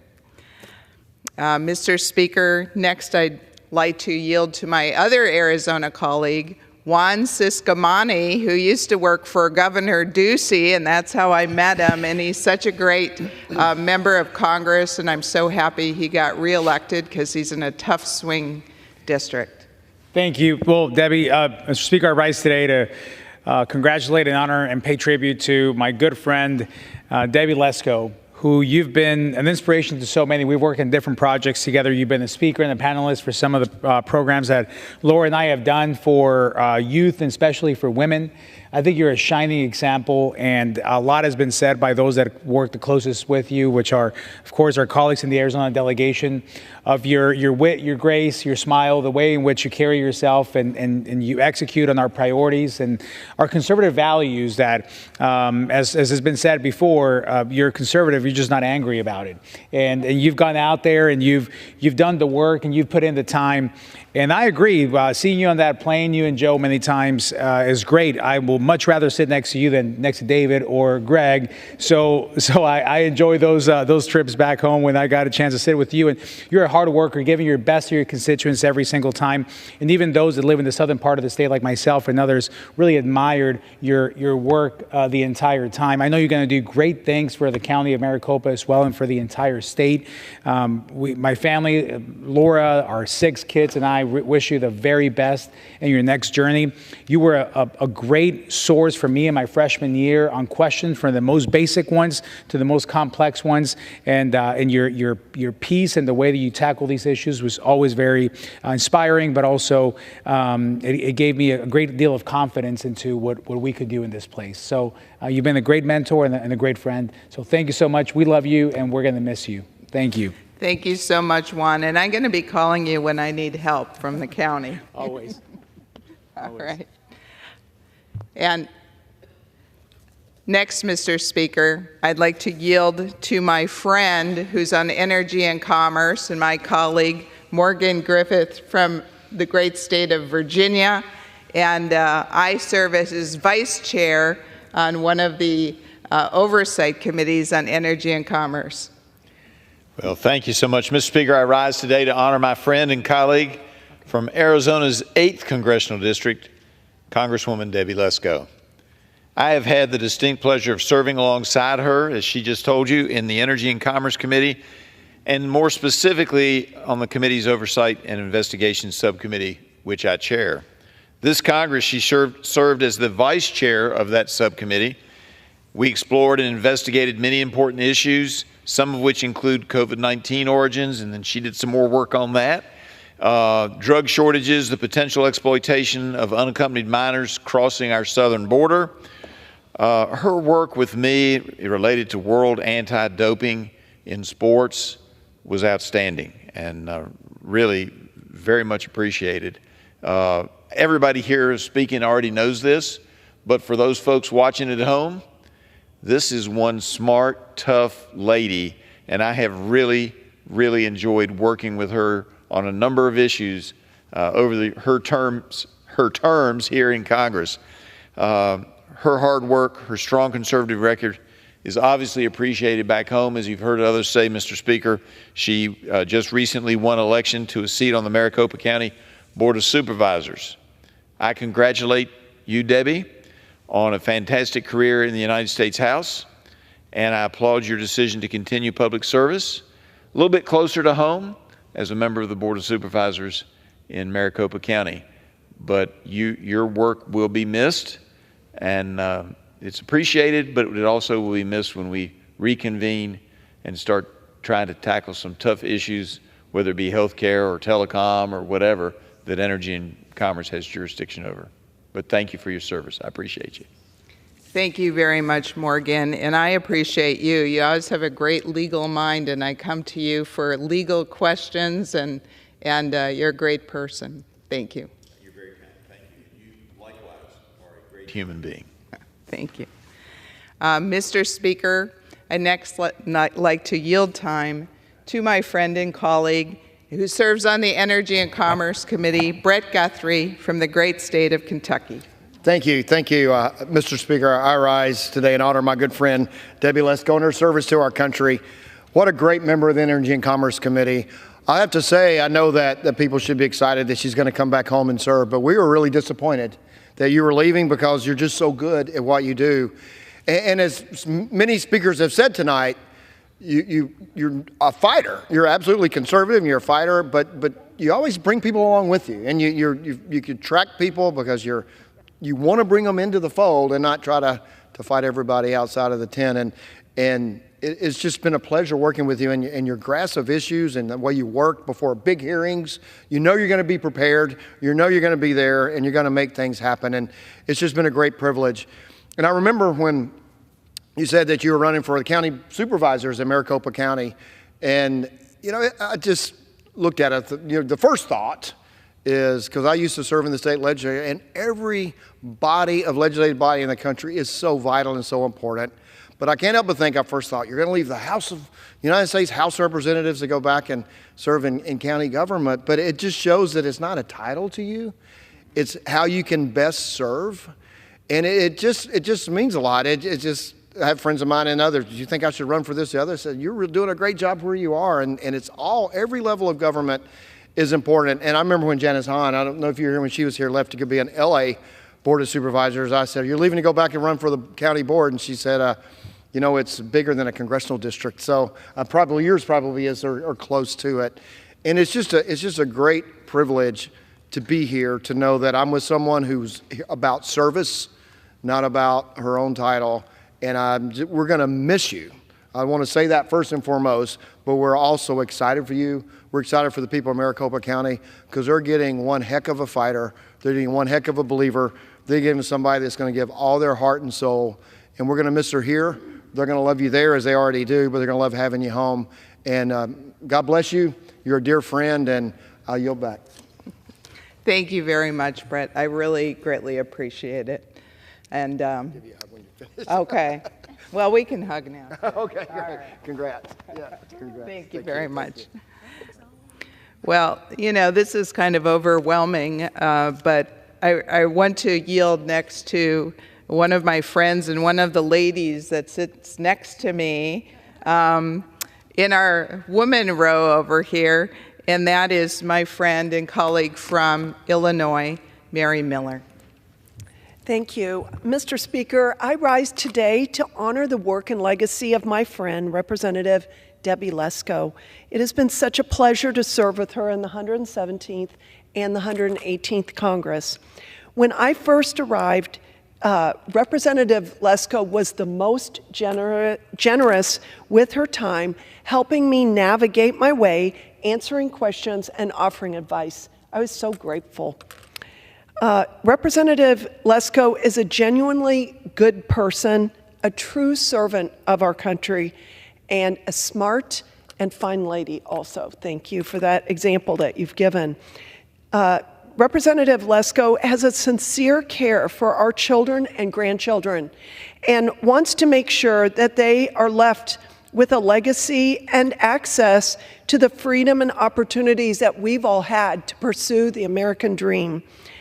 Debbie, I wish you all the best as you go back to Maricopa County, Arizona, to serve the good people there. Thank you, Mary. That was so sweet. Thank you. Thank you. Well, Mr. Speaker, now I'd like to yield to my friend and colleague, Michelle Fischbach from Minnesota. And I remember when Michelle came in and we shared someone that helped us with our campaign, and she said, you need to meet Michelle. And I met her, and I thought she was great, and I have ever since.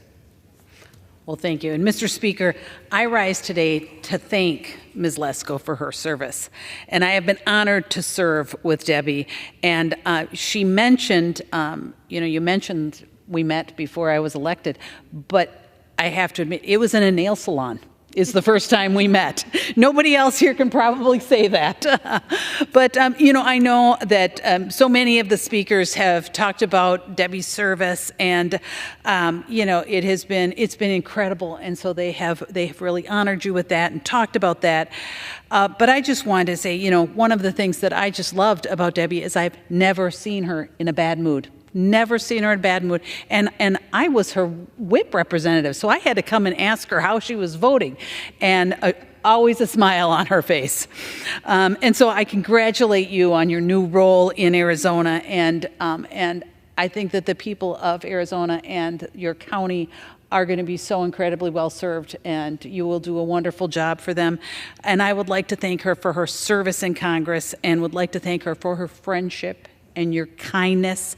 And I've been so grateful for the guidance that you gave me as a freshman, and I'm sure so many others, because that is the kind of person you are. And, I think she is especially happy that I was elected because I took your spot on Rules Committee. So, but I am incredibly grateful that I've been able to call you a friend for the last 4 years, and I have no doubt that she is going to continue to do incredible things in your public service. And, I know you're excited about that new chapter. You are going to be missed here, so come and visit occasionally. And God bless, and all the best in the world. Thank you. Thank you so much, Michelle. Greatly appreciate it. Well, Mr. Speaker, I'd now like to yield to a friend and fellow Energy and Commerce Committee colleague, and someone who we were on a boat somewhere and flying through. It was raining like heck, and I think you had like a towel or something over your face. I don't know, but it was quite the experience. This lady, Marionette Miller Meeks, is just like a Energizer bunny.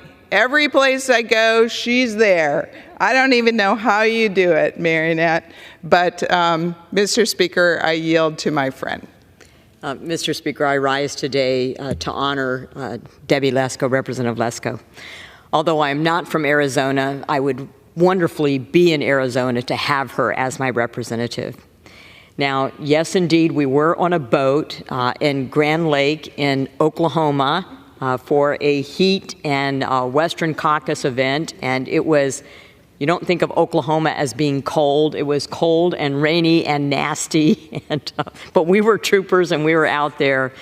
But then my next interaction with Ms. Lesko was approaching her about steering and how to get on the Energy and Commerce Committee. And she was gracious, kind, knowledgeable, a tremendous mentor as she was to everybody. And honestly, I don't think I've ever seen Debbie smile as much as I've seen her tonight and as I've watched this on video. And then getting on Energy and Commerce, she was just one tier above me. And then we also served, although I had served on the select subcommittee on the coronavirus crisis, my first term between 2021 and 2022, she then came on the committee this term. So we were serving in the 118th Congress, both on Energy and Commerce and on the select subcommittee on the coronavirus crisis. And you've heard a lot about her kindness, her mentoring, her friendship. You've heard about her grace. You've heard how she's conservative but not angry, and that is such a great description of her. But what you didn't hear a lot about was her intellect. Debbie studies, she's smart, she's able to dissect through things, she's able to prioritize, she's able to condense very complex topics into a 5-minute question and answer period. And I am telling you, if you're on the witness and you're giving testimony, you don't want to be on the bad side of Debbie Lesko. She won't be angry, she won't be vindictive, she won't use profanity, but you're going to know that you have been taken to the cleaners. She will come out with a statement, she'll smile, she'll lead up to it, and then bam, and you're going, where the heck did that come from? But that's Debbie Lesko. That's the power of Debbie Lesko. That's the power of preparation. And in my time in the military, you learn, if you fail to plan, you plan to fail. She always plans. She is always on target. She always studies. She always reads. And quite honestly, isn't that what we as Americans want of our Congress people? If they're going to make laws, if they're going to hold government accountable, don't we want people that do the work that their constituents ask them to do? She's a role model for all of us and an inspiration on what a citizen servant should be. And then next, if you get to travel with her, you don't have to go on a boat in the rain in Oklahoma. You can go to some far-off countries. She's a great shopping companion. She likes to try all kinds of different foods. She does her homework on the plane over and on the plane back. But she just is a genuine, lovely person to travel and be with. And when members of Congress have to travel places, especially far off, for the work that they do, you really want to have somebody in the seat next to you that's a joy to be with and not making all kinds of noises and all kinds of stuff, and they're not high maintenance. She's a shining example of what a good travel companion, what a good member of Congress is. I'm probably over my time, but it has been a real joy to serve with Debbie Lesko. The 4 years I've served with her, a tremendous asset to Energy and Commerce and to the Select Subcommittee that we've served on together. She will be deeply missed. I will deeply miss her. She will be missed in our conference for all of the reasons that everybody has said. And we know she's going to continue to do great things for the people of Arizona, and we wish her all the best. And I know her husband is very happy to have her back. So with that, Mr. Chairman, I yield, and I'm going to go hug Debbie. Oh, thank you very much, Mary. Oh, don't make me cry. Well, Mr. Speaker, I'm going to wrap this up, but I'm going to come to the other podium.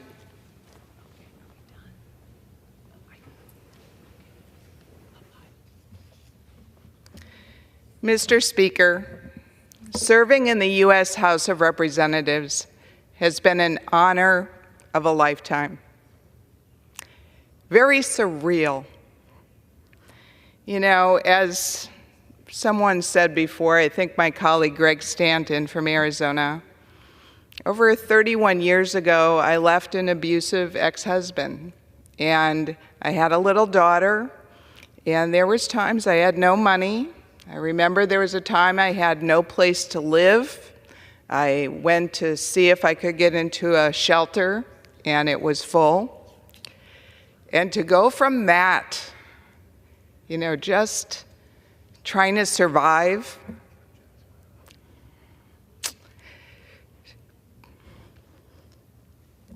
to serving here, shows you that God is good and America is good. And from going from that to flying on Air Force One, to sitting in my apartment in Washington, D.C., and getting a call from the President of the United States, President Trump,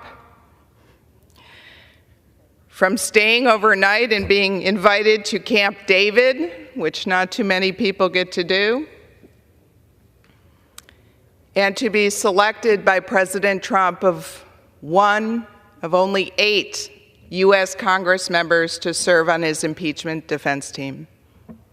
Wow. Just absolutely unbelievable. And you know, in the 6 years and almost 8 months that I've been here, I have been part of history. So much history that has never happened before I experienced. I served on the Judiciary Committee during both impeachments, but it went through committee on the first impeachment of President Trump.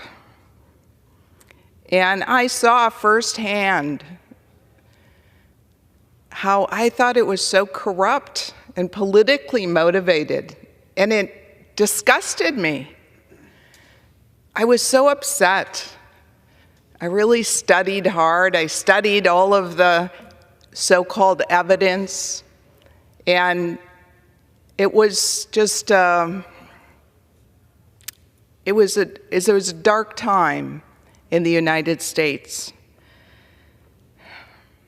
I was there when Robert Mueller came to Judiciary Committee to testify, and we all prepared, and it was kind of really a surprise of how he testified and wasn't able to answer certain questions.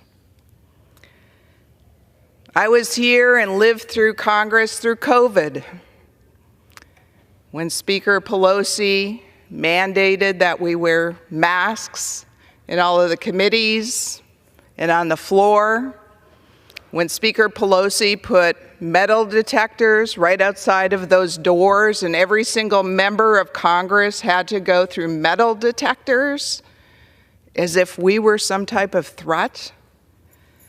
I was here when Speaker Pelosi instituted proxy voting on the floor, never been done before in the history of the United States, not through different diseases, not through wars, but we did it here, and I joined in the lawsuit against it, thinking it was unconstitutional. And I was here on January 6th. That was just a crazy day. So I have had one heck of a ride. One heck of a ride here. And have met so many great people. And truly, I believe that the vast majority of Congress members are good people who want to make a difference in our lives. I have been able to help hundreds of constituents, and that is such a great feeling because they've come up to me. Some of these constituents have come up to me crying, saying, "Debbie, you were able to help me. I was at my wit's end. I couldn't get my Social Security payment. I couldn't get my veteran benefit payment, and your office helped me."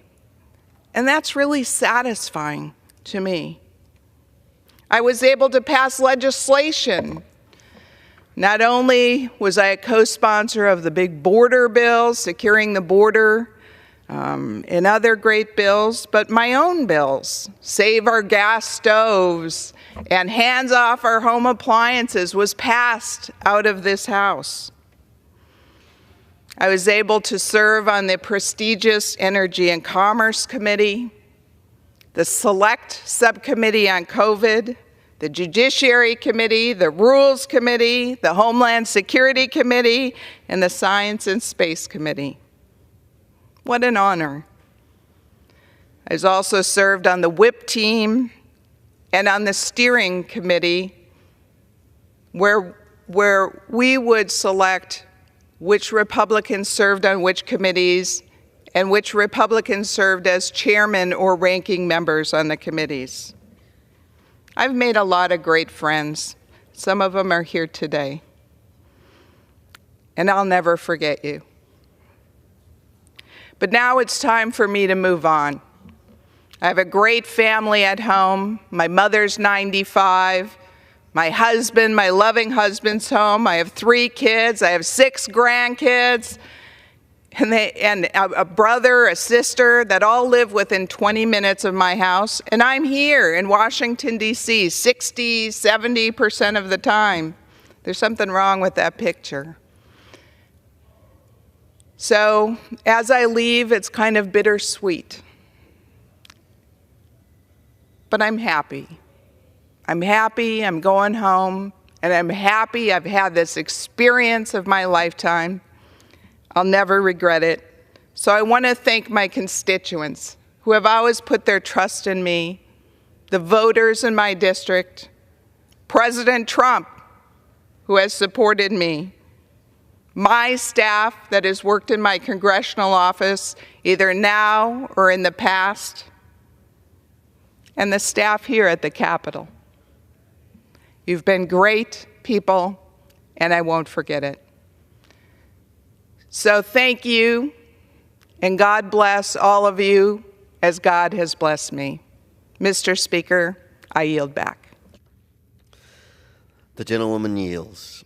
Under the Speaker's announced policy of January 9th, 2023, the chair recognizes the gentleman from Texas, Mr. Roy, for 30 minutes. I thank the Speaker, and I want to thank my colleague from Arizona. I didn't get a chance to get down here in time during the time that was set aside to honor her service, but I'm glad I was down here and able to get down at the tail end of it to hear her speech. It's been an honor. We were classmates, came in together, served together, and I remember when the gentlelady told us that she wasn't running again. I found her on the floor and I said, "So what's going on? Why aren't you staying with us?" And she said, one word: family. And that's the right answer. But you've been a great patriot. Congress is far better for having had you in it, and we will miss you. But we know you won't be too far away, and we hope to see you here. But God bless you. Spend time with your family. I feel the pain of being away as you do, and I'll be very happy for you. But I'll give you a few floor speeches to watch every once in a while here, just for fun. Thank you, Chip. Yes, ma'am. Thank you. Well, Mr. Speaker, I come to the floor tonight because there's a lot of talk going on right now about what's been referred to as Doge, this effort by our friends Elon and Vivek with respect to the Department of Government Efficiency. Not 100% clear yet what that looks like in terms of formality, how the incoming president, President Trump, plans to establish it, set it up. We had some great meetings today with those two men and members of Congress who are interested in facilitating their work. And my only problem with the name Department of Government Efficiency is I would prefer it to be the Department of Government Elimination. I think we'd be a lot better off if we were eliminating large swaths of that which has been unconstitutionally created to rack up $36 trillion of debt. But I think what it merits observation is what this body needs to do to actually deliver on what people are, I think, to some degree across the country, getting excited about with respect to the prospect of the brain power that's been assembled around this department, Doge, or this effort, that Congress has to actually do our part. We had a meeting today, and there's a lot of conversations back and forth, and there's a whole lot of members of Congress who are looking to them to say, please do this. One member said, please help give us the fortitude, the spine, to be able to deliver on removing and cutting this waste in government. Now look, to be very clear, the use of technology, crowdsourcing, AI by these guys, other smart people around the country, the use of technology, observe it, figure out what to do with it, great. I'm for it. And I support their efforts. I support efforts by the incoming president, his staff, his administration to, frankly, massively slash and burn the bureaucracy that is sucking away, frankly, the life of the American people through overregulation and overspending and driving up inflation because we keep spending more and more money in this vast bureaucracy that you can't even keep up with. I have a bill that I introduced a few years ago, count the crimes. You know why? Nobody can tell me how many crimes there are. Literally, nobody can tell me how many crimes there are in the federal government. Does anybody see that as a problem? We literally don't even know how many. Forget, cataloging them all, organizing them all, figuring out how much of them are repeated or overburdensome or perhaps out of line. We don't even know. And I can't even get that bill through the committee and down to the floor. What, members of the body don't want to know how many crimes there are so we can maybe go observe and try to do something about it? On this score is where I believe Elon and Vivek can add massive value. They don't necessarily need us to pass something to go count the crimes. They can just use technology, AI, crowdsourcing, work, and put a whole lot of effort into doing that. Because frankly, a lot of people don't understand this. We're pretty short-staffed here as it relates to our offices on Capitol Hill, dealing with constituent services, dealing with the stuff we deal with all the time. So having an army of people and being able to leverage that is going to be really important. But now let's cut to the chase. The fact of the matter is, too many members of the United States Congress are all too excited to hide behind Elon and Vivek to do the work they're supposed to do. That's the truth. I saw colleagues go into the mic, thanking them, oh, please save us from the scourge of bureaucracy. Well, what the hell is our job? We actually do have separation of powers. We actually are Article 1.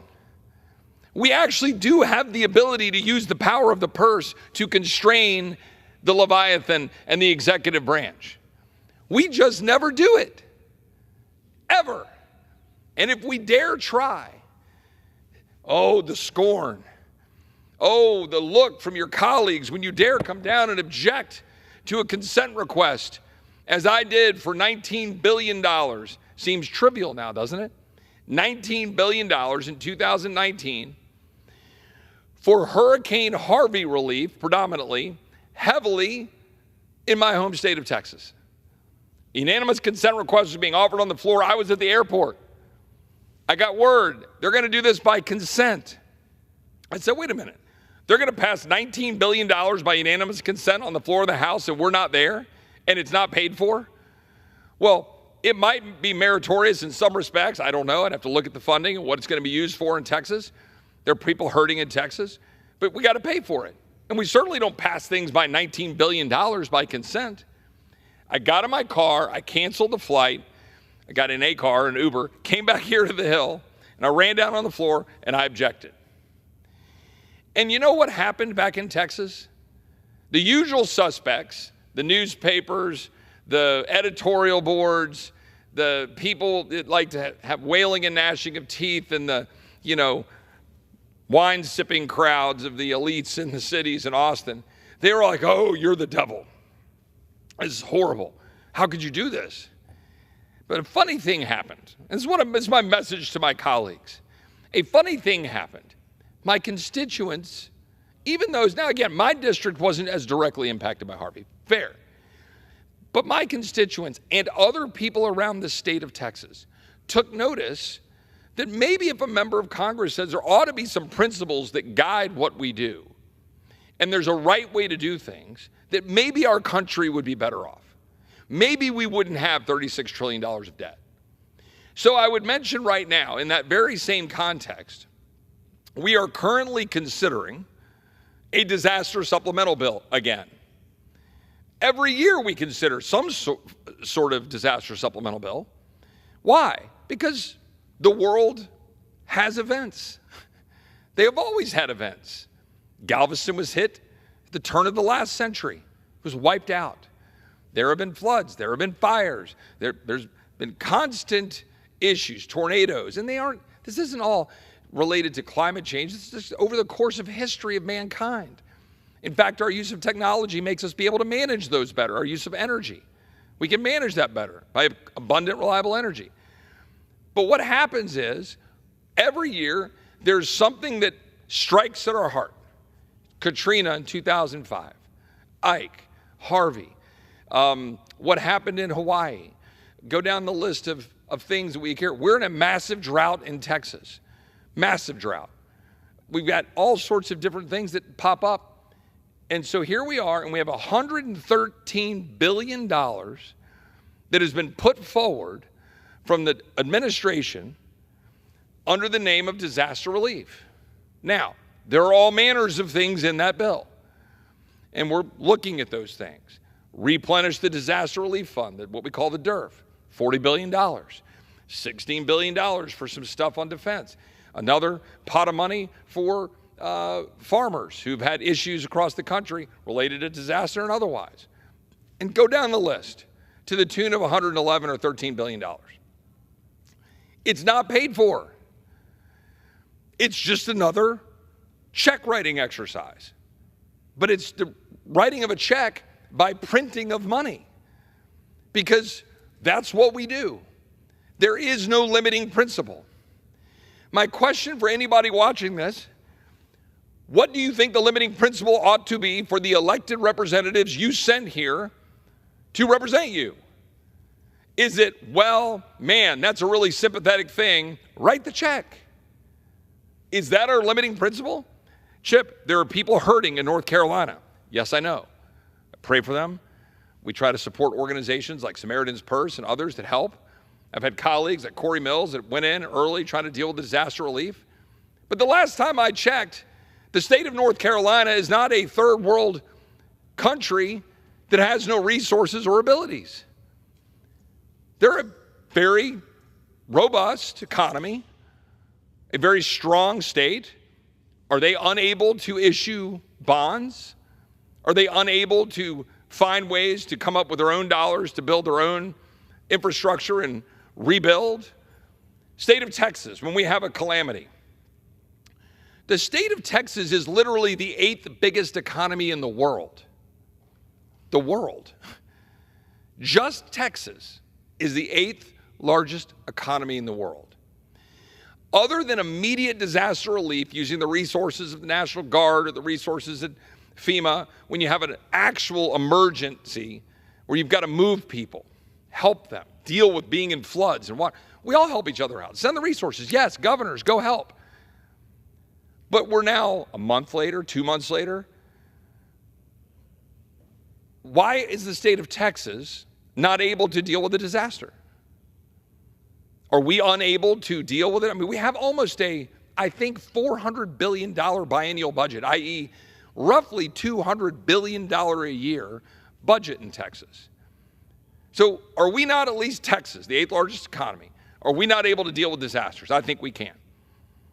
I think most states in this country can. I think most of us can do what we need to do. The federal government doesn't need to be an ATM. But that's what we're turning it into. If there isn't a limiting principle on printing money, then how can DOGE be successful? Someone explain to me how all of the efforts by Elon, all of the efforts by Vivek, all of the efforts of the incoming Office of Management and Budget and President Trump, if this body, if this Congress, if this Republican majority does nothing but do the same old thing we've always done, which is come down here and write checks that have no backing, they're literally the Fed just printing money. How can we possibly limit the size, scope, and growth of the federal government? In other words, look in the mirror.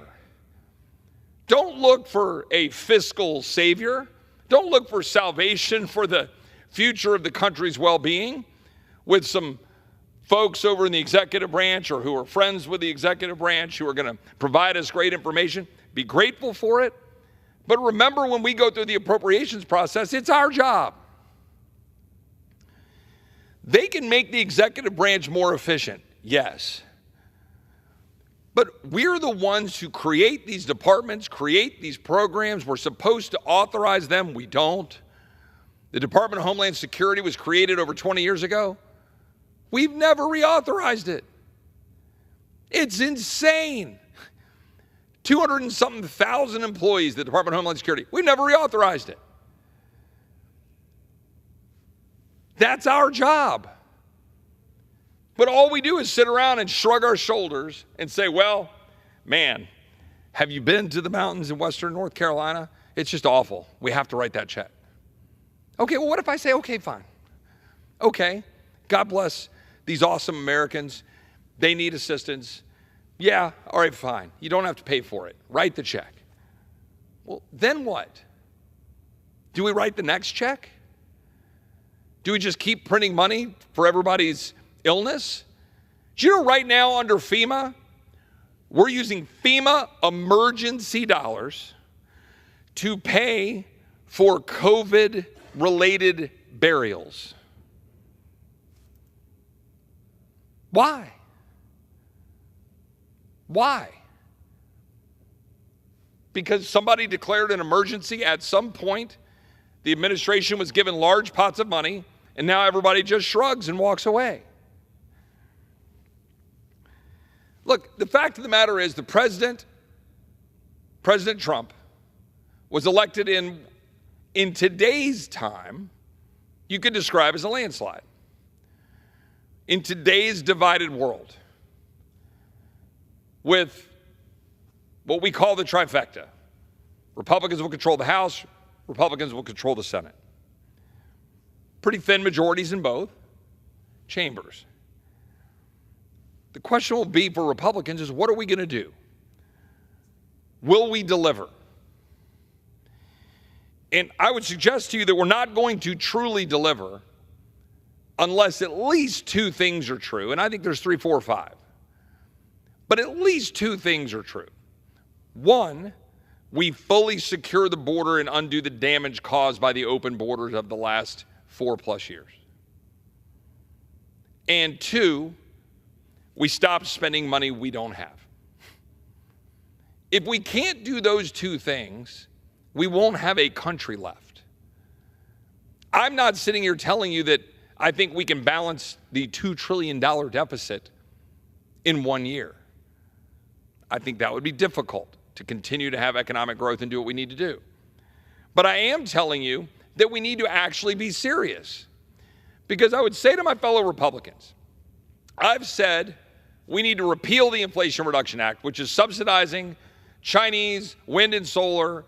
It is now putting American companies on the hook, and they wanting to take, get the big drug high of more money and more subsidies. And we're now turning us away from what is the strength of the reliable American oil and gas industry. We are driving up the cost of goods, driving up inflation, all under the Inflation Reduction Act. So my view is, and the view of most Americans, and I promise you virtually everybody in this chamber, not all, ran on repealing the so-called Inflation Reduction Act, ending those subsidies, returning to market forces, determining the best reliable energy, and importantly, stop spending money we don't have for the subsidies to enrich the Chinese, enrich our enemies, and undermine our own well-being. A handful of my colleagues have signed a letter saying they don't want to do that. Let me just posit, what if I am successful? What if we are successful and we repeal it? What have we done? We've returned to the status quo of 2022. So basically, on that issue, I am begging to return to the halcyon days of old in 2022, when everything was great. Deficits were great. Everything was wonderful. I'm being sarcastic. So if I'm successful and I fight and I struggle for all the people who don't want to tell their big corporations no, who are now hooked on the subsidies, because that's what's going to happen, including in Texas. I'm looking at you, Texas. All your big oil and gas companies, they're getting on the hook because they like free money. It ain't free, by the way, but they like subsidies they can turn into current day profits at the expense of your children's future because they don't care. because they'll get a good earnings report and they'll make money now. But the debt will keep going up and the dollar will keep getting weakened and inflation will keep being real. So if we can do it, if we can repeal it, if we're successful, all we do is rewind the clock to 2022. If we return to pre-COVID spending, all you do is return the clock to 2020. That would basically save us a couple $100 billion a year. Repealing the so-called Inflation Reduction Act and ending those subsidies would save us, probably about $70 billion a year over 10 years. What if we secure the border tomorrow? Now, mind you, secure the border, even under President Trump, meant we had 30,000 or so a month still coming across the border. But let's just say we secure the border. All right, now what are we doing with the, 10 million people or so that are now in our country that weren't? Okay, let's repatriate them. Okay, how many will we repatriate? We'd have to repatriate them all just to return to the status quo. My point of all this is, if you want to transform the country, we need transformative policies, and you need a Congress willing to do it. You need a Congress willing to actually deliver on what they said they would do. And look, this is a refrain that I've offered in a number of speeches here on the floor of the House. They're not always that well received. When I gave a speech saying, name one thing, some of my colleagues got a little mad. As I said, the best way to do that is do the thing. Deliver. But we're $36 trillion in debt. If we do everything I just said, and if we renew the Trump tax cuts from 2017, we extend them so that everybody's taxes can, again, I'm going back to my point, go to the status quo. If we do all of those things, our debt, we will be struggling just to get to deficit neutrality on the issue, meaning we'll still be at $2 trillion of debt a year. Now, if Elon and Vivek and company go find a bunch of waste and we can cut that out and then we can use that to either bring back savings or maybe cut down on the bureaucracy or take that money and use it for additional things that would be better, say at the Pentagon, okay, that's great. Maybe we'll save a little bit. But if you save 30% of our discretionary budget, let's say they go hack out just mountains of waste, fire bureaucrats, and a third, 33% of the discretionary budget just goes away, poof. Well, that's about $600 billion. We're running about a $2 trillion deficit. I'm just trying to put this in perspective. I'm for that. You know why I'm for it? Fire the bureaucrats, end the weaponization, end the waste, end the people who are targeting us. Make them have to go out and get a real job. I'm for all of those things, and our country would be better off. And if we do it, we will then earn the right to deal with mandatory spending.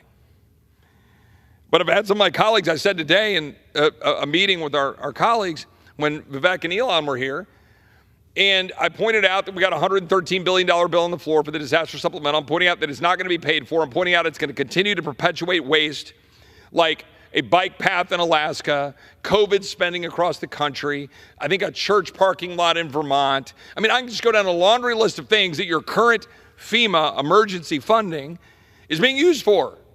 And we're going to just throw another $40 billion at it after we've been criticizing FEMA all through the fall about how incompetent they are, how bad they are.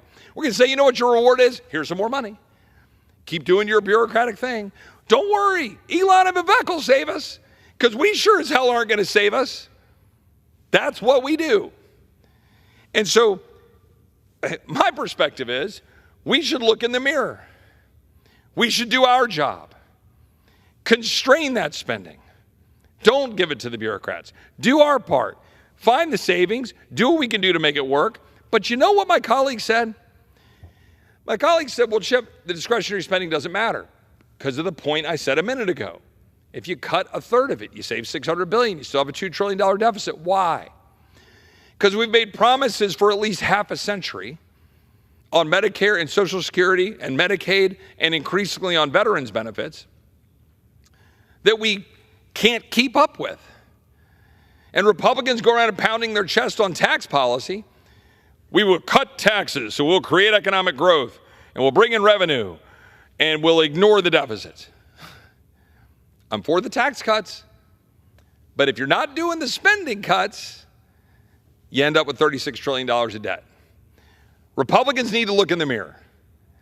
And if my colleagues think we're going to just waltz into a reconciliation debate in January, and it's all going to be kumbaya because K Street wants tax cuts, and because certain people think that they're going to get their bread buttered, but we're not going to focus on deficits, I would just suggest that maybe they think long and hard about the calendar that the House put out, whereby we are only here 3 days a week, 3 weeks a month. And maybe we should follow the Senate calendar, which, to its great credit, the incoming leader put out 5 days a week, every week for the first 3 months of the year. We were elected to do something different. And by goodness, we're going to do something different. We must. We have no choice. Failure is not an option. And I'll just make one other point in closing here as we deal with all that and on the spending issue. I watch the Senate Republicans doing this dance of hand-wringing and concern about the president's nominees. The president was elected by the American people to change this town. He has nominated people who want to change this town. If you want to go overturn every rock of everybody's past and then say that they are not capable or they don't deserve to serve in a position like Secretary of Defense, as is currently occurring with the targeted attacks on Pete Hegseth, well, maybe you should take the board out of your eye. I'm not saying that we don't have standards that are appropriate in the advise and consent process. We do and we should. I'm a believer in that, in separation of powers. But the president also is deserving of the courtesy and the respect of his own party in particular, of the individuals he's nominating to change the town. He was elected to change it. You don't like Tulsi because she's a Democrat? Get over it. She's not anymore. She's a Republican now, but she was. In this chamber, I served with her. She was a Democrat. You don't like Bobby Kennedy because he's from the iconic Democrat family? Get over it.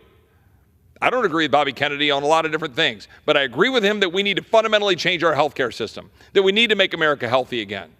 I agree with Tulsi that we've been involved in endless wars and endless conflict that is draining our resources and undermining the men and women in uniform.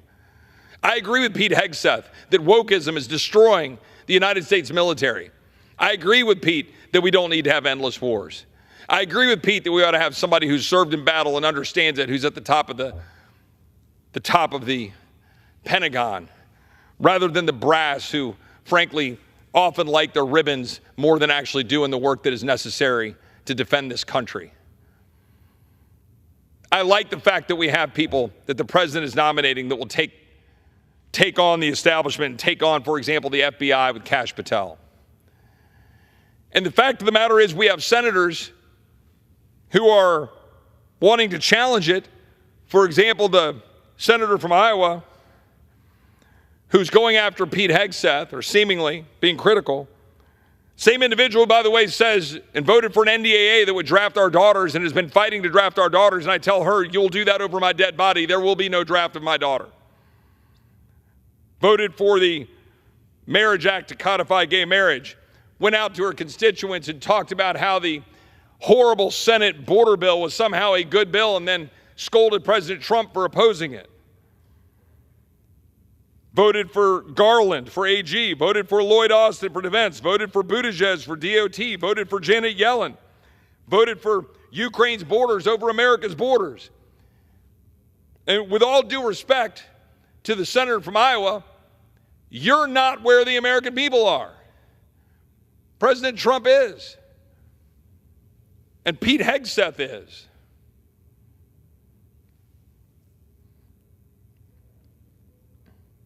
We have an obligation to change this town or we're going to lose this country. If Republicans do not deliver, if we do not do what we said we would do, this party will end.